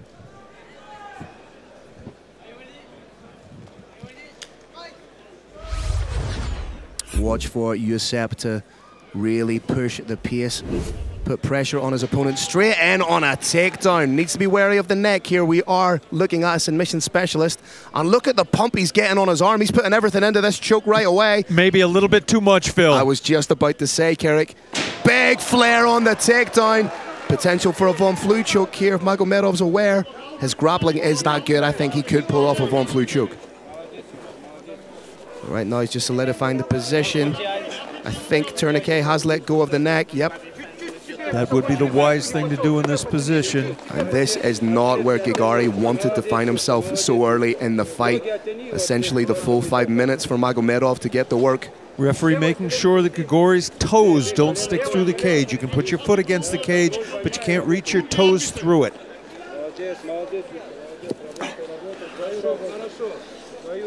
Suffocating style from Magomedov, just trying to free up an arm to land some strikes. What Magomedov does so well is he allows his opponent little bits of space to move and then shuts them down again. He lets them expel energy. He's tiring his opponent out, but he is not right now causing damage. Oh, beautiful transition there from Gigari, but again Yusuf Magomedov like a dog with a bone. Trying to get right back on to the takedown. Nice little pot shot, elbows from the Georgian. Couple of good elbows. Already from breathing. Standing, those have caused some knockouts. Already breathing a little bit heavy, it must be said. But right now that Khabib-style leg lay is being implemented by Magomedov. I'd like to see him throw some short elbows. We're 2 full minutes in. Magomedov has not, until just now, landed significant shots, but it is beginning. That's a nice shot again. I'm not quite sure if you can tell just from the impact, but we can't sit in cage side here. Real solid work from Yusuf. Nasty little elbow into the body. Even the head positioning, the subtle little placement of that head, just digging that underneath the chin. Yeah, that's going to prevent Gigari from setting up into him, because as you often say, Carrick, where the head goes, the body follows. Yeah, this is just brilliant, nasty, smothering That's MMA here. Those legs are triangled. The head is positioned high. Elbows are coming down. Shots are starting to land everywhere. Body, head up the middle. Tourniquet is looking tired, Phil. Yeah, that's exactly what it is.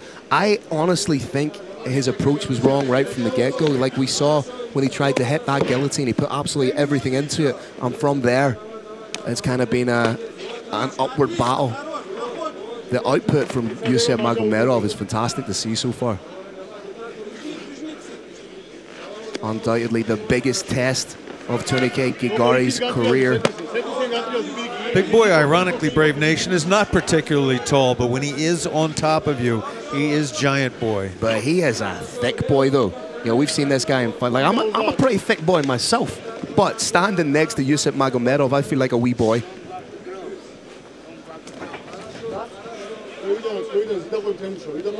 Yeah, just the positional dominance. He's so smart. He knows when to be all in. He knows when to posture. He knows when to strike. Working the body, working the head, constantly putting Gigari under pressure. And he is, Phil, completely safe. He is in no danger here. He is in no danger of getting swept, of being struck, of getting submitted. And look at how he seamlessly just worked from the leg lace, slowly, incrementally worked his way up the body, solidifying the low mount now.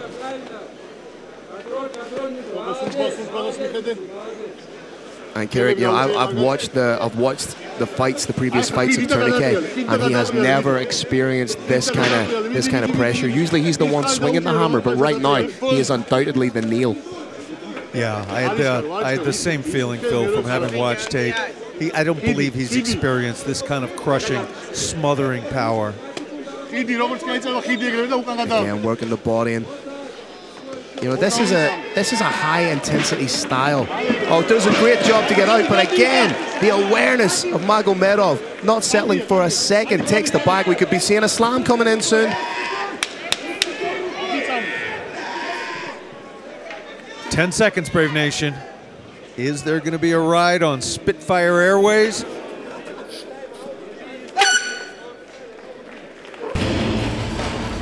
There you go, ladies and gentlemen. Now, the body language of the two fighters is interesting here. They're slightly labored, repose, walking back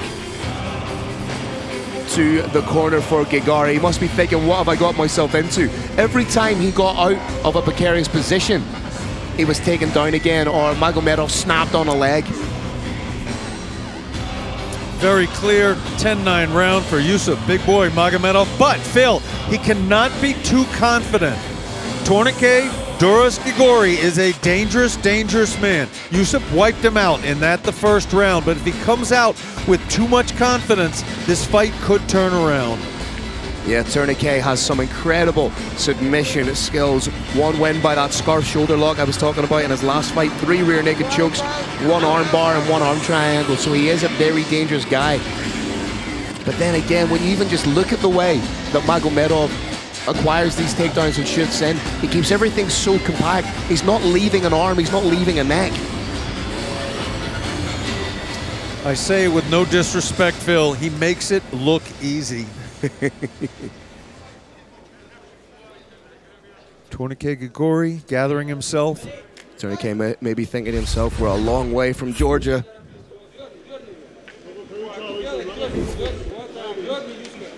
Watch out for the... Again, just the shot. Wow, beautiful technique. Fundamentally, that shot was from way out, and he still managed to, like, that tells me that that guy has some incredible power. Right now. Power, incredible slide-by technique. And again, we're seeing smothering positioning and shots landing everywhere. I cannot emphasize enough to Brave Nation that getting hit is tiring. It's not just the weight on top of you. The actual shots, the pain of them, the concussion of them is exhausting.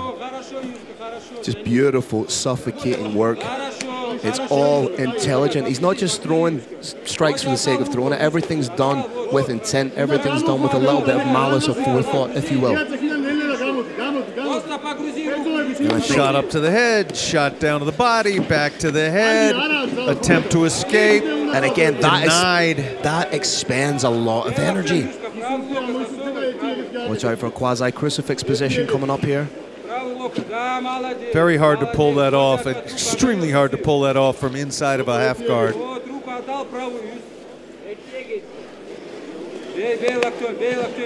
Credit to Gagari. He's trying to get out of these positions, but every time he thinks he's going to get out, it's almost as if Magomedov has given him an inch just to break him down again.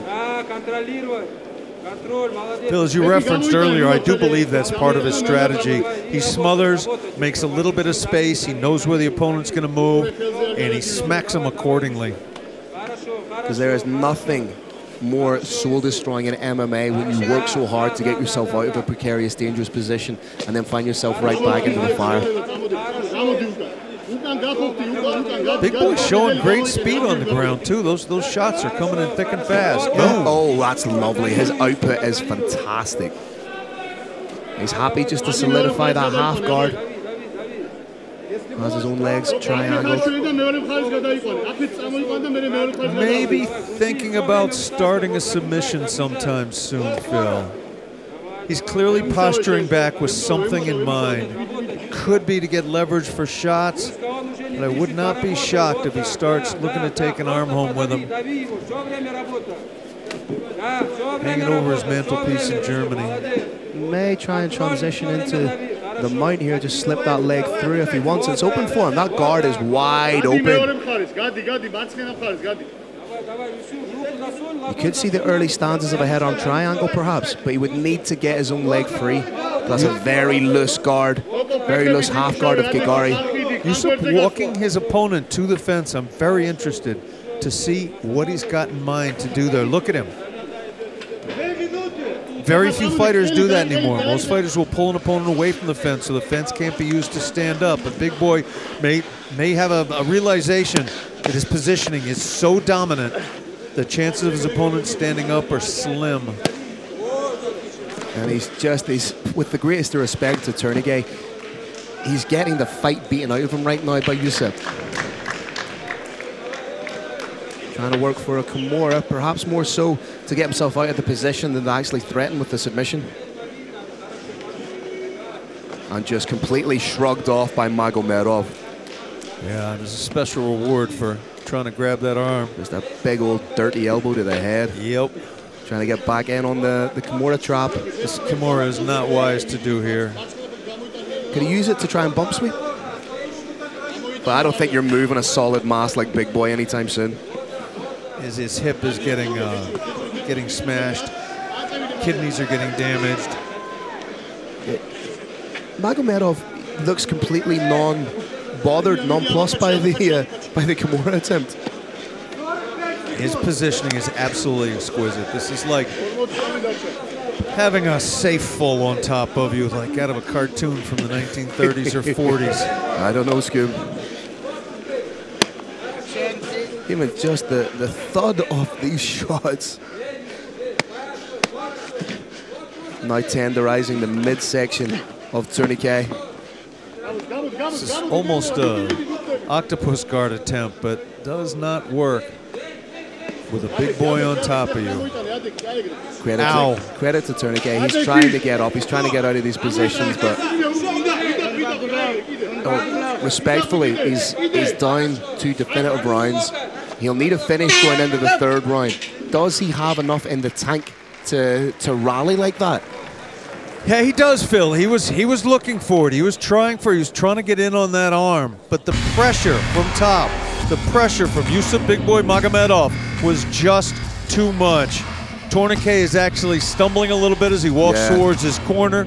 Courtesy of RDX, we're getting a look at some of the action from the 2nd round of this 3rd round fight in the 4th fight of this 8-fight card. And it is just complete dominance. Like we say, when Gagari does everything right to try and get out of the position, it just gets systematically shut down by Yusuf Magomedov.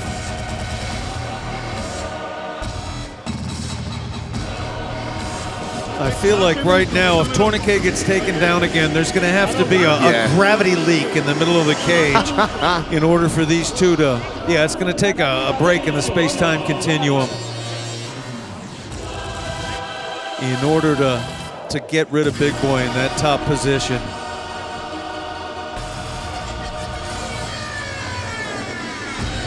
Grigori took a deep breath.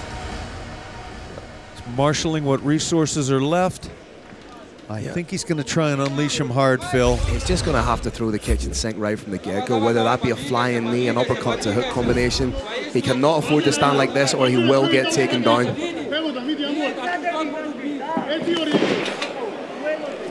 Incredible speed on that takedown. Absolutely phenomenal speed. They are some of the best executed takedowns I've seen in a long time, and I've seen a lot of fights, Kerry. So I just heard somebody in the crowd boo. They clearly have no idea what they're watching. To them, I would say go away and watch football. Yeah, this is a masterclass in top pressure. And that was a nasty elbow. It's one of the most dominant performances we've seen inside the Brave Arena, Kerry. And you get the feeling that Magomedov, should he choose to, can just flick that switch and maybe turn it up a little bit more. There was a reversal, but you know what? It's probably going to end in another takedown, and it's probably going to end with Big Boy on top again. Well, what goes up must come down. Outside trip attempt. Those hands are connected. Hands are connected. We know what follows. I wonder if Big Boy smacked his own head on the ground. Might have spiked himself a little bit. A little bit. Do you know what? That would be the most telling blow that he's absorbed in the fight, administered by himself. Against, with that Khabib leg lace, hammer fist after hammer fist. Watch him slowly, incrementally move up into the low mount and then potentially the high mount. Brave Nation, for those of you who are not familiar with Tourniquet Duras Grigori, this is a great fighter. He is an absolutely tremendous fighter. Which then speaks to just how good Yusuf Magomedov is looking right now, doesn't it? 100%, Phil. Body, head, it's so fundamentally astute. Like, he's not doing anything crazy. He's not rewriting MMA here. He's doing the fundamentals, but he's doing them absolutely brilliantly. Exquisite execution of a game plan. Starting to turn it up now. Could we be looking at a TKO finish in round number 3? Magomedov started off so smart, Phil. I was questioning it. He started off a little bit slow, just imposing the position, and when he realized he could impose that position and hold it more or less indefinitely, then this rain of shots started. They're coming in from every angle. They're coming from the elbows and the fists. They're coming in with hammer fists to the body, to the kidneys, to the face.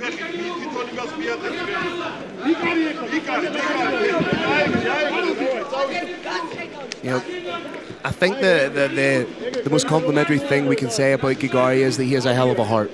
The fact he's still in there, the fact he's still trying to make things happen, he's still trying to move. Oh, Grigori real slow to come off that floor. Decent sprawl though. Trying to get in on the neck, but again, just that duck under and out from Magomedov. People here are booing, but come on, ladies and gentlemen, we're being treated to a masterclass here by Magomedov. Yeah, this is a masterclass in the most important part of mixed martial arts. Oh, beautiful elbow, knocks out the gum shield again. In this situation, the referee has to wait until there's some kind of a neutral situation and then reinsert it. Grigori still trying to throw some shots from bottom, but gravity is a thing. Looking to get in on a figure 4 on that arm. And doing so, he might end up giving up his back a little bit here. Kimura trap is a great technique, but it does open you up, particularly to downward strikes to the kidneys and the ribs. And the body's stretched out a little bit in this position. Those downward elbow shots hurt even more. Less than a minute to go. Magomedov has been ridiculously dominant. Kerry, could you make an argument for this round being a 10-8? Oh, absolutely. From start to I could have finish. made that argument for the second round. I think this is pretty much a textbook 10-8. Yeah, especially under the new scoring. Less than 30 seconds remains.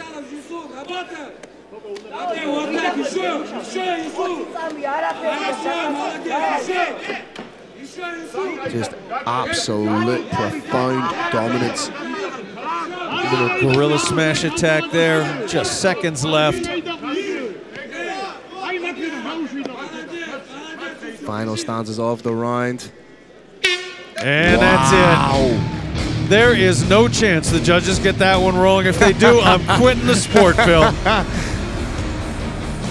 Yeah, like there's only so many superlatives I have in my vocabulary to describe just how impressive that performance was. Ladies and gentlemen, that was from start to finish an absolute masterclass by Magomedov. Credit to Grigori for getting in there and trying to survive, trying to make something happen, but he was just beaten by a superior fighter. A shutout, Phil. 27-30 would be a gift here. I would not be surprised if we see a 26-30. I think we're going to see a 30-26 in there, yeah. Again, Grigori was always in it, reversed his opponent, but only momentarily, in on a body lock, slid down to the legs, connected the hands, and Spitfire Airways just landed in the Brave cage. Relentless pounding of the ribs, the hips, the chin, the temple. Two warriors embracing center cage. Again, Brave Nation, sometimes there's a little bit of a delay, and we often attribute that to a potential for a split decision. There is no split decision. The only question, I think, in the mind of anybody watching is, did somebody see a 10-8 round there? Would not surprise me in the least if one judge, or even more than one, saw a 30-26. Fighters have been gathered center cage. The Roaring Lion of Brave Combat Federation, Carlos Kramer, is stalking in. And big man, make this fight official. All right, Brave Nation, after 3 rounds, we go to the judges' scorecard. All 3 judges scored the bout 30-27 for your winner by unanimous decision. Out of the red corner, Yusuf Big Boy Magomedov.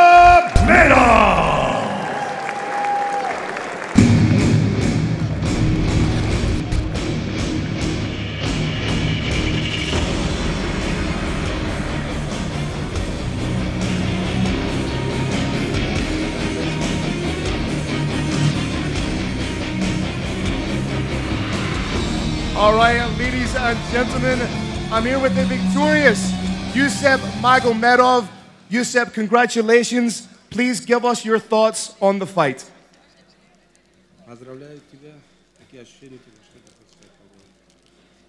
Спасибо за позволение. Всех приветствую. По бою, что могу сказать? Хотел со стойки немного поработать, не получилось, и переключился на борьбу. И вот очень доволен, что выиграл этот бой. I'm very happy to fight here, and I'm happy to win. I will try to do it best than this fight and next one. I was trying to do it the striking. I was prepared this, but this is game, you know, and I always change. And I changed my game to the wrestling, and I just did my work, and I'm happy. Thank you for everyone. See you. I hope soon. Tell us, what has your experience been like with Brave? Do you enjoy now being here with Brave? Какие у тебя ощущения? Ты как себя хорошо почувствовал в этой организации? Конечно, очень хорошо себя чувствовал. Как мне Брейфи бой предложили, я даже не посмотрев соперника, я сразу согласился. Мне нравится здесь биться. Я жду любого следующего соперника. Вроде июня будет турнир, я готов там выступить без проблем. He was waiting for this all his life. He was prepared for this, and he is happy to fight in the Brave, and he will fight tomorrow too. You know, he wait for anyone, anytime, anywhere. Well, congratulations on a fantastic performance, Yusuf. We can't wait to see you again. Ladies and gentlemen, one more time, Yusuf Magomedov!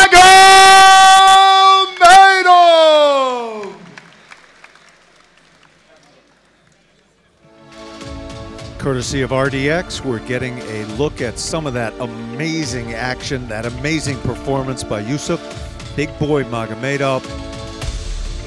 Beautiful flare on those legs in the first round. Slammed his opponent down. We do believe at that point that the fighter from Georgia got maybe a little bit tired from squeezing on that head too hard.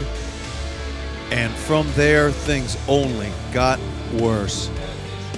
This is the beginning of the onslaught. Yusuf, Big Boy Magomedov, very, very firmly on top like a giant rock on your chest. Momentary reversal, in on the single, out the back door, to the back, and down to the ground again it went. Beautiful balance from Big Boy. Prefers to sit in top half guard, that anchor position, throw shots to the chin, to the temple, to the nose, attacking the hips, the kidneys, the ribs. Completely dominant, devastating performance from Big Boy. And then, Carrick, you heard him in the post-fight interview through his translator. He was saying he loves being here with Brave. He would fight again tomorrow if he could, anywhere, anytime, any place. There will not be a lot of people with their hands up saying, I want to fight Yusuf Magomedov.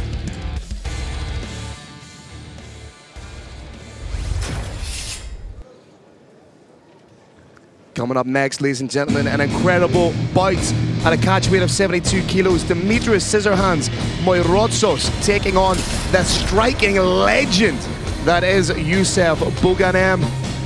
A fight we cannot wait for. But then, in just 1 week, we will be landing in Tenerife, Spain for another incredible night of action. Brave Combat Federation 95.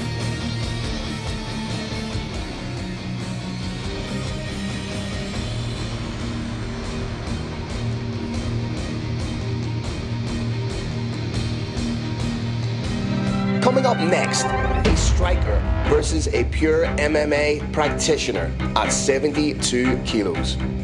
Greece's Demetrius Moirotsos enters the cage with one mission: take the fight to the ground and choke out a legend. But Morocco's Yusuf Buganem, a Muay Thai icon with over 120 knockouts, is here to prove that striking still rules supreme inside the cage. Old school violence meets new school ambition. Moirotsos versus Buganem. Greece versus Morocco. This is going to be wild.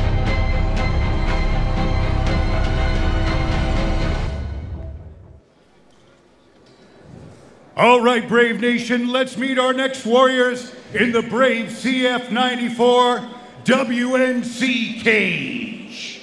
First up, please welcome, representing Team Buganem and fighting out of Morocco, Yusuf Terminator Buganem!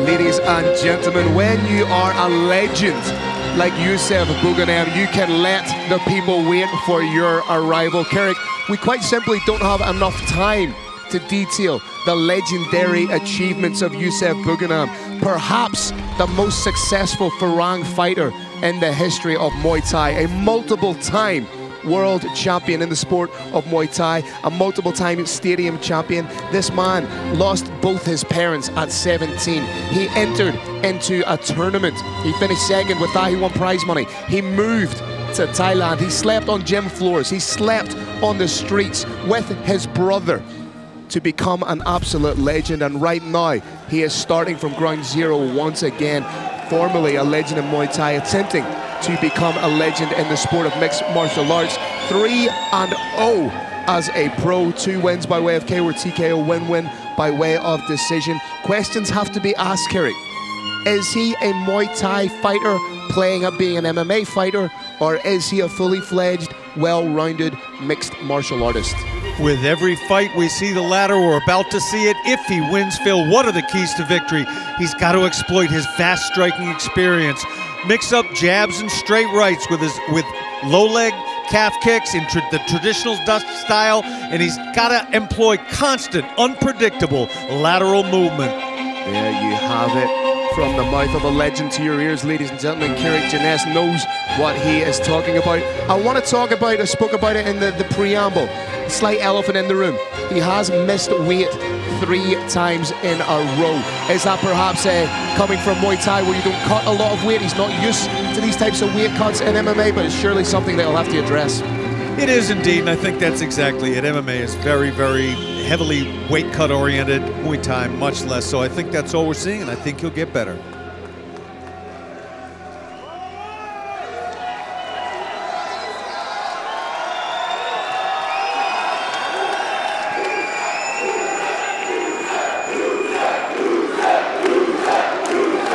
And now, we welcome his opponent, representing Fight Box, Athens, Zographou, and fighting out of Greece. Give it up for Dimitris Scissorhands Marotso!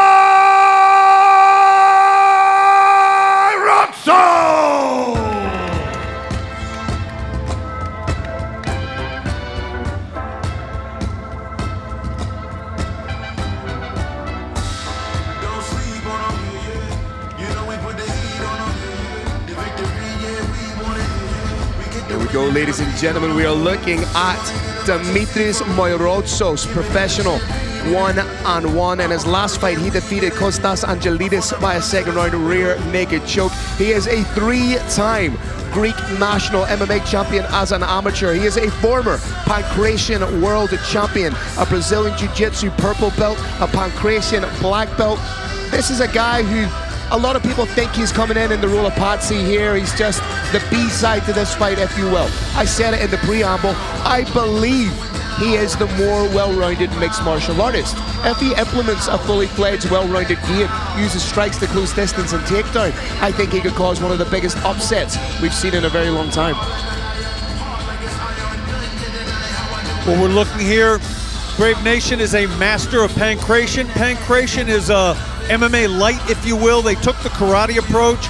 Karate and their competitions typically do not strike with full force. There are some exceptions to that now, most notably karate combat and Kyokushin karate. But what are his keys to victory?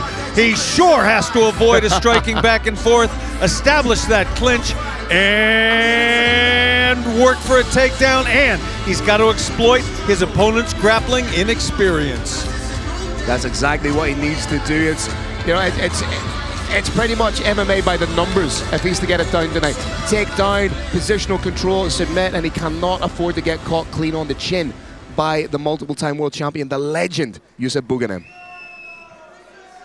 Here we go, Brave Nation!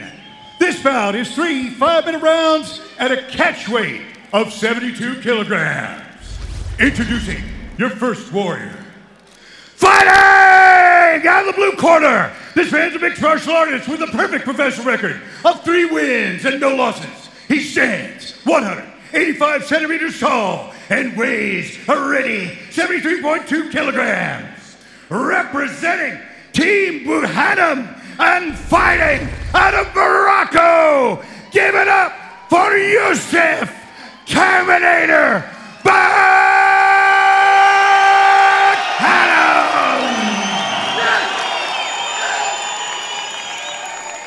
and his opponent, fighting out of the red corner. This man's a mixed martial artist with a professional MMA record of 1 win and 1 loss. He stands 185 80 centimeters tall, and weighs a ready 71 kilograms.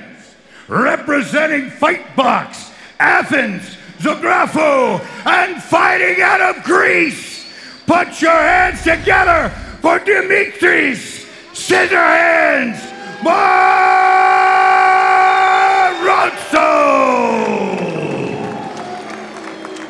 Your referee is Mr. Murad.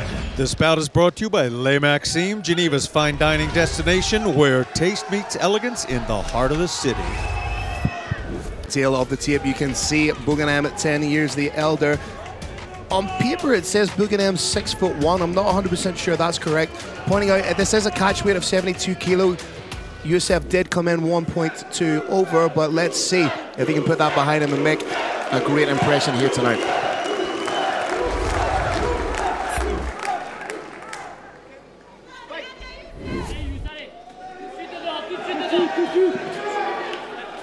You can already see the stance of Buganem is a little bit wider than in earlier fights. Perhaps adapting and evolving as an MMA fighter. Dimitris, very smart, Brave Nation. He's popping in and out, in and out. This is not the usual style in Muay Thai at all. Throwing something at Buganem that he's not used to. Constant feinting, constant in and out. Very much in being contested on the outside. I think the first big shot from the first big leg kick. Oh! Even just a whip on that.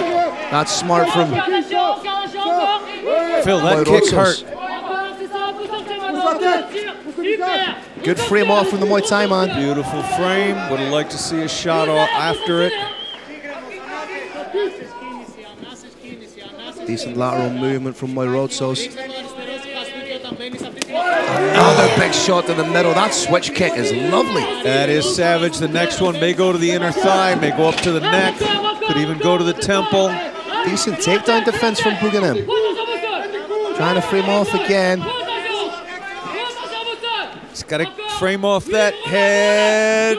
Big takedown. Good use of the wizard though from Buganem. Needs to get his hands out of the cage. Needs to get his legs wider apart. There he goes. He's got his running man stance now.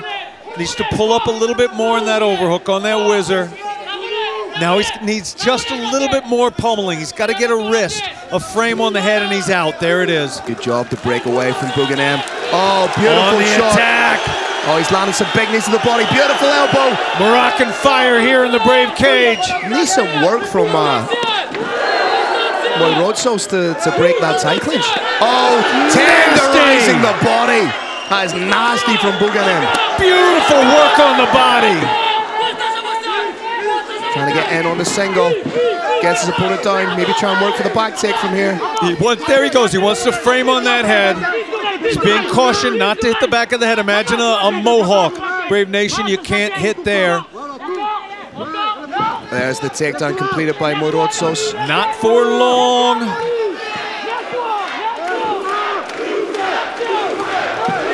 Knees to the body, of course, are legal.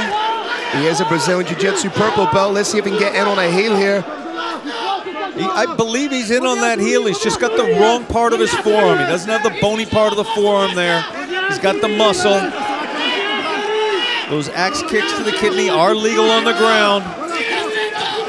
And he's out. The knee line has been broken. He's back in the position. Tadashi Garami is all about the knee line, and it was broken.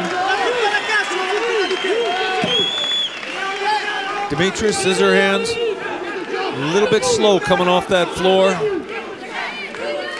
The corner of Buganem calling him on forward.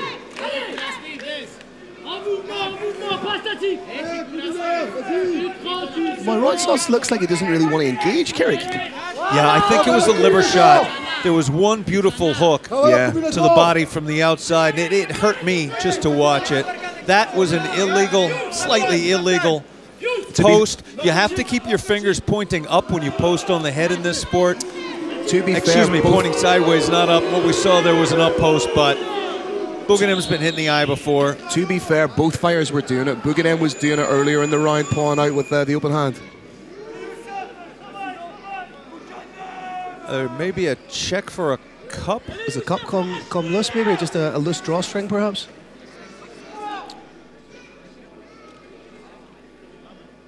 I do not believe that Scissorhands minds this little break here. Yeah, I think both fighters were warned about keeping the hands out. He's being warned about grabbing the cage. Should he grab the cage again?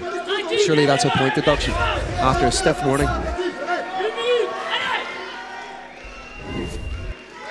Moirotso's trying to get in and out. Seems to be a little bit gun shy now after taking a few heavy shots. Yeah, and he's backing straight up in a straight line. That is a deadly mistake to make. Oh, that's decent though. He landed a decent knee of his own and came over the top with an elbow. Really crashing in the calf kick. Those are decent from Moirotsos, but he does not want to find himself in this clinch position. Buganim is not built like a normal fighter, though. How many times has he been kicking the leg? 1 million? Yeah, attacking the body beautifully. That's a decent straight. Oh, these are huge shots. Kill the body and the head will die. It's what we're seeing right now in front of us. Oh, those little elbows in the clinch were fantastic. Checks the kick. Decent takedown defense. Good heavy hips from Buganim. He's got to keep the weight on those hips. Doesn't want to sit back. Can maybe grab an ankle there.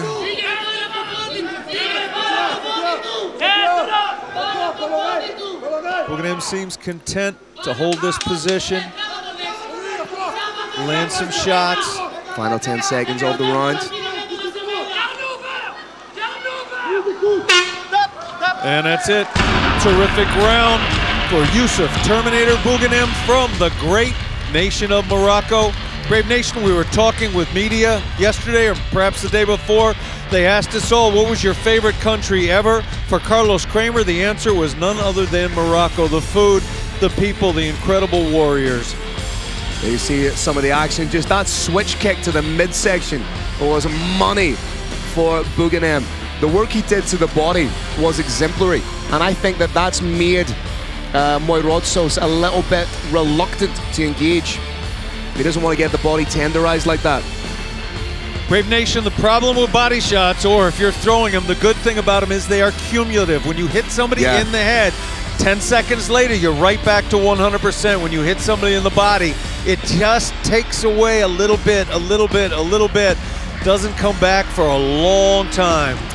Now, if you're in the corner of Moirotsos, what kind of information, what kind of advice are you giving him? He had great moments in this fight. He absolutely did terrific. He got the takedown. Once he gets that takedown, though, he's got to solidify position. He's got to get on top, not throw any shots. He's got to try just a little bit harder on the takedown. He's trying to, Phil, he's trying to gather marshal his resources. He's trying to wait a little bit, but he can't. He's got to give that takedown everything he's got and then unleash hell. Did you see what Yusuf Buganim did there? Absolute veteran savvy. He took a drink of water, he held the water in his mouth, and then he spat it over himself. Meaning the referee then had to come, towel him down. Gamesmanship at its finest. Now, if I'm Moirotsos, I'm punching my way into a clinch, bringing those hands up, and then shooting for the double. Correct. But he's got to try a little bit harder when he gets in on those legs. He can't hold back like he did the first round. No, he was kind of getting into the position and stopping, like not powering through the takedown, if you will. I think he's concerned about getting tired. Being tired with Yusuf Buganim throwing shots at you is the definition of terror. But he's holding his own in the striking, which is good to see. You know, he's absorbed a couple of strikes, but he's also landed some decent short elbows. As you said, we are looking at a complete mixed martial artist. Able to wrestle, good submissions, kick everywhere, strike everywhere. Buganim calling his opponent on. Another big kick to the body, doubles up on it. Once you've hit somebody, Brave Nation, once in the liver, if they drop their elbow down, you kick into that forearm, it hurts. It hurts the liver right through a block. Moirotsos trying to move in and out. Exchanging knees, but that tie clinch. Oh, beautiful switch of the hands into the elbow. Buganim really starting to turn it up. He's looking for a finish here. The keys to victory had a warning. Do not clinch. Yeah, to avoid the clinch at all costs. You're looking like, people forget, Muay Thai is a grappling art as well. That clinch is essentially grappling. So if you get an expert in that, you know, it's borderline inescapable. Scissorhands wants to stay in the outside, use those long limbs, land some kicks. He does not want to have his back near that fence. Oh, he got caught with a huge shot there. I think he's been rattled a little bit.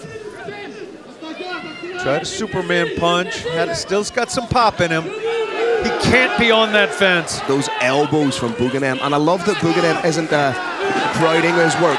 He's hurt bad, Phil. Yeah. He's looking for the takedown, but not with anything. Big knee to the head.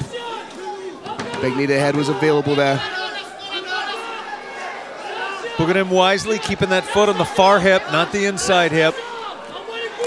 Oh, digs into the body. Big deep breath. He's hurt him there. Oh, he's destroying the body. That body is just wrecked. You get the feeling that Buganem, if he wanted to, could finish it in this round.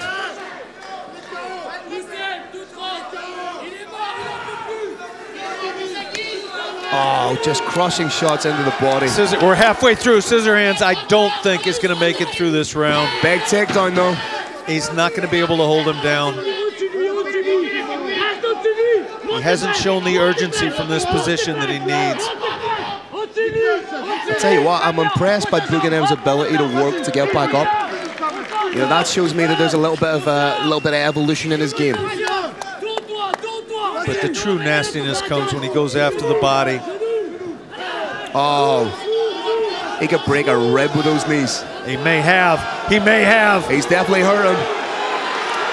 Scissorhands cannot straighten up right now. He hurts too bad even to straighten up. Scissorhands is getting clipped.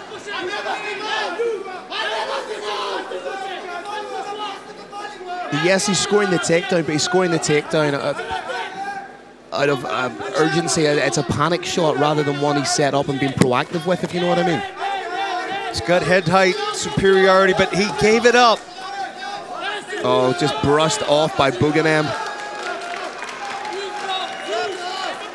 Referee calling Moirotsos back to the feet. Oh, this is just it's turned into a little bit of a one-sided beating. Yeah, this is just destruction and destroy right now. Oh, the Disdainfully throws him off. That's it. Moirotsos no longer in this fight, Phil. Yeah. You know, he gave it a good go in the first round, but I think he's burnt out. I think he got burnt out. Don't body think he's got a shots lot are left just in the tank. Yeah. Tank got drained by knees, hooks, straight shots. Yeah, the shots he's throwing, like, credit to him, he's throwing shots, but there's not a lot of zip or pop on these. And right now, he's not even implementing any kind of movement, he's just a prone target. This is when Buganem stops going after the body and lets the hands go to the head. Oh. 1, 2, 3, then the hook. Multiple uppercuts, seconds left. Man, Scissorhands is a dog. Yeah, he's got no quitting him. Is he too tough for his own good, though, Carrick? Because I don't think we're going to see a massive switch or a massive sway in momentum in this fight going into the third and final round. Yeah, at the very, very least, we are looking at a 20-18 fight. Thank you, RDX, for this replay. Carrick, I don't know if Moirotsos is even going to make the call for the third round here. Like, look at the body language. He looks completely exasperated. His corner is trying hard to fire him up. They're massaging the legs. They're screaming at him. You know, referee's taking a long, hard look at that corner. I think he might have called it. It does not look to our eye like Demetrius is too keen to keep fighting, and it's all over. Demetrius wanted to stay fighting. There it is. I think that's the right call. We said at the end of the round, would it have been smart for what did Demetrius need to do? There wasn't a lot he could do to go in there and essentially get beat up for a third round. If the corner has pulled him out of that, I think that's a great shout. I'm not sure if it was the corner that did it or if it was the referee, but in either case, Phil, I am happy it went that way. Demetrius Scissorhands, Moirotsos gave it everything he got tonight. against arguably the greatest Farang Muay Thai fighter of all time. It was not enough. Yusuf Terminator Bouganem from the great nation of Morocco is ascendant.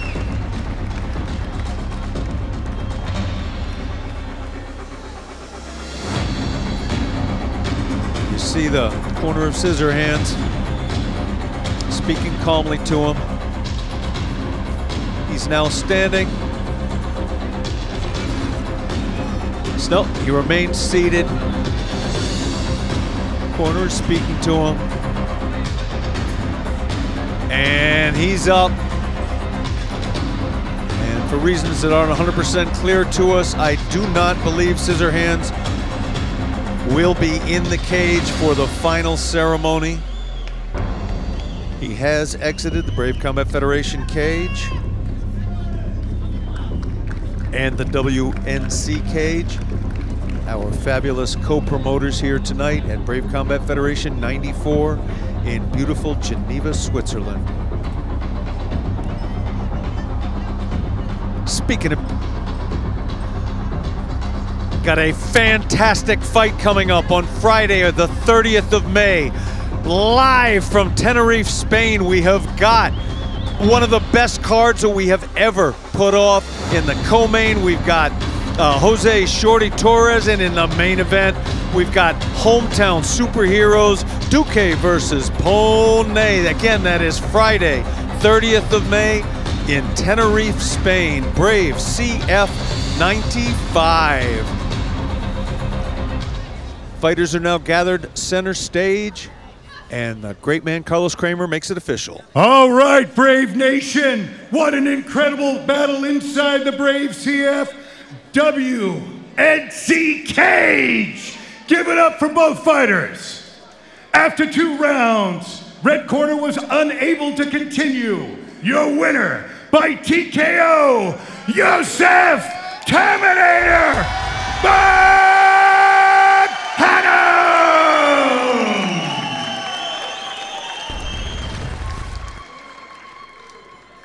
All right, ladies and gentlemen, I'm here with a successful, still undefeated Yusuf Bouganem. Yusuf, we could talk all day about the things you've achieved in Muay Thai, but right now, you're a mixed martial artist. Talk to me a little bit about your journey in this new sport of MMA.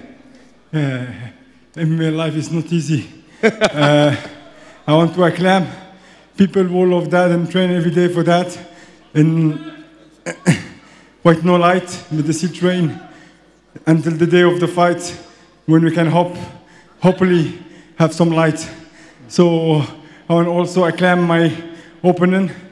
He's a good one, he's black belt, and he's world champion in park creation in podcast. It's not something easy. Don't look like what fighters do. Sometimes they do a lot in silence. So for me, big respect for all fighters around the world. And thank you to Brave for the chance, because not everyone have my chance and chance of Brave fighter here. So thank you for Brave for giving a chance for a fighter like me. Thank you so much. Your work to the body was incredible. You were using beautiful kicks to the body, beautiful shots to the body. It feels like to me you broke him in the second round. Could you tell that he was starting to fade? Okay, it looked like trash talk, what I will say. But today you not see the real Yusuf. 2 times I was intoxication in my stomach. I was very difficult to lose weight because I have to upcoming the weight, I lose the weight. I fight quite sick today. I was hurt in stomach, and I forced myself to fight because for me it's my fight. It's my fight. It's against me before my opening. So all time I fight against myself. I advise everyone in the world to fight against themselves. And if they win or lost, not worry. Thinking about people around the world who have homeless, don't have house, don't have chance, like Palestine, Congo, and around people around the world. Please, we keep walking. A lot of people around the world don't have our chance today to watch fight and to welcome Brave in Switzerland, like any country in the world. Not every country is the same. Fight for a better world. Fight for something better in the world. Thank you. I fight for that. I fight for make myself better and make everyone better. And that adventure. Thank you for you, brother. Well, that's an absolutely beautiful message, Youssef. I think that's a great place to leave it. Congratulations, sir, and we cannot wait to see you inside the Brave Arena again. Thank you. I love you and I love Brave. Ladies and gentlemen, give it up one more time. Youssef Bouganem!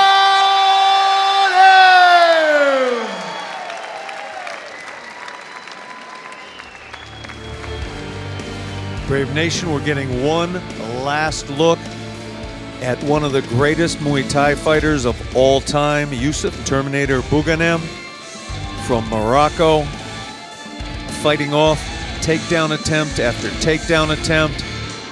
Got taken down a couple of times and bounced right up, and every time he went up, he went for the body. He went for the body with straight shots, with hooks. He went for the body with his knees. He went for the body with switch kicks to the liver. And in the end, his opponent, the valiant Dimitris Scissorhands Marozos, was unable to come out for the third and final round of this, the fifth fight in our 8-fight card here tonight at Brave CF 94. One of the classiest post-fight interviews I think I've ever conducted with a fighter. And I'll be honest, I was critical of Youssef Bouganem coming into this fight. I was surmising, was he a Muay Thai fighter just competing in an MMA cage? But he showed some vast improvements there. He showed well-roundedness, decent takedown defense. You know, I'm excited to see what potentially at 35 years of age his ceiling could be in the sport. Right now I'm feeling like his ceiling is anywhere he wants to take it. Look at those elbows to the temple. That investment to the body was incredible too, Carrick. And just follows it up beautifully with these shots up to the temple.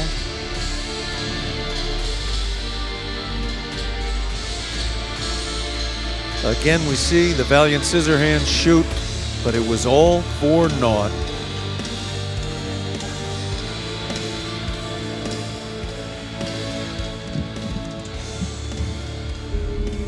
Coming up next, grappling pressure meets knockout power.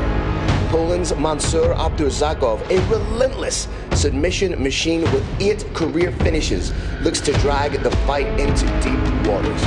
But Alex, the Killer King Lahore of France, is a 5-time champion with thunder in both hands. 2 dangerous men, 1 cage, no second chances. Abdurzakov versus Lahore. Poland versus France. Super welterweight violence is just moments away. All right, Brave Nation, let's keep our historic night going with Brave CF 94 and the great WNC. Switzerland, you've been incredible! Let's meet our next 2 warriors. First up, please welcome, representing Great Britain top team and Mandela BJJ, and fighting out of France, please welcome Alex, the Killer King Lahore!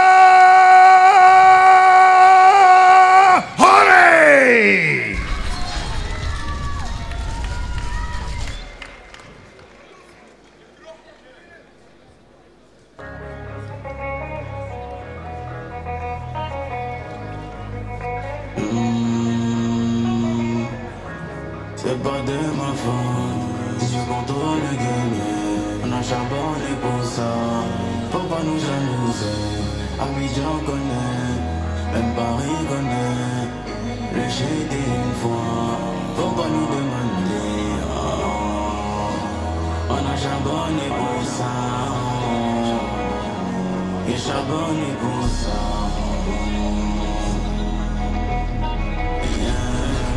Carrick, the word pioneer and the word legend get thrown about far too easily, far too often nowadays, but in the scope of what this man has done for European MMA, I think it's only right to call him a legend and a pioneer. Alex Lahore, representing GB Top Team and Mandela BJJ. 25 wins as a professional, 20 finishes, 13 in the very first round. He has won 5 regional titles, one of them being the Bama title, which, as I alluded to in the earlier opening segment, that at one stage was considered the apex of European MMA. How good is Alex Lahore, and how important is he to European and now global MMA? You summed it up in one word, Phil, when you said legend, but there's layers to this gentleman. A lot of people in this game fight because they have to. He fights because he loves it. He had a great job, high-paying job as an IT, discovered mixed martial arts, and he's done it ever since at an extremely high level. For me, he holds the distinct striking advantage. He is 2-0 in Brave Combat Federation, one of those wins being over the former champion, Marcin Bandal. There's been a little bit of back and forth between Alex Lahore and Eliezer Kubanza. So down the road, hell, what a fight that would be. But right now, all his attention has to be upon Mansour Abdurzakov. An absolute powerhouse corner there for Alex Lahore, the legend that is Brad Pickett, also the gentleman and legend that is Mr. Ash Grimshaw. That is a powerhouse corner right there, coming from a great team. Second generation from Ivory Coast. Very proud of his background, and if the Killer King wins, how's it going to happen? He's got to break his opponent's momentum with his long, stiff jab. When he's in the clinch, he's got to win the battle for the underhooks. He's got to shut down his opponent's submission offense and impose his own. He is a newly minted Brazilian Jiu-Jitsu brown belt, so his submission game is improving exponentially, and I think he's just as dangerous on the ground as he is with the hands. It just so happens he's known a little bit more for that knockout prowess. And we said in the opening segment, at 35 years of age, you know, I genuinely believe we're seeing the best version of Alex Lahore that we've seen in his career. Yeah, the last I heard he was a purple belt, which I think is absurd. He doesn't like the gi, neither do I. In my opinion, he absolutely, in no gi, has a black belt level in jiu-jitsu, and that's jiu-jitsu used in a fight. You think about some of the guys he's been in the cage with: Carl Booth, Martin Hudson, Colin Fletcher, Dan Beeney, Nathan Jones, Terry Brazier, Ion Pascu, Oli Santalati, Tim Barnett, Nicholas Dalby, Joyuton Lutherbach, Carlos Vemola. That is a hell of a repertoire. That's a hell of a dinner party. Shorter list as the fighters he hasn't fought.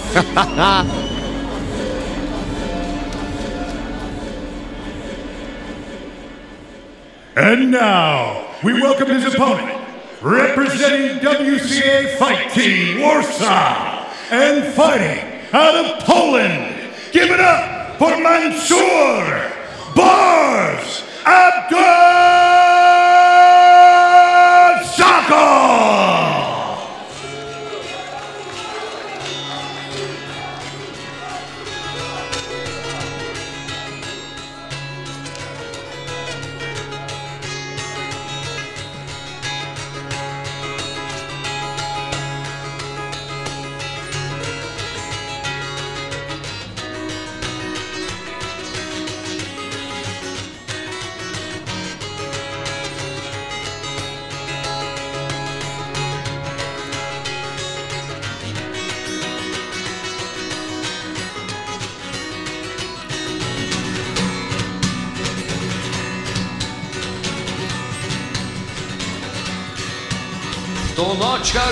Make no mistake about it, Mansour Abdurzakov is not here just to make up the numbers. This is an incredibly dangerous fighter. He has 11 wins, 10 finishes, 8 of those finishes coming by way of submission. A very, very dangerous fighter. He turned pro in February of 2018, by which time Alex Lahore was already 14-1. So I think we can say that there is a fairly hefty experience differential going on here. He is a Polish national grappling champion under the well-respected, highly thought-of ADCC banner.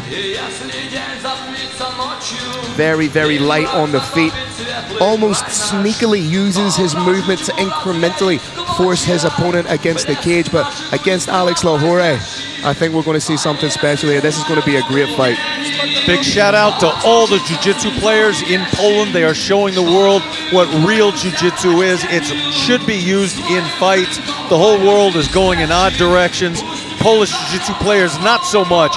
What are Mansour Abdurzakov's keys to victory? Take center and force his opponent back to the cage wall. Use angles and footwork to cut off the cage and threaten the single leg to open up the double leg. Final checks and balances done. Mansour Abdurzakov is ready to go to war with Alex Lahore.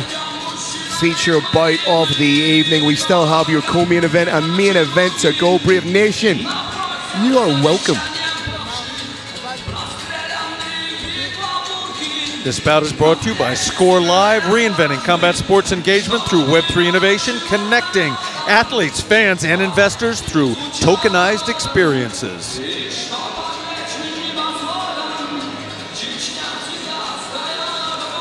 Here we go, Brave Nation! This bout is 3 5-minute rounds in the super welterweight division. Introducing your first warrior.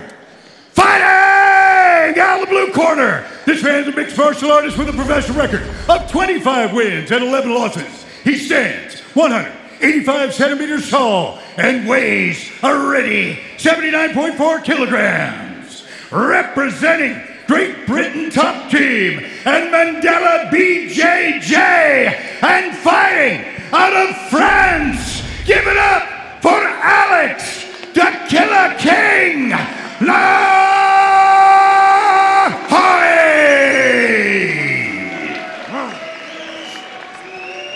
And his opponent, fighting out of the red corner. This man's a mixed martial artist with a professional record of 11 wins and 5 losses. He stands 187 centimeters tall and weighs a ready 79.8 kilograms. Representing WCA Fight Team Warsaw and fighting out of Poland. Put your hands together for Mansour Abdurzakov.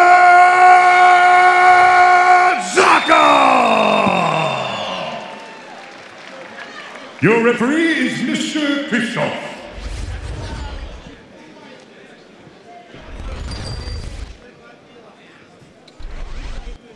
Tale of the tape, ladies and gentlemen. 35 years of age is Alex Lahore. Little bit of a reach advantage. You can see the experience has more than double the amount of fights as his opponent.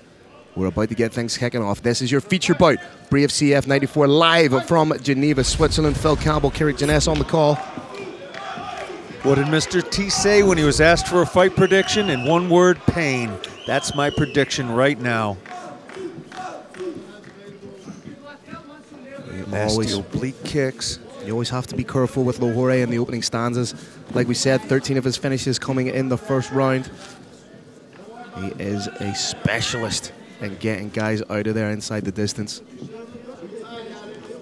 Very smart of Boers to try and compensate for the little difference in limb length. Boers, where have I heard that nickname before? Boers. Got to be a bad man to take that one. Very fast combination. Snap kick to the body, jab to the head. And again, that oblique kick is landing. It's smart if you think about it. Trying to take out that lead leg. That in and out movement of Lahore means he can't really sit down on his punches, especially the jab. Hey!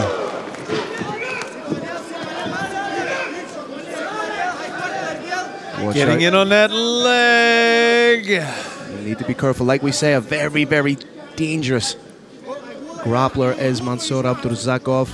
Right now, there's nothing but a potential sweep, if that. Good work, though, by Lahore, just keeping everything nice and compressed, not really giving Abdurzakov much space to fully extend and grab onto something. Has to be careful. You can see, inverted triangle. Phil, that is not loose. It's not loose, but also there's no... He needs to bring that arm across the body a little bit more. He's maybe going for a key lock here, may go for a straight arm bar. Especially at this stage of the fight where they're both dry. He's doing a good job trying to pull that arm across the body of Lahore. Yeah, that arm is slowly edging up. Brave Nation, the shoulder of Lahore is getting driven into his neck. He looks okay though. Now what's interesting about this position is Abdurzakov, at what stage does he abandon it for fear of burning out his legs? He may abandon it and go for something else. That may have been a misdirect to try and sneak out the back, but he looks like he's tightened it up a little bit. This is a long time. Right here. It's a long time to be in a submission, but I think he might be ever etching his way out of it.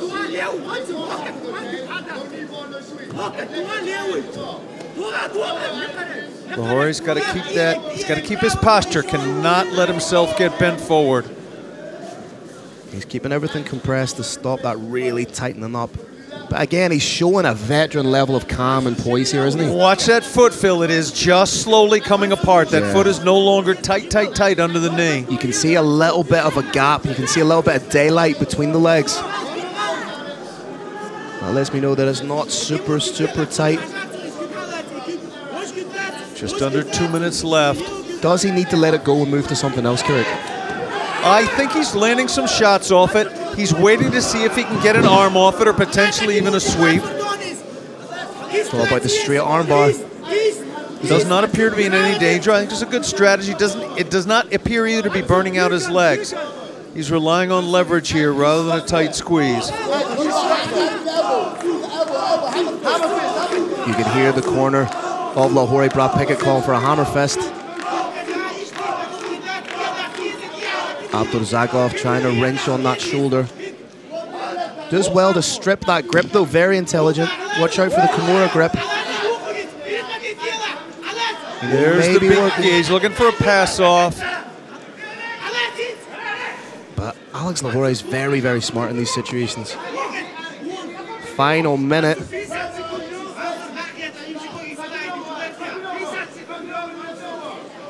A little bit more of a squeeze being put on now by Abdurzakov. Yeah, he's having to employ a lot of energy though. If we get to round number 2, his legs are bound to be spent. Yeah, and he's not flexing that left foot either. It's starting to come apart. He's repositioning. Oh, big elbow.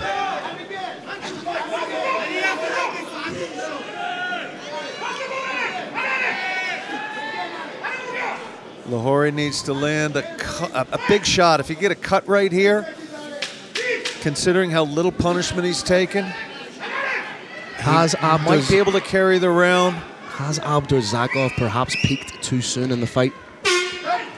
Let's see the body language. Let's see how he gets up.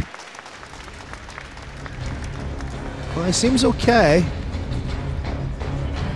Despite the lack of damage from that triangle choke, I do have to give it 10-9 to Mansour Bour's Abdurzakov. Yeah, I'd be inclined to agree. He was the one who had yes, he was on his back, but he was the one I would consider who was working to end the fight. He was the one being more proactive, whereas Lahore was more in a defensive modality.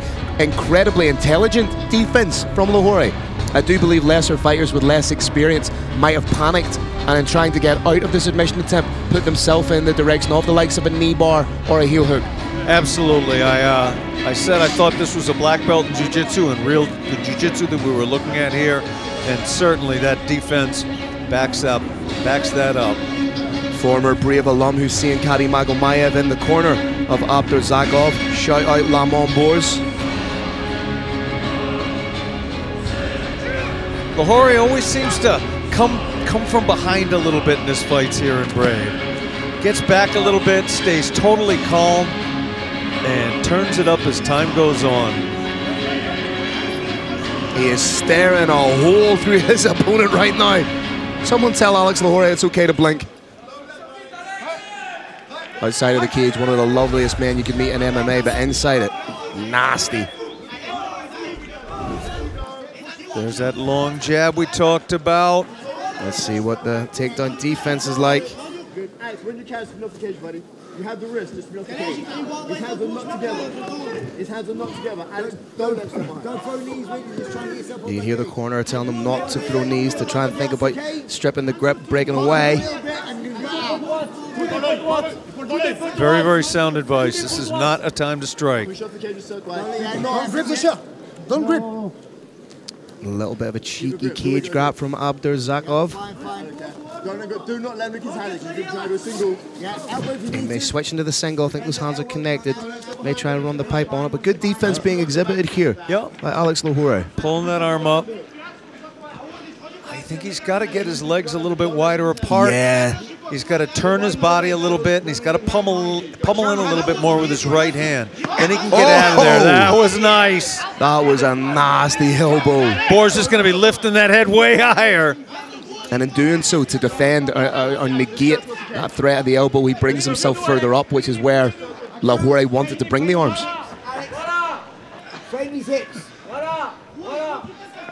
Lahore has more of a double overhook position. I'd like to see him swim in for an underhook. Get a little bit more leverage, because if Abdurazakov can get the hands connected with double underhooks. Referee is stopping him, pulling him off defense. I was enjoying that action, but...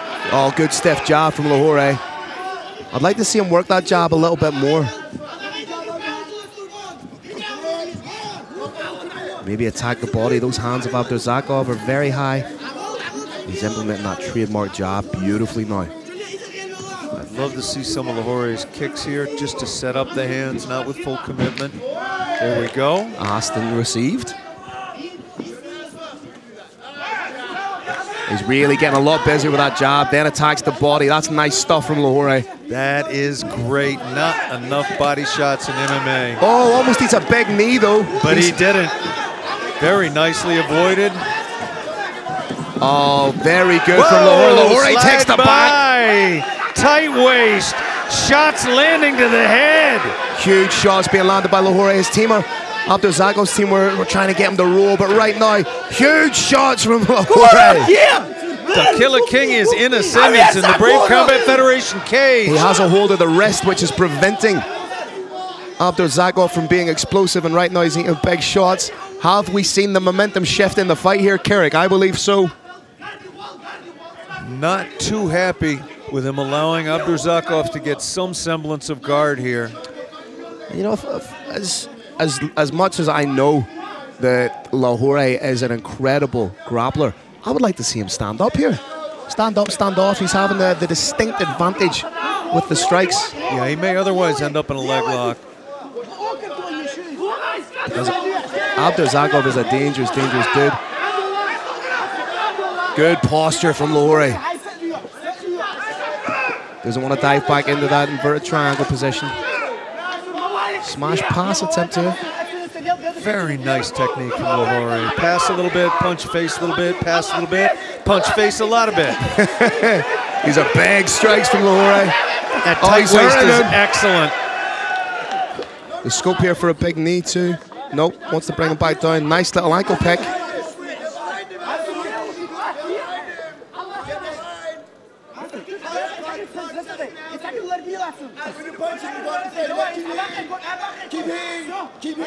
Again, big strikes being landed by the 5-time MMA champion.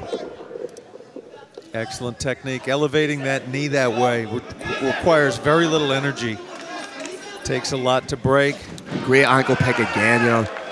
Every time we have seen Lahore inside the Brave cage, we're seeing constant evolution. With that head on the ground, if he lands a hard shot, it's gonna hurt, Phil. Oh, these shots that he's sneaking in under the armpit, trying to take the back, trying to work for a rear naked choke with 30 seconds left. More of a face bar, but he's got a short choke. He's trying the other side. Not able to get that second hook in. May even get reversed. Eyes on the back still. 10 seconds to go, but still a statement made. This fight was being sold as striker versus grappler. Right now, it is the alleged predominant striker who is doing some incredible stuff on the ground. He did punch his opponent in the face about 50 times before then.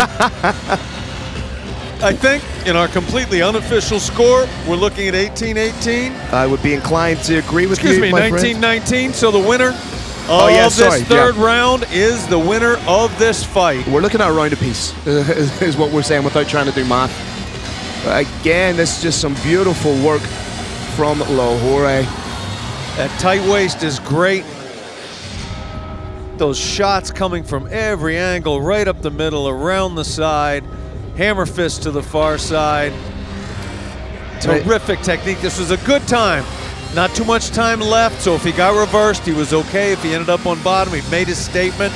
Really, really good timing for that submission attempt. Of course, it wasn't successful, but one of the key points in the fight, or what I believe may have been the genesis for the change in the momentum, was how much Abdurazakov put into that submission in round number 1. Yeah, he's trying hard to shake those arms out now. Legs likely feel the same way. Round apiece, ladies and gentlemen, all to play for. Lahore showing just how well-rounded he is, because we've really only seen him knock people out in Brave Combat Federation. Now we're seeing his well-roundedness. Wow! Oh, he's putting everything into these shots. Abdurazakov trying to get in on a single, but in doing so, needs to be wary of the neck. Ninja choke potentially coming here. Can't quite see from this angle.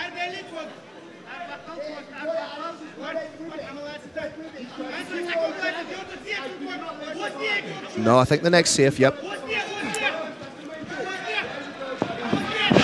Big takedown for Abdurazakov. That could be pivotal. Alex needs to get himself back up. Smart move by Abdurazakov to try and elevate. Very smart, and he's maintaining head height. Watch out for a head-up triangle.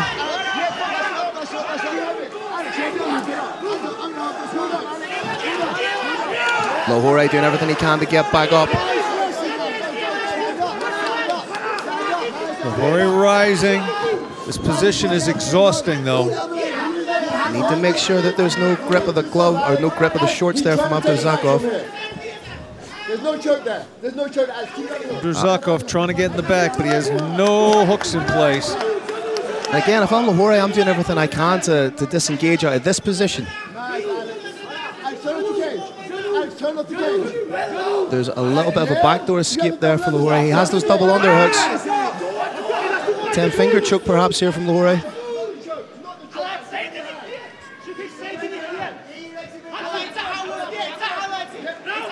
With the greatest respect to both combatants, this isn't a round you can afford to spend much time against the cage. When the fight's a round apiece, you need to do something definitive in round number 3.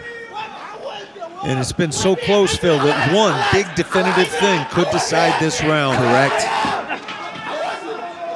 And a big thing is not a takedown.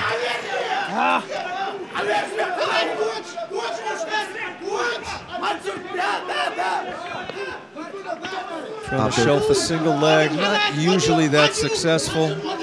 Abdurazakov doing a decent job of just taking a second to kind of recalibrate and then work solidified position, but Lahore could scoot those hips right back up.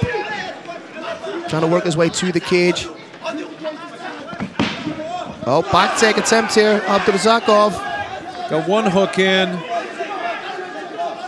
Looking for the second hook. He's got 2 hooks in. He's a little high. Lahore knows it. Lahore doing the right thing by trying to buck. Now he needs to be careful that he doesn't try and grab the leg, just as we saw here. Possible Suloev stretch. I think Lahore's safe. But watch out for the transition to the legs of the arm bar. He could sneak out the back here. 2 minutes left to go. He's out. Here comes some knees. Here comes some uppercuts. Comes some hooks.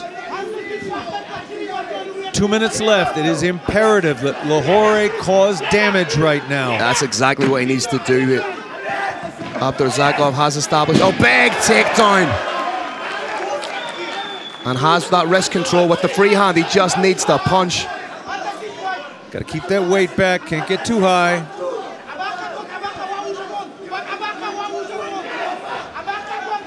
Once again has that back take, but not full back control just yet. Abdurazakov could turn in and be inside the guard of Lahore. Not full at all.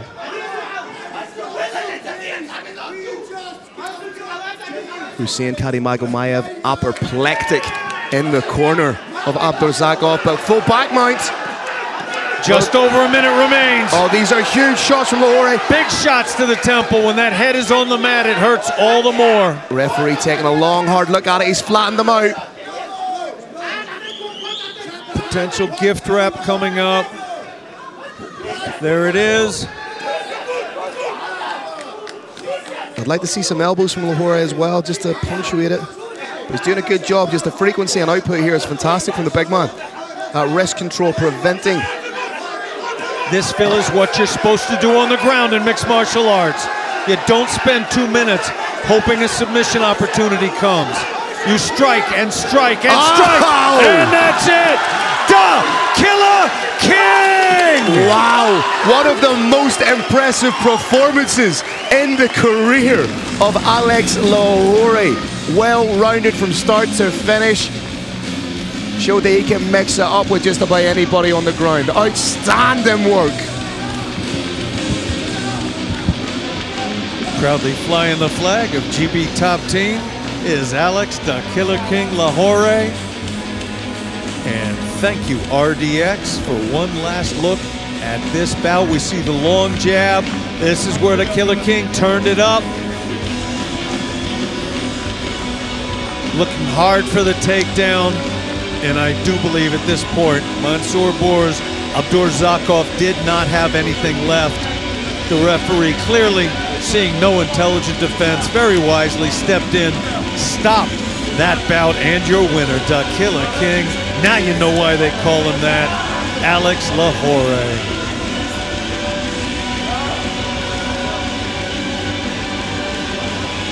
Phenomenal fight. The only question in my mind right now, and I shouldn't do it, but is there a title fight next? Certainly, the Killer King made a very, very good case for it. Whether it's for a #1 contender fight or it's for a title, I cannot wait to see the Killer King back in the Brave Combat Federation cage.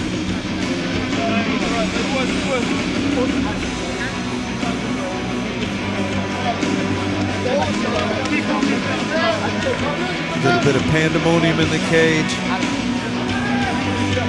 Bours clearly deeply, deeply, profoundly disappointed, both in the outcome and perhaps in a couple of strategic errors he made.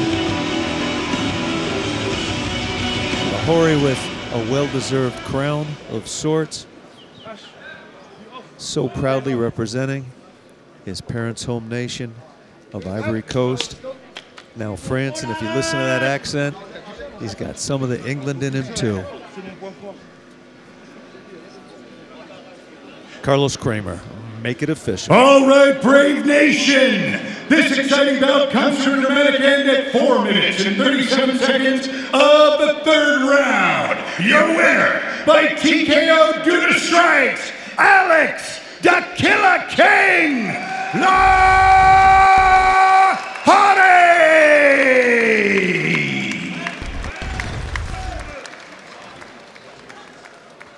All right, ladies and gentlemen, I'm here with a victorious Alex Lahore. I was just speaking with Brave Combat Federation President Mohammed Shahid, and he said, yes, we've seen you win by knockout, but that was your most impressive performance inside the Brave Arena. Does it feel the same for you? Yeah, it does, man. It was, he pushed me to next levels. But thanks to my corner, man, I could hear Brad, Ashley in the corner pushing me to keep working and get better positions. But yeah, it was tough. Now, the narrative coming into this fight was it was a striker versus a grappler. That's what some people were saying. Did you really want to show that you are a well-rounded mixed martial artist, that you've got some serious ground game? Because we've seen you with some serious dominant positions there. Did it feel good to be in those positions over some guy that's considered a well-respected grappler? Yeah, man, I say it all the time. I'm an all-rounder fighter. I'm good in every aspect of the MMA game. I'm all right standing up, I'm all right wrestling, and I'm all right on the floor. You saw it today. I keep repeating it, but people don't believe me. Today, after today, you can't deny it. Like the same way you can't deny me for the title shot next. I was just about to say, we saw you making this motion. There is a man by the name of Luis Caro who currently holds the belt. I want you to look down the barrel of that camera and send a message to him. That belt you've got, you're only keeping it warm for me. Get well and let's get it done ASAP. Yeah? Get ready and bring my belt. Well, outstanding performance, sir. We can't wait to see you inside the Brave Arena, hopefully fighting for the belt. Ladies and gentlemen. Oh, before I leave. Merci tout le monde, tous ceux qui sont venus supporter. Merci, j'ai vu, il y a des gars de France qui sont venus. Merci à mon gars Mika Lebou. Merci au gérant Mohamed. Merci à tous ceux qui donnent de la force. Et encore, j'ai un petit dernier truc à dire. La vie, elle est simple, mais elle est aussi difficile, mais elle est courte. Comme vous le savez, aujourd'hui, on a eu une mauvaise nouvelle. Un des plus grands rappeurs qu'on adore, on l'appelle Louis Renoir. Il est mort. Condoléances à sa famille. Et c'est un rappel pour nous tous. La vie, elle est courte. Et il faut vraiment passer des bons moments et promouvoir de la bonne chose. Donc si moi je peux le faire comme ça derrière les caméras, je le ferai tout le temps. Et merci à mon équipe, merci au Big M, merci à Kirchhoff. Voilà, on vient d'en bas, mais on ira en haut. Voilà. Ladies and gentlemen, give it up one more time. Alex, the Killer King, La Holy!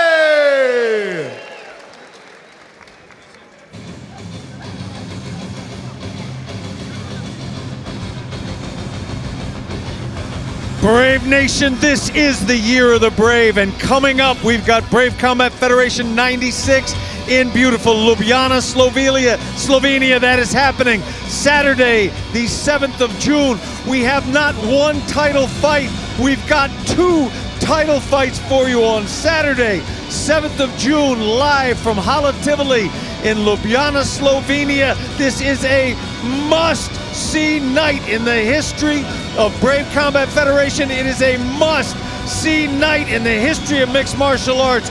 You've got not one, you've got 2 title fights coming up Saturday, 7th of June from Ljubljana, Slovenia. Tell you what, title fight I want to see is Luis Caro taking on Alex Lahore.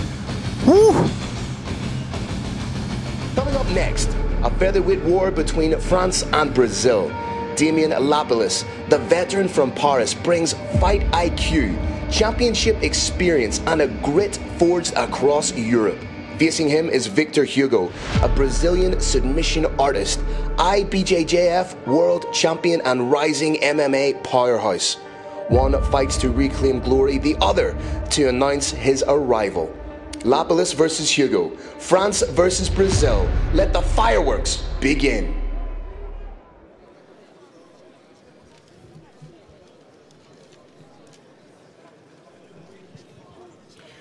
All right, Brave Nation, we are ready for our Brave CF WNC co-main event of the evening. Let's welcome first out of the blue corner, representing Astra Fight Team, Balneario Camboriú, Santa Catarina, and fighting out of Brazil, please welcome Victor Striker Hugo!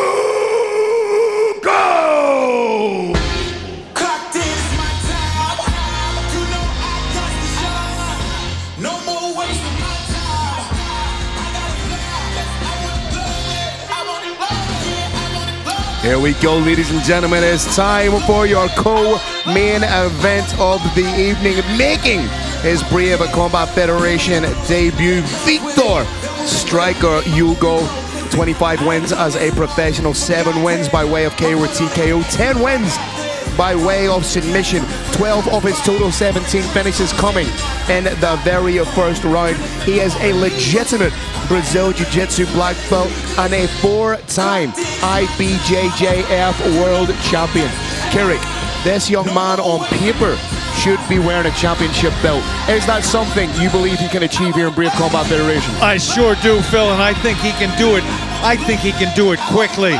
People talk about having a black belt in jiu-jitsu, and it is an amazing accomplishment for a mixed martial arts fighter, but there are levels to this. We're going to talk about him in a sec, but right now his keys to victory: impose a strike superiority from the start, mix ground and pound to open up submission opportunities, and set up looping overhand right with his launching pad jab. Now I want to talk about that black belt. He is a 4th degree black belt under Xande and Saulo Ribeiro. Wow. There are levels, and he is at the highest level. A former world champ. I do believe he's going to realize a 2nd world championship in mixed martial arts. Final checks and balances being done, but first, you know, we can't look past the Herculean task he has in front of him, that being the veteran Damien Lapalus, a man who has fostered and cared for and engineered, curated French MMA pretty much from the ground up.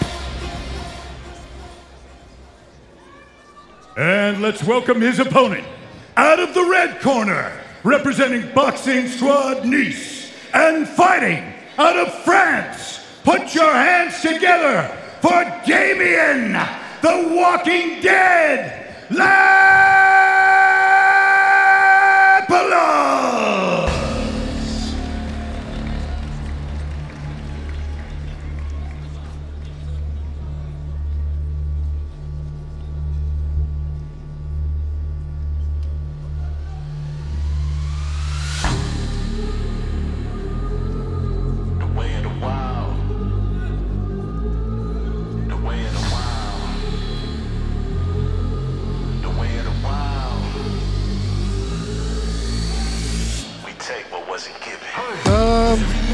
Where's Damien? Because that looks like somebody's nan's got out with a gun. There was a very highly regarded documentary written about my hometown of Boston, and I believe one of the characters from it is appearing right here before us. It's given the town kind of vibes, isn't it?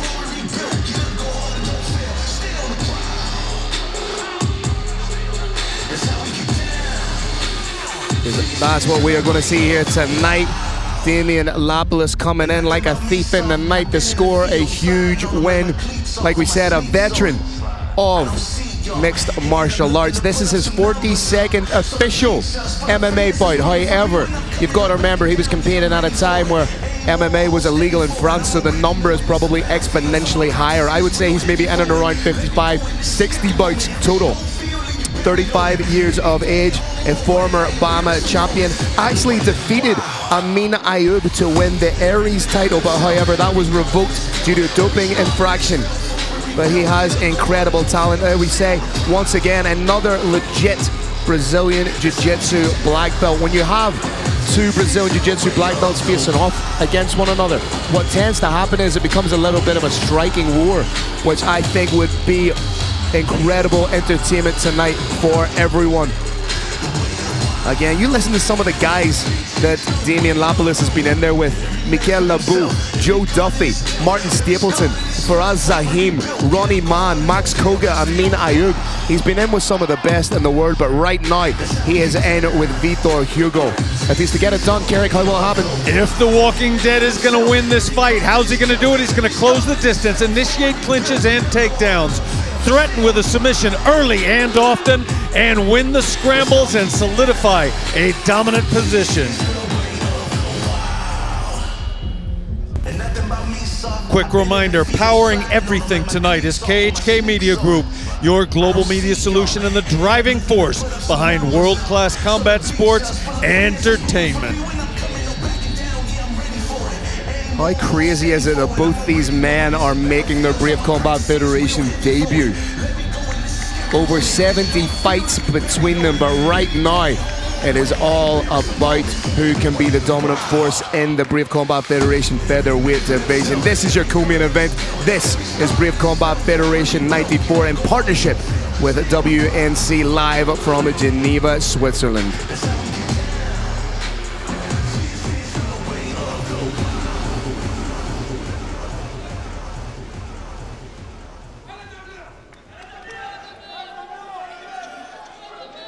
All right, Brave Nation, this next battle, our co-main event of the evening. 3 5-minute rounds in the featherweight division. Introducing your first warrior. Fighting out of the blue corner. This man's a mixed martial artist with a professional record of 25 wins and 5 losses. He stands 171 centimeters tall and weighs a ready 67.6 kilograms. Representing Astra Fight Team, Balneario Camboriú, Santa Catarina, and fighting out of Brazil, please welcome Vitor Striker Hugo. And his opponent, fighting out of the red corner. This man's a mixed martial artist with a professional record of 18 wins, 17 losses, 2 draws, and 4 no contests. He stands 173 centimeters tall and weighs a ready 67.5 kilograms. Representing Boxing Squad Nice and fighting out of France, put your hands together for Damien, the Walking Dead,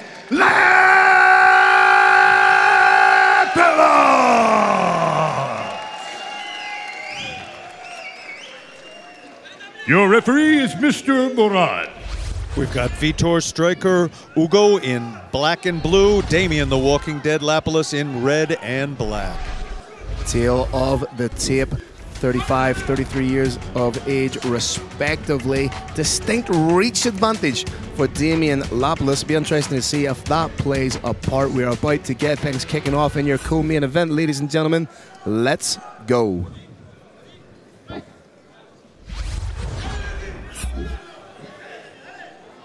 Controlled aggression is really one of the hallmarks of Vitor Hugo's fighting style.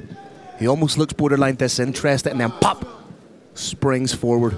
He's downloading a vast amount of information right now. Those little feints that you see, the level changes. Beautiful broom sweep attempt. He's learning information right here. Lots and lots of it. Does the opponent back up? Does the opponent tense? Do the hands come down? You saw a hand come down right there when there was a feint at a single leg. Oh, beautiful inside leg kick from Lapalus. Thought he was thinking about a spin there. Parlay that kick into a spin, but oh, look at the hips of Lapalus. That was very, beautiful. Very impressive. Thinking about the knees. Great work to get back to the middle from Lapalus. Striker right back on it, feinting, drawing information, using it to set up the next attack. He needs to be wary he doesn't walk himself into a big knee from Lapalus.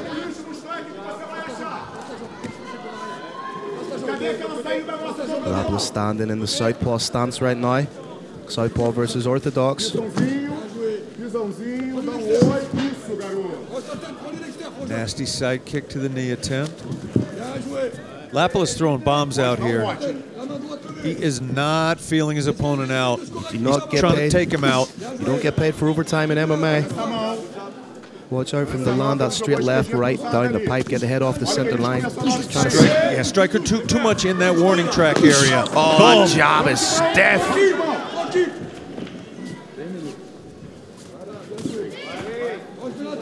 He's cutting off the cage very well, creating angles for himself. Like he's trying to get Striker to walk on to either the left hand or the rear kick. Striker wisely not coming in with his hands. He's coming in with that. That kick may have hurt. Oh, tried to get him to walk on to a big kick. Hugo through a spin. Both fighters going for it now, Phil. One shot, either one could go out. Correct. That feeling out process, it is long gone. Big kick to the head, follows up with a knee. Beautiful stuff from Lapalus. We got a 4th degree black belt in jiu-jitsu on the bottom. Beautiful head kick, then parlayed it into a jumping knee. Needs to be wary here. In on the legs, got a knee bar. Doesn't quite have the angle. He's got to get that kneecap facing in. He may switch it off. Back take. We're going to see a hook coming in.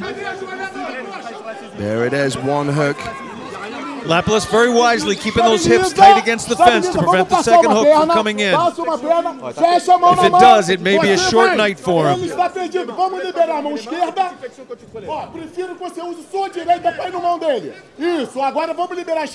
'Far one-on-one now. Little shots coming in. Those ones with the thumb that you see right there, if they hit the eye, it hurts. The chest, not so much.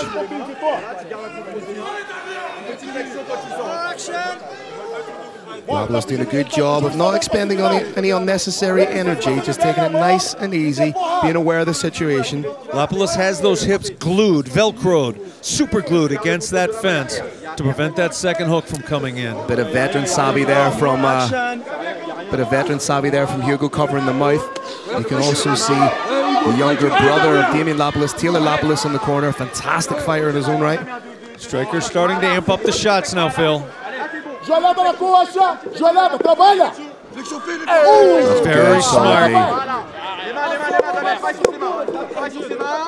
Now he's got the hook in on the other side, but again, Lapalus has those hips super glued up against that fence.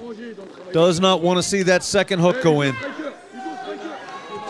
And there's the opportunity. No, he's back in, hips on that fence.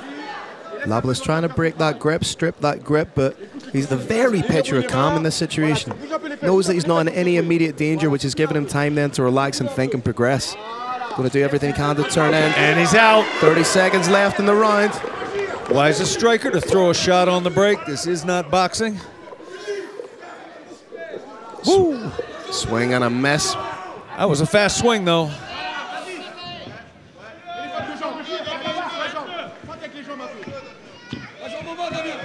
Good job from Vitor Hugo to get himself out of that position. He's just a little too close to that fence. Try to rolling thunder attempt. Why not? Why not at the end of the round? So, who do we like in that round, Phil? Do you know what? On the balance of play, I'm going to have to think. I believe the more purposeful strikes were landed by Damien Lapalus. I believe he looked a little bit cleaner. I don't believe he was in danger at any stage. Yes, you had the broom sweep takedown from attempt from Vitor Hugo. You had the rolling thunder, but none of those really made any difference in the ebb and flow of the fight. So for me, 10-9 Lapalus. I can make a great argument for striker Hugo.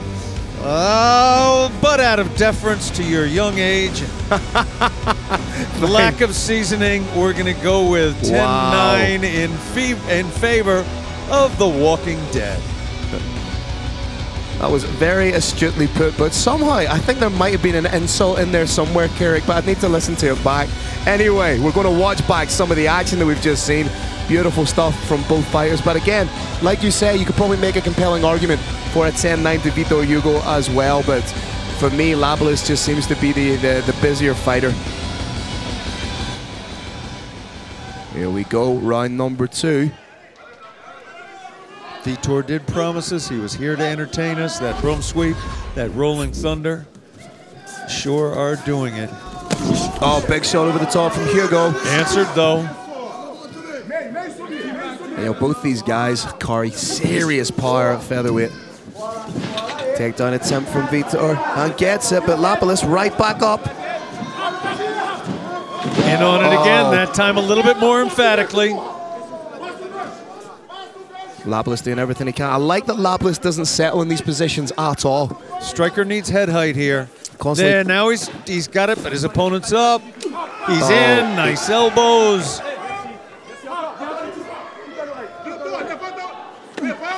Good shots from Lapalus. He's going to be looking for a little bit of separation here.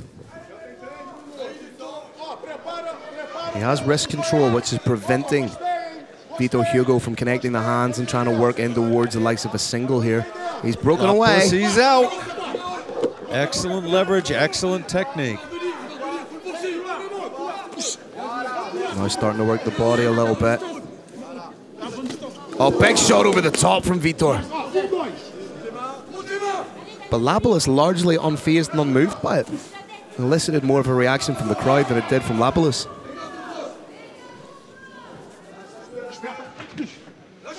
He's working well from behind the jab here, Carrick. Yeah, he sure is. He's moving in very, very methodically. Not letting himself get too close, using his superior reach.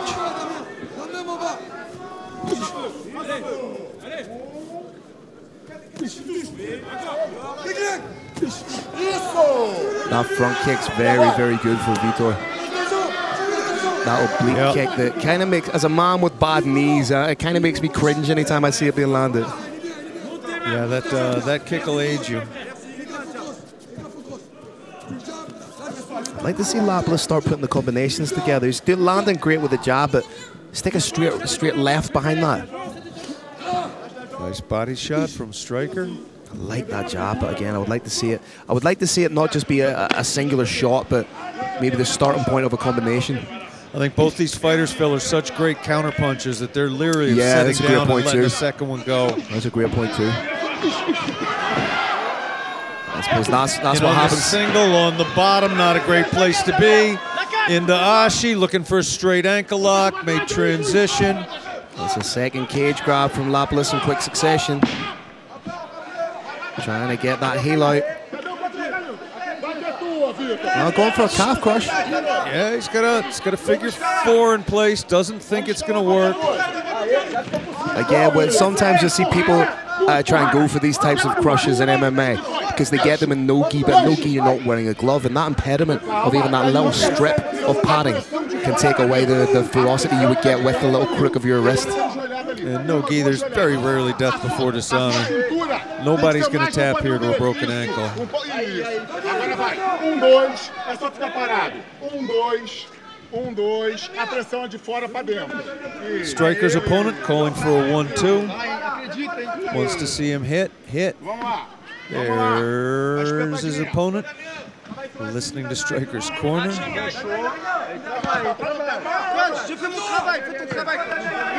Striker's corner, very interesting. He's speaking with a referee there saying, do not stand him up. The referee's indicating, that's cool, I'm not gonna. I do need to see Striker cause a little more damage though. Good work from Damien Lapalus to get himself back up, entering the final minute of round number 2. A round that's been considerably better for Vitor Hugo. Ó, joelhinho, joelhinho. Isso. Good head position underneath the chin. Has to be aware of getting that head a little bit too low though and getting caught with a knee. Just as I say, that Lapalus thought about firing one up there, tried it. Now he's got good head leverage, very nice technique. Get the head under there, get a power line from the mat all the way up to the head, throw a shot over the top of it. Looking to get into the legs now. Not likely to go his way. 30 seconds left. Carrick, we could potentially be going into round number 3. Should we get that far, a round apiece on my scorecard, very unofficially. Hugo's not striking quite enough, Phil. He's clearly winning the grappling portion of this bout, but he's not doing enough with it. The unified rules, the understanding of them has been refined. Who'd you like in that round? Again, it's a very, I could make a compelling argument for either guy in that round, and I know that sounds like a cop-out, but I don't think that round was anywhere near as definitive as round number 2, or sorry, as round number 1. I agree wholly, but who did you like? Did you like The Walking Dead in that one as well? I'm kind of inclined to go with Vitor Hugo in that round. Great, that was my thought. I broke your way the other time. No. Regardless of whether our unofficial score has any merit whatsoever, and it may well not, this is a very close fight. I think it's too close. If I'm in the corner, because you obviously you want to be honest with your fighter when you're in a corner. I'm saying, listen, this is too close to go to the judges. I think if we're going to win this fight, we need to go out, put it on, get the finish, make it definitive, and become 1-0 in Brave Combat Federation. Yeah, I think Vitor's corner is going to tell him, try a little bit less for those submissions. You haven't gotten real close with one. Try and knock him out standing. Third and final round of our co-main event. Damien Lapalus taking on Vitor Hugo. This to pick up their first respective win in Brave Combat Federation. Walking Dead is a cool character. Stiff jab from Lapalus but then you see Vitor's trying to land that shot over the top, trying to counter. I like Damien's jab too. He snaps it in kind of an unusual way. Doesn't push with it, doesn't drive with the elbow. He whips it out. There we go. Kind of Muhammad Ali-like. Very clean. Oh, beautiful shot to the body from Lapalus. A lot cleaner output from Lapalus here in the early stanzas compared to his opponent. Oh, landed a beautiful shot. This will be huge, Phil, if he can take him down. This early in the round.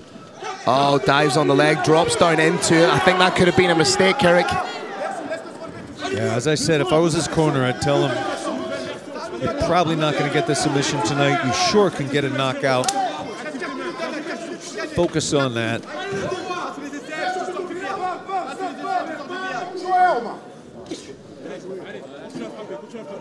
Right now is Vitor Hugo drop, and again dropping down. I don't think that's smart. Because like looking for the knee bar. In MMA, when you drop down like that for a heel hook or a knee bar or something, you have to commit both your hands to it, which then means you're open to the shots. And against somebody, you know, Damian Lapalus isn't some white belt coming in off the couch. He's a legit black belt himself. All right, there's one hook. There's a second hook, partially in. Walking Dead was not able to get to that fence. They're right in front of us in a broadcast position. He's not underneath the chin at all. Lapalus doing a good job now trying to tripod. He may try and bump his opponent a little bit higher up and sneak out the back. Only one hook in. Reverts back to that one hook position. Right side hook is established.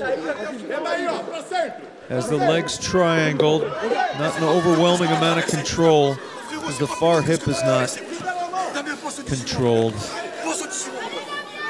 Lapalus again trying to break that grip of his opponent. Lapalus thinking about that elbow. Midway point of the third and final round. A very, very, very closely contested fight.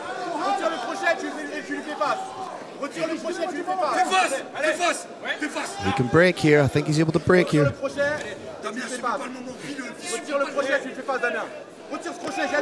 Although Vitor Hugo still maintaining that leg lace. This is a great example, Phil, of how the cage can be used to defeat jiu-jitsu, even if the person's jiu-jitsu is far better than yours.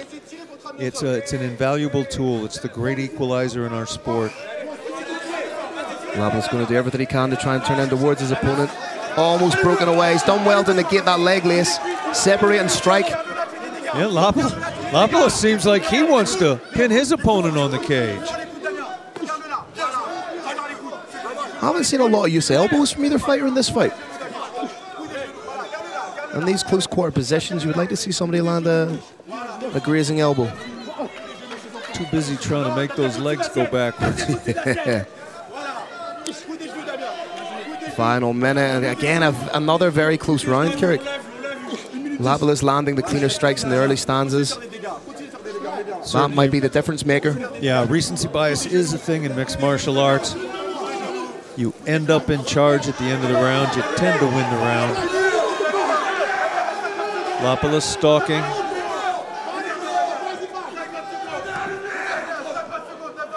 Striker setting down, getting ready to counter. Just as we say that, Lapalus fires off another real solid jab.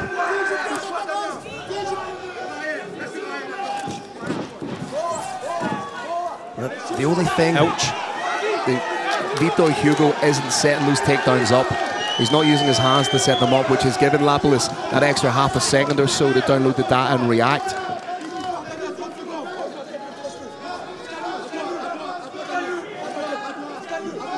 Final stanzas. Can anybody make a definitive statement? Tried the back elbow. We got 10 seconds, Brave Nation. You can't put your hands up like that to call your opponent on when you're walking away. Spin elbow attempt. Yeah, we have it, ladies and gentlemen. A spirited end to the round from Vitor Hugo, but it was more showmanship than actual application, I think. Phil, I am very, very interested in what the judges have to say. Split decision wouldn't surprise me. Actually, now that I think about it, nothing would. Either fighter winning wouldn't surprise me. Again, very, very unofficially, on the face of it, from what I saw, I would be inclined to go 29-28 Lapalus. That's how I saw it too. But as you said, well, look at this back and forth action in this RDX replay. You blink, one fighter's in charge. You blink again, and the position has been reversed. Double leg attempt, thwarted, elbow coming up, there it was.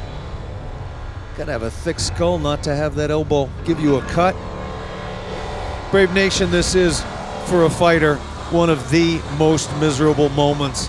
The most miserable moment is making weight. Probably the second most miserable moment is when you both fought your hearts out. You don't know which way the judges have seen it, and all you can do is wait. You had a 6-week camp, a 7-week camp, a 12-week camp. You've been training your entire life in everything, in striking, in jiu-jitsu, and wrestling. A decade, decades of blood, sweat, and tears all led up to this moment, and all you can do now is wait.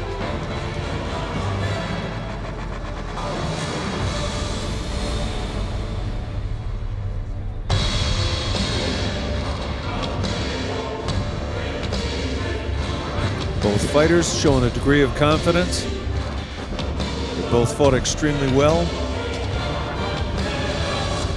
Doesn't need to be any disappointment here. Should Damien the Walking Dead Lapalus win, this largely French-speaking crowd is gonna go bananas. All right, this is a little longer than we're used to. Don't be surprised by a split decision.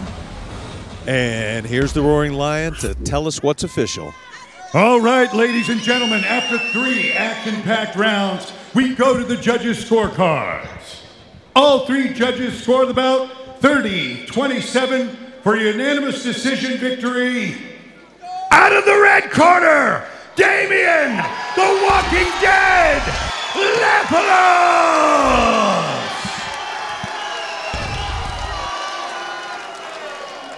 Curiously, we had some boos from the crowd there.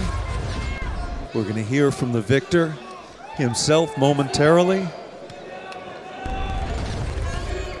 via the Irish Thunder, Phil Campbell.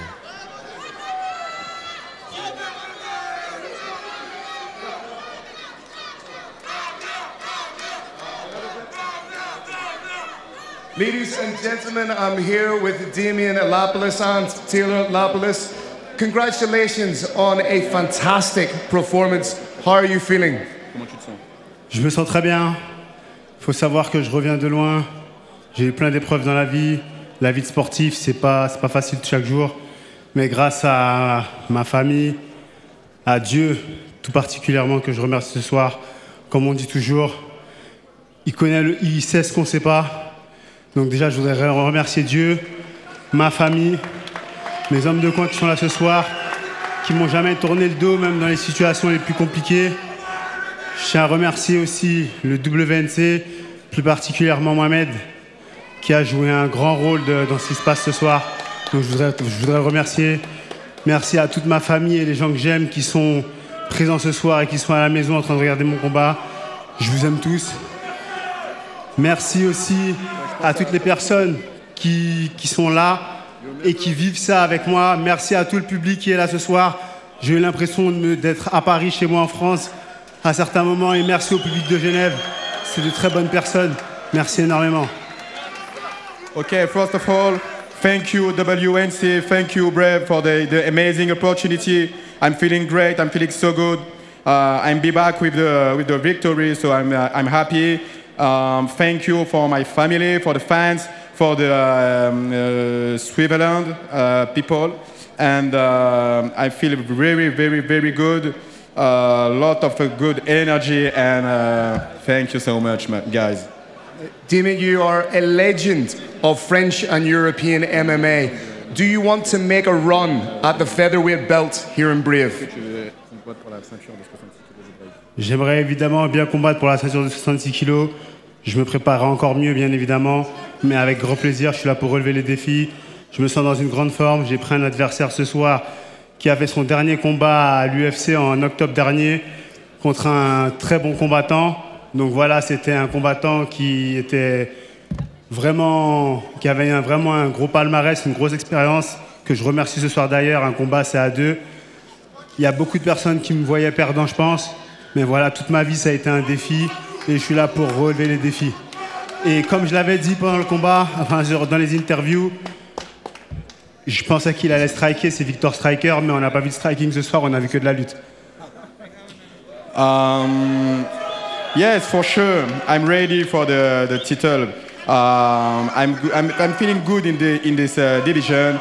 definitely the featherweight division is my division, and I fight tonight against a good opponent, very tough opponent. He fought for the UFC, fought for every organization. So now I'm ready for any challenge, anybody, and I really want to stay in the brave and make the good fight. Well, congratulations on a fantastic fight. We look forward to seeing you again. Ladies and gentlemen, give it up one more time. Damien Lapillos!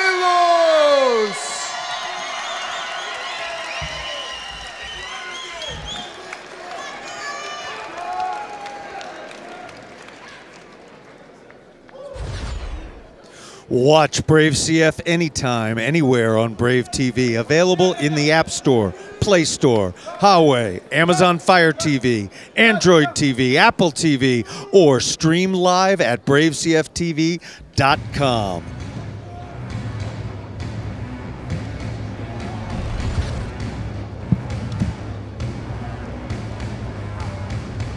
Coming up next, Heavyweight Championship. Lithuania's Pavel Dalyko versus USA's Odi Delaney. It's Lithuania versus the United States. The champion, Pavel Dalyko, the knockout king, brings raw power and a 100% finish rate. But standing in his path is Odi Delaney, an undefeated American wrestling machine, fueled by purpose and legacy. Striker versus grappler, power versus precision. It's not just a title fight, it's a battle for dominance in the world's most dangerous division. Dalyko versus Delaney for the Brave Combat Federation Heavyweight Championship. Next.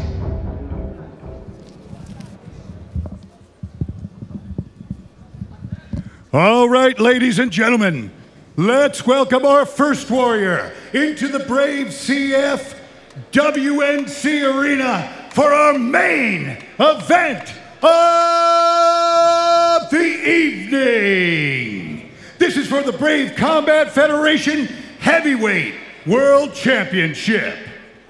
Let's meet our first warrior, representing Witness Martial Arts, Pensacola, Florida, and fighting out of the USA. Please welcome Odi, the Witness Delaney.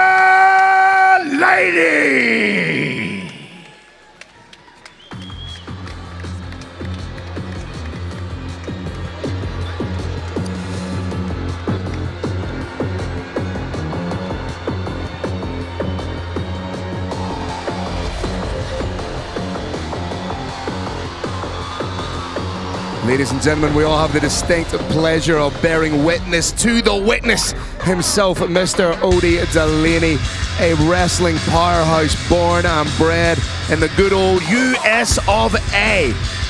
NCAA Division I All-American, a four-time Southern Conference champion, an All-Academy heavyweight champion, and a Hall of Fame athlete at the Citadel Military College. We spoke about his accolades, but more importantly than that, for me, meeting this guy fight week, and I said it at the start, I'm friends with Pavel Dalyko, but the more I speak to Odi Delaney, the more I learn about him, the more you can't help but root for this guy, Carrick. He is absolutely at the heart and soul of what Brave Combat Federation is all about. He is a good human being.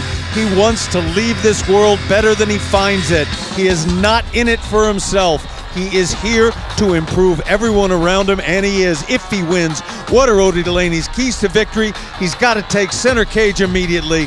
There, he's got to implement relentless wrestling, and he can't be technical. He's got to make this one a dogfight. And that's an interesting point, because I feel if you let someone like Pavel Dalyko settle into his own flow and create the distance, you're in trouble right from the get-go. But if you can get in his face and rough him up, who knows what could happen?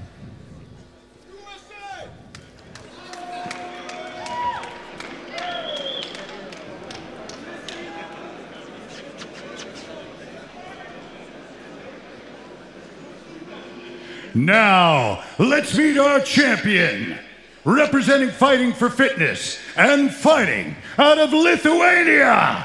Please welcome the reigning, defending, undisputed Brave Combat Federation Heavyweight champion of the world, Pavel the Experiment Dalitko.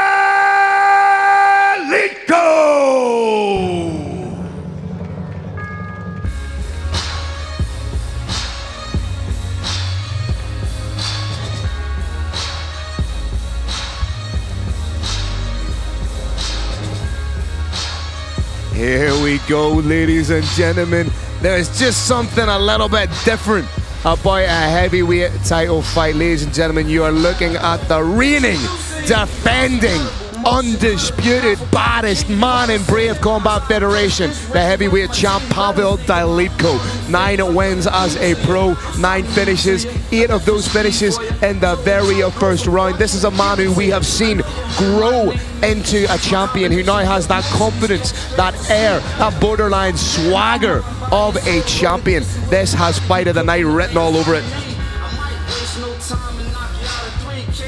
You see from the graphic, all his wins are by KO or TKO. Only fighter in Brave history to win 3 fights by KO or TKO in the same calendar year. He trains with fellow heavyweight champions Tom Aspinall and Phil DeVries. Also gets work in with Mick Parkin. This is a bad, bad man.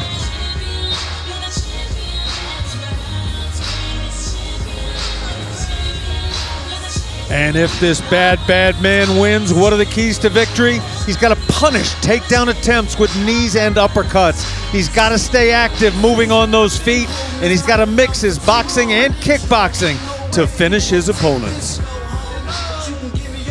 In theory, that sounds very easy to do. However, I do not think Pavel has faced anybody with the wrestling credentials of Odie Delaney. Genuinely, it's going to be interesting to see how both fighters start this. I believe who starts the quickest, who starts imposing their will upon it, will be the winner. This fight scheduled for 5 5-minute rounds, as this is for the heavyweight title. Big thanks to RDX Sports, proud partner of Brave CF, helping fighters move, improve, and evolve with elite training gear built for champions.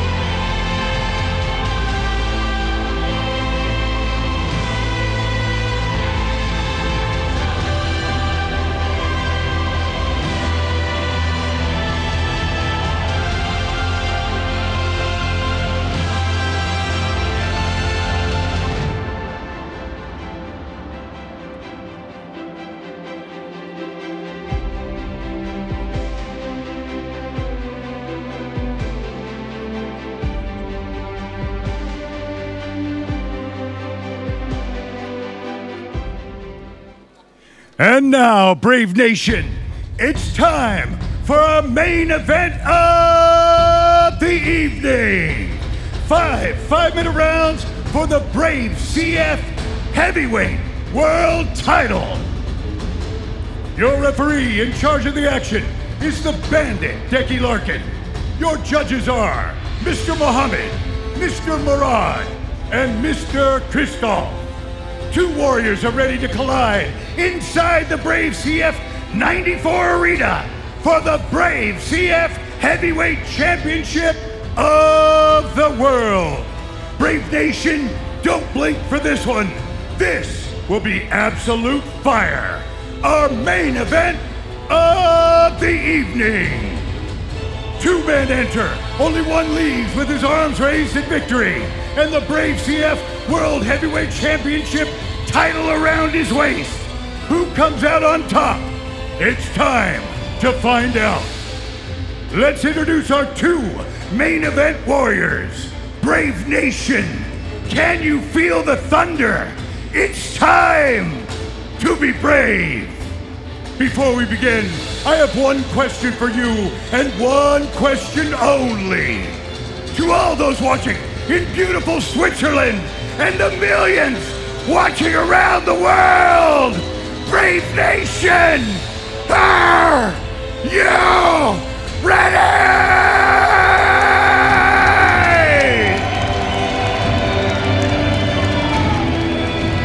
Introducing your first warrior. Fighting out of the blue corner. This man's a mixed martial artist with a perfect professional record of 5 wins and no losses. He stands 193 centimeters tall and weighs already 114 kilograms.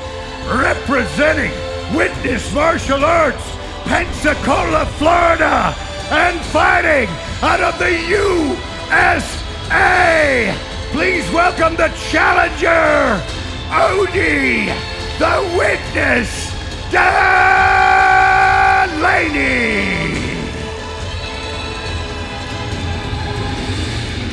And his opponent, out of the red corner, the champion, with a professional record of 9 wins and 2 losses. He stands 194 centimeters tall and weighs already 111 kilograms. Representing, fighting for fitness, and fighting out of Lithuania.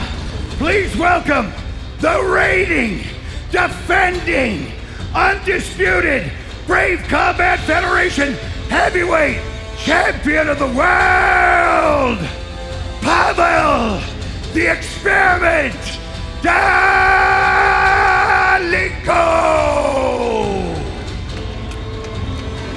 For referee instructions, it's the Bandit, Decky Larkin.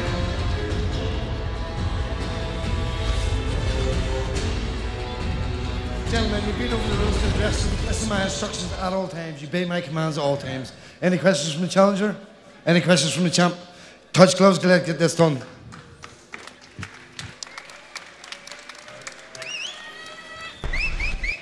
Here we go, ladies and gentlemen, tail of the tape.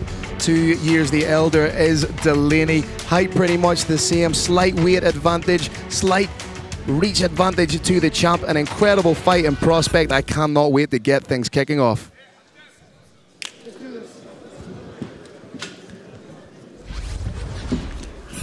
Delaney in.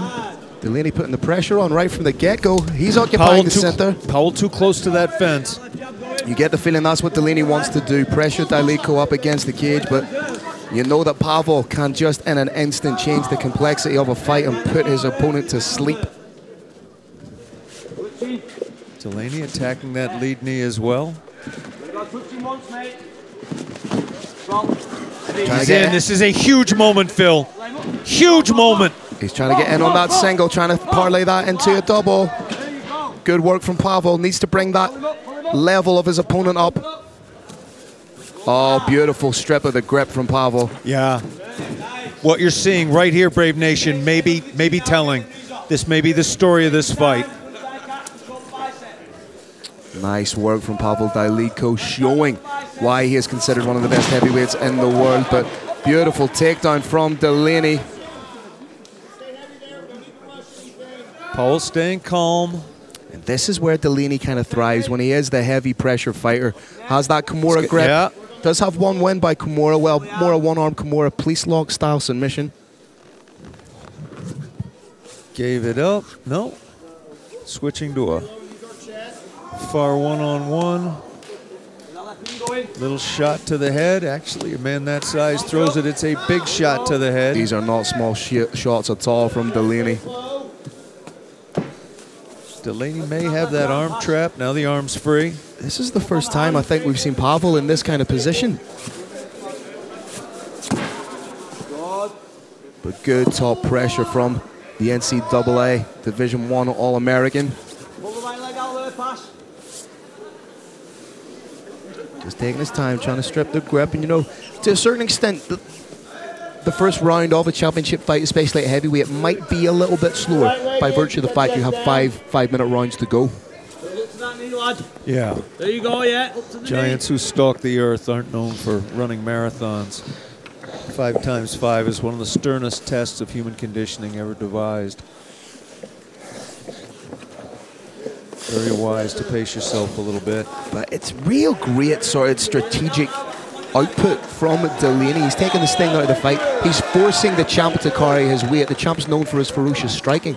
You make him tired, he's not going to have as much pop on the shots. They worked a back take here. Both hooks are both hooks in. We are just past the halfway mark in this bout. Well, momentarily, I thought he was under the chin there. Heart and mouth moment for the Dalitko camp. Frying pan fire, though. You got top mount with the heels in. Now the legs are grapevine. Just once again, smart positional acumen from Odie Delaney. Trying to wall walk. Unsuccessful thus far. Attempt to get to half guard, also unsuccessful. Decky the Bandit taking a straight piece of tape off. Odie maybe trying to work that arm up.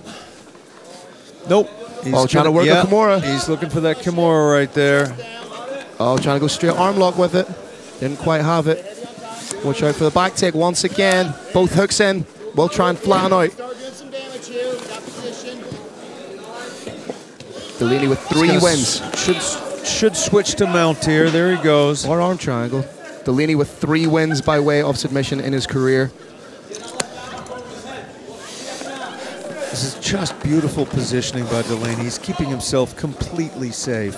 And you see, for the likes of myself, a European practitioner of MMA, what is the difference maker? What is the level between European wrestling and NCAA All-American wrestling? With the exception of Dagestan, the huge differences in folk-style wrestling, the kind of wrestling that's done in America, there's points given for escape, so there's scrambles on the ground all the time. In freestyle, when it goes down to the ground, one guy bellies down and shoots his arms and legs out sideways. That does not lend itself to this sport.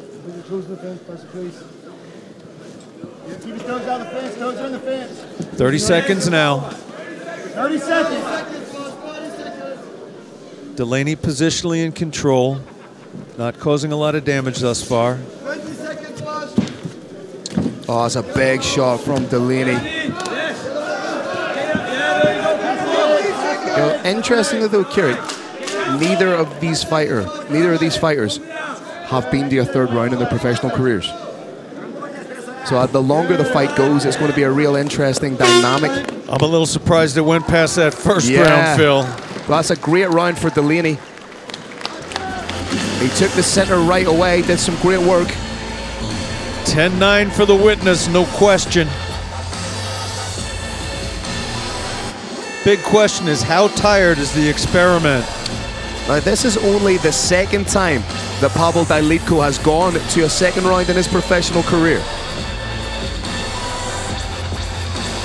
But there you see just that relentlessness. Lesser fighters, less tenacious fighters, less fighters with that dynamic IQ would have given up on the takedown attempts.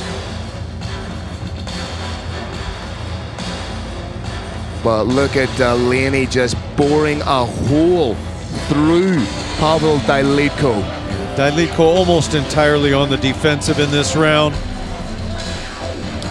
Didn't sustain devastating damage, but there were a couple of submission attempts. He's going to want to switch that game up a little bit. Odie the witness, Delaney, clearly very confident heading into this round 2 of the final fight of the evening. A 5-round World Heavyweight Championship bout.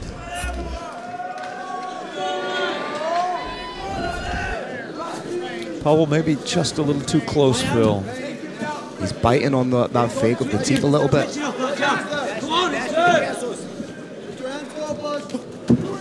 Tries a spinning back kick, but you can hear the corner calling for basics. Fundamentals win fights. That's something we always say, Carrick. It is always true. Thought about landing the big looping overhand. That would have been a perfect opportunity for a counter from Dalitko. Odie looking a little gassed, Phil. Again, heavyweight fighters that don't usually go beyond the 1st round. This is uncharted territory for both of them. Nice spinning back kick landed. Spin kick, a new basic in heavyweight. Oh, he dropped down! Down! Big shots down! from Is he out? He's turning away! That's it! It's over! Once again, Pavel Dalicko! Once again, Pavel Dalicko reigns supreme for the first time, defends the Brave Combat Federation heavyweight title. That is the baddest man in Brave Combat Federation. Don't hit that fence too hard, it might fall over. Brave Nation, Pavel the Experiment Dalicko, knockout early in round 2, courtesy of RDX. We're gonna get a look at it right here. Drove his opponent down to the ground, landed shot to the temple after shot to the temple. Decky the Bandit Larkin standing by, giving Odie every chance to defend himself. In the absence of any intelligent defense, it is over.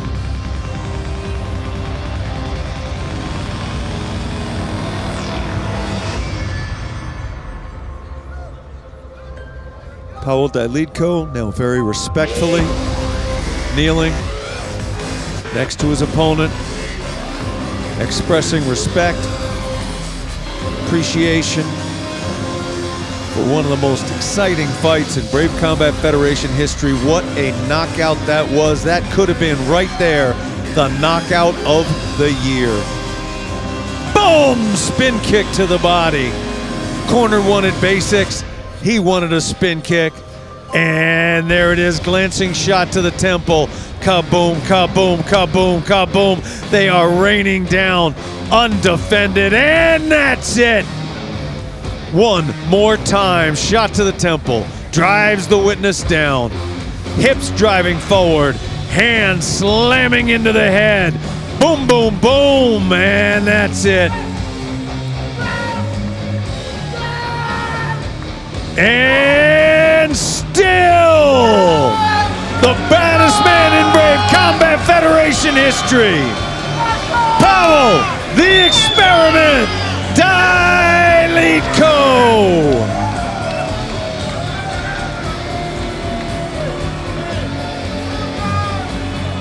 Dalicko now sitting, speaking with the medical professional, speaking with his corner. He appears to be completely fine, no lasting effects from that shot. Obviously disappointed, and obviously he will be back bigger, badder than ever in very short order. Odie Delaney on his feet, maybe just a little bit unsteady. I think they're gonna safely walk him out of the Brave cage, allow him a chance to rest. And the baddest man in Brave Combat Federation, baddest man in Brave Combat Federation history, is gonna get that belt strapped around his waist again by himself.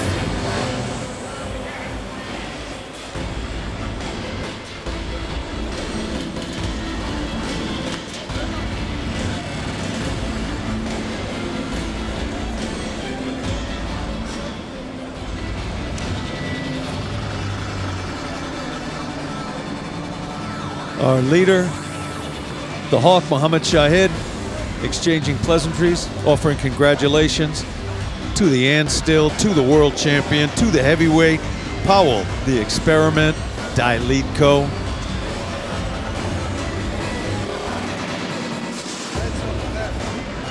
Got amazing talent in the cage right now, amazing fighting talent. We've got amazing promotional talent. And looks like Declan is calling the champion to center stage. Carlos Kramer, make this great moment official. All right, Brave Nation. This heavyweight title fight comes to a dramatic end at 57 seconds of the second round. Your winner by TKO due to strikes, and still the reigning, defending, undisputed Brave Combat Federation heavyweight champion of the world, Pavel the Experiment Dalicko!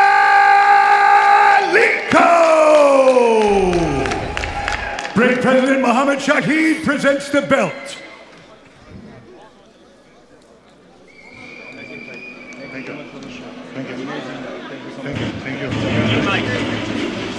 All right, ladies and gentlemen, I'm here with the champ, the baddest man in Brave Combat Federation, the heavyweight champion of the world, Pavel Dailidko. How good does it feel to defend your belt for the first time? Amazing. The best feeling you can ever feel. Now, it was an interesting first round. You knew he was going to come in with his grappling. What were your corner telling you at the end of the first round, going into round number 2? Just work, just work. I came here, I set it my mind as I'm coming on sparring. I came absolutely calm. You probably saw. I was calm, no panic. Did all work what we work, defending. Probably all the work we spent with Andy Aspinall from the bottom. Me from the bottom, defending. You see the job done? Job done is right. We've been with you from your entire career with Brave Combat Federation. We see you growing in confidence. We always knew you were a great heavyweight. It was just putting it together. Do you now feel like you're one of the baddest men on the planet? Not on the planet, but in Brave heavyweight, I'm the fucking king. And everyone who doubt me. Do you have a final message for your fans, your friends, the people here in attendance, everyone that believed in you and got you to this point? Well, there's a lot of people who believe me, the friends. I can guess all Brave team, we're like family now. Every time I'm coming, you welcome me.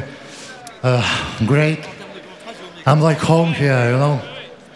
And thanks for everyone. For my family, Oksana, Mama, Father, Mietek, everyone who watching. For my beautiful daughter, my partner, I love you all. Well, congratulations, Pavel. One of your best performances. He's came from UK. You are one of the best heavyweights in the world right now. We cannot wait to see you again. Congratulations on a fantastic performance. Ladies and gentlemen, give it up one more time for the champ, Pavel Dailidko!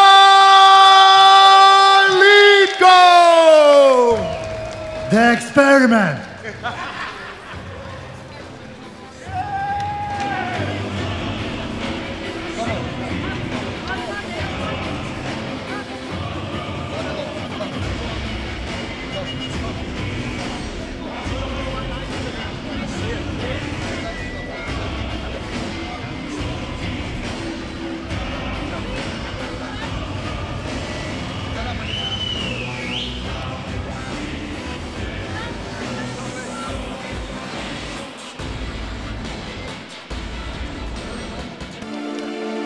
Ladies and gentlemen, what an incredible night of action we have had here. Brave Combat Federation 94 in association with WNC right here in beautiful Geneva, Switzerland. Myself, Phil Campbell and Carrick Janess have had an absolute blast. We're going to talk you through some of the action we saw earlier today. Kicking off with the first fight, Kevin Kiros taking on Dejan Ovuka. A fantastic display by Dejan Ovuka getting the win. But right now we're jumping straight into the main card. Yusuf Buganem doing a great job getting the work done. Also Mohamed Dadayev getting a fantastic win. Back to Buganem. If we could just see the one fight through its entirety of highlights, it would save us jumping about. Hey, this is the year of the Brave. The excitement is everywhere. Back to Buganem. Good stuff. Buganem doing a great job. You know, this is probably the best we've seen him look so far in Brave Combat Federation. His opponent was there definitely to fight, to get it done. Alex Lahore with a beautiful win against You know, going into this fight, a lot of people were saying this was a striker versus grappler. I said it to Lahore. Did that put a little bit of a chip on your shoulder? He was like, yes, I wanted to show people that I am a fully fledged mixed martial artist. Our co-main event was fireworks as well. 30-27 across the board. So the judges not necessarily seeing it as closely as we saw it. As we said, though, a great argument could be made for any old score you could think of. Now we're back at Buganem. Elbow, elbow, elbow. There we go, ladies and gentlemen. Again, we're moving back to Grigori versus Yusuf Magomedov. Back to the co-main event, Damian Lapalus taking on Vitor Hugo. Going back to Lahore. That was an incredible moment. That was an incredible 4 minutes. Kevin D. Ruart taking on Ahmed Laban in one of our feature preliminary bouts. A fantastic win for Kevin D. Ruart. Damian Lapalus and Vitor Hugo again in our main event. Alex Lahore getting some more work done.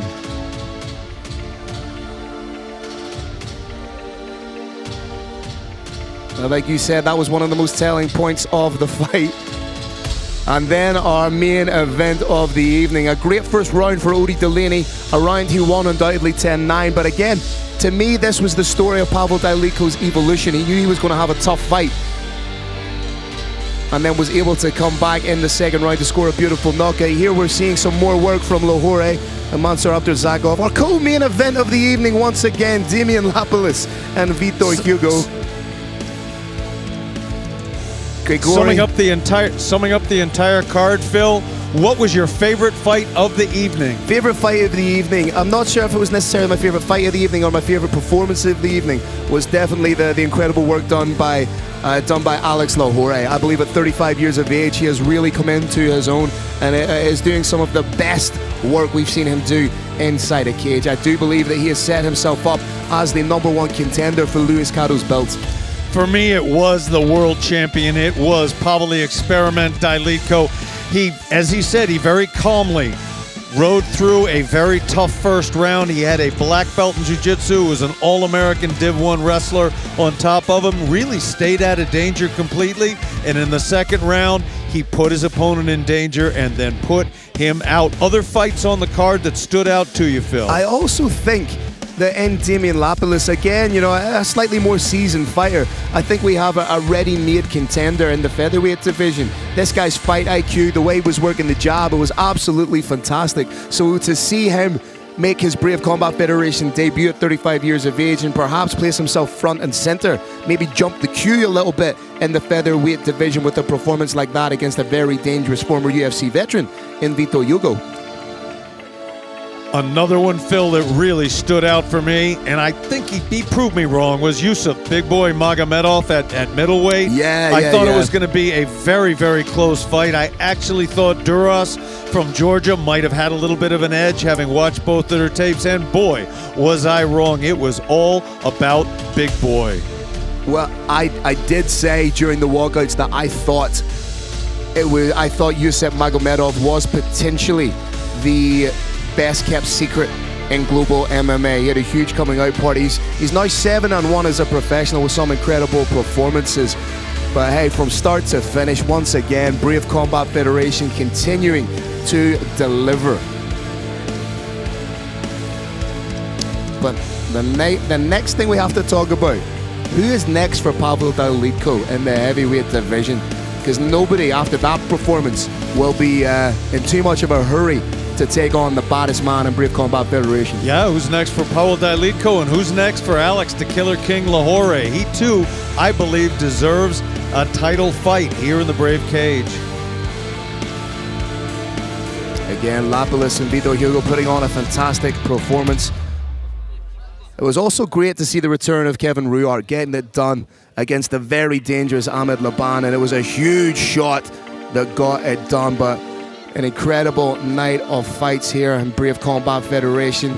Pavel Dalitko once again showing why he is one of the premier heavyweights. And there was a time where we would have talked about Pavel Dalitko in the same sort. We would have used the fact that he trains with Tom Aspinall, that he trains with Phil De Vries. But now we talk about Pavel Dalitko for the simple reason that he is the world champion. Yeah, he is.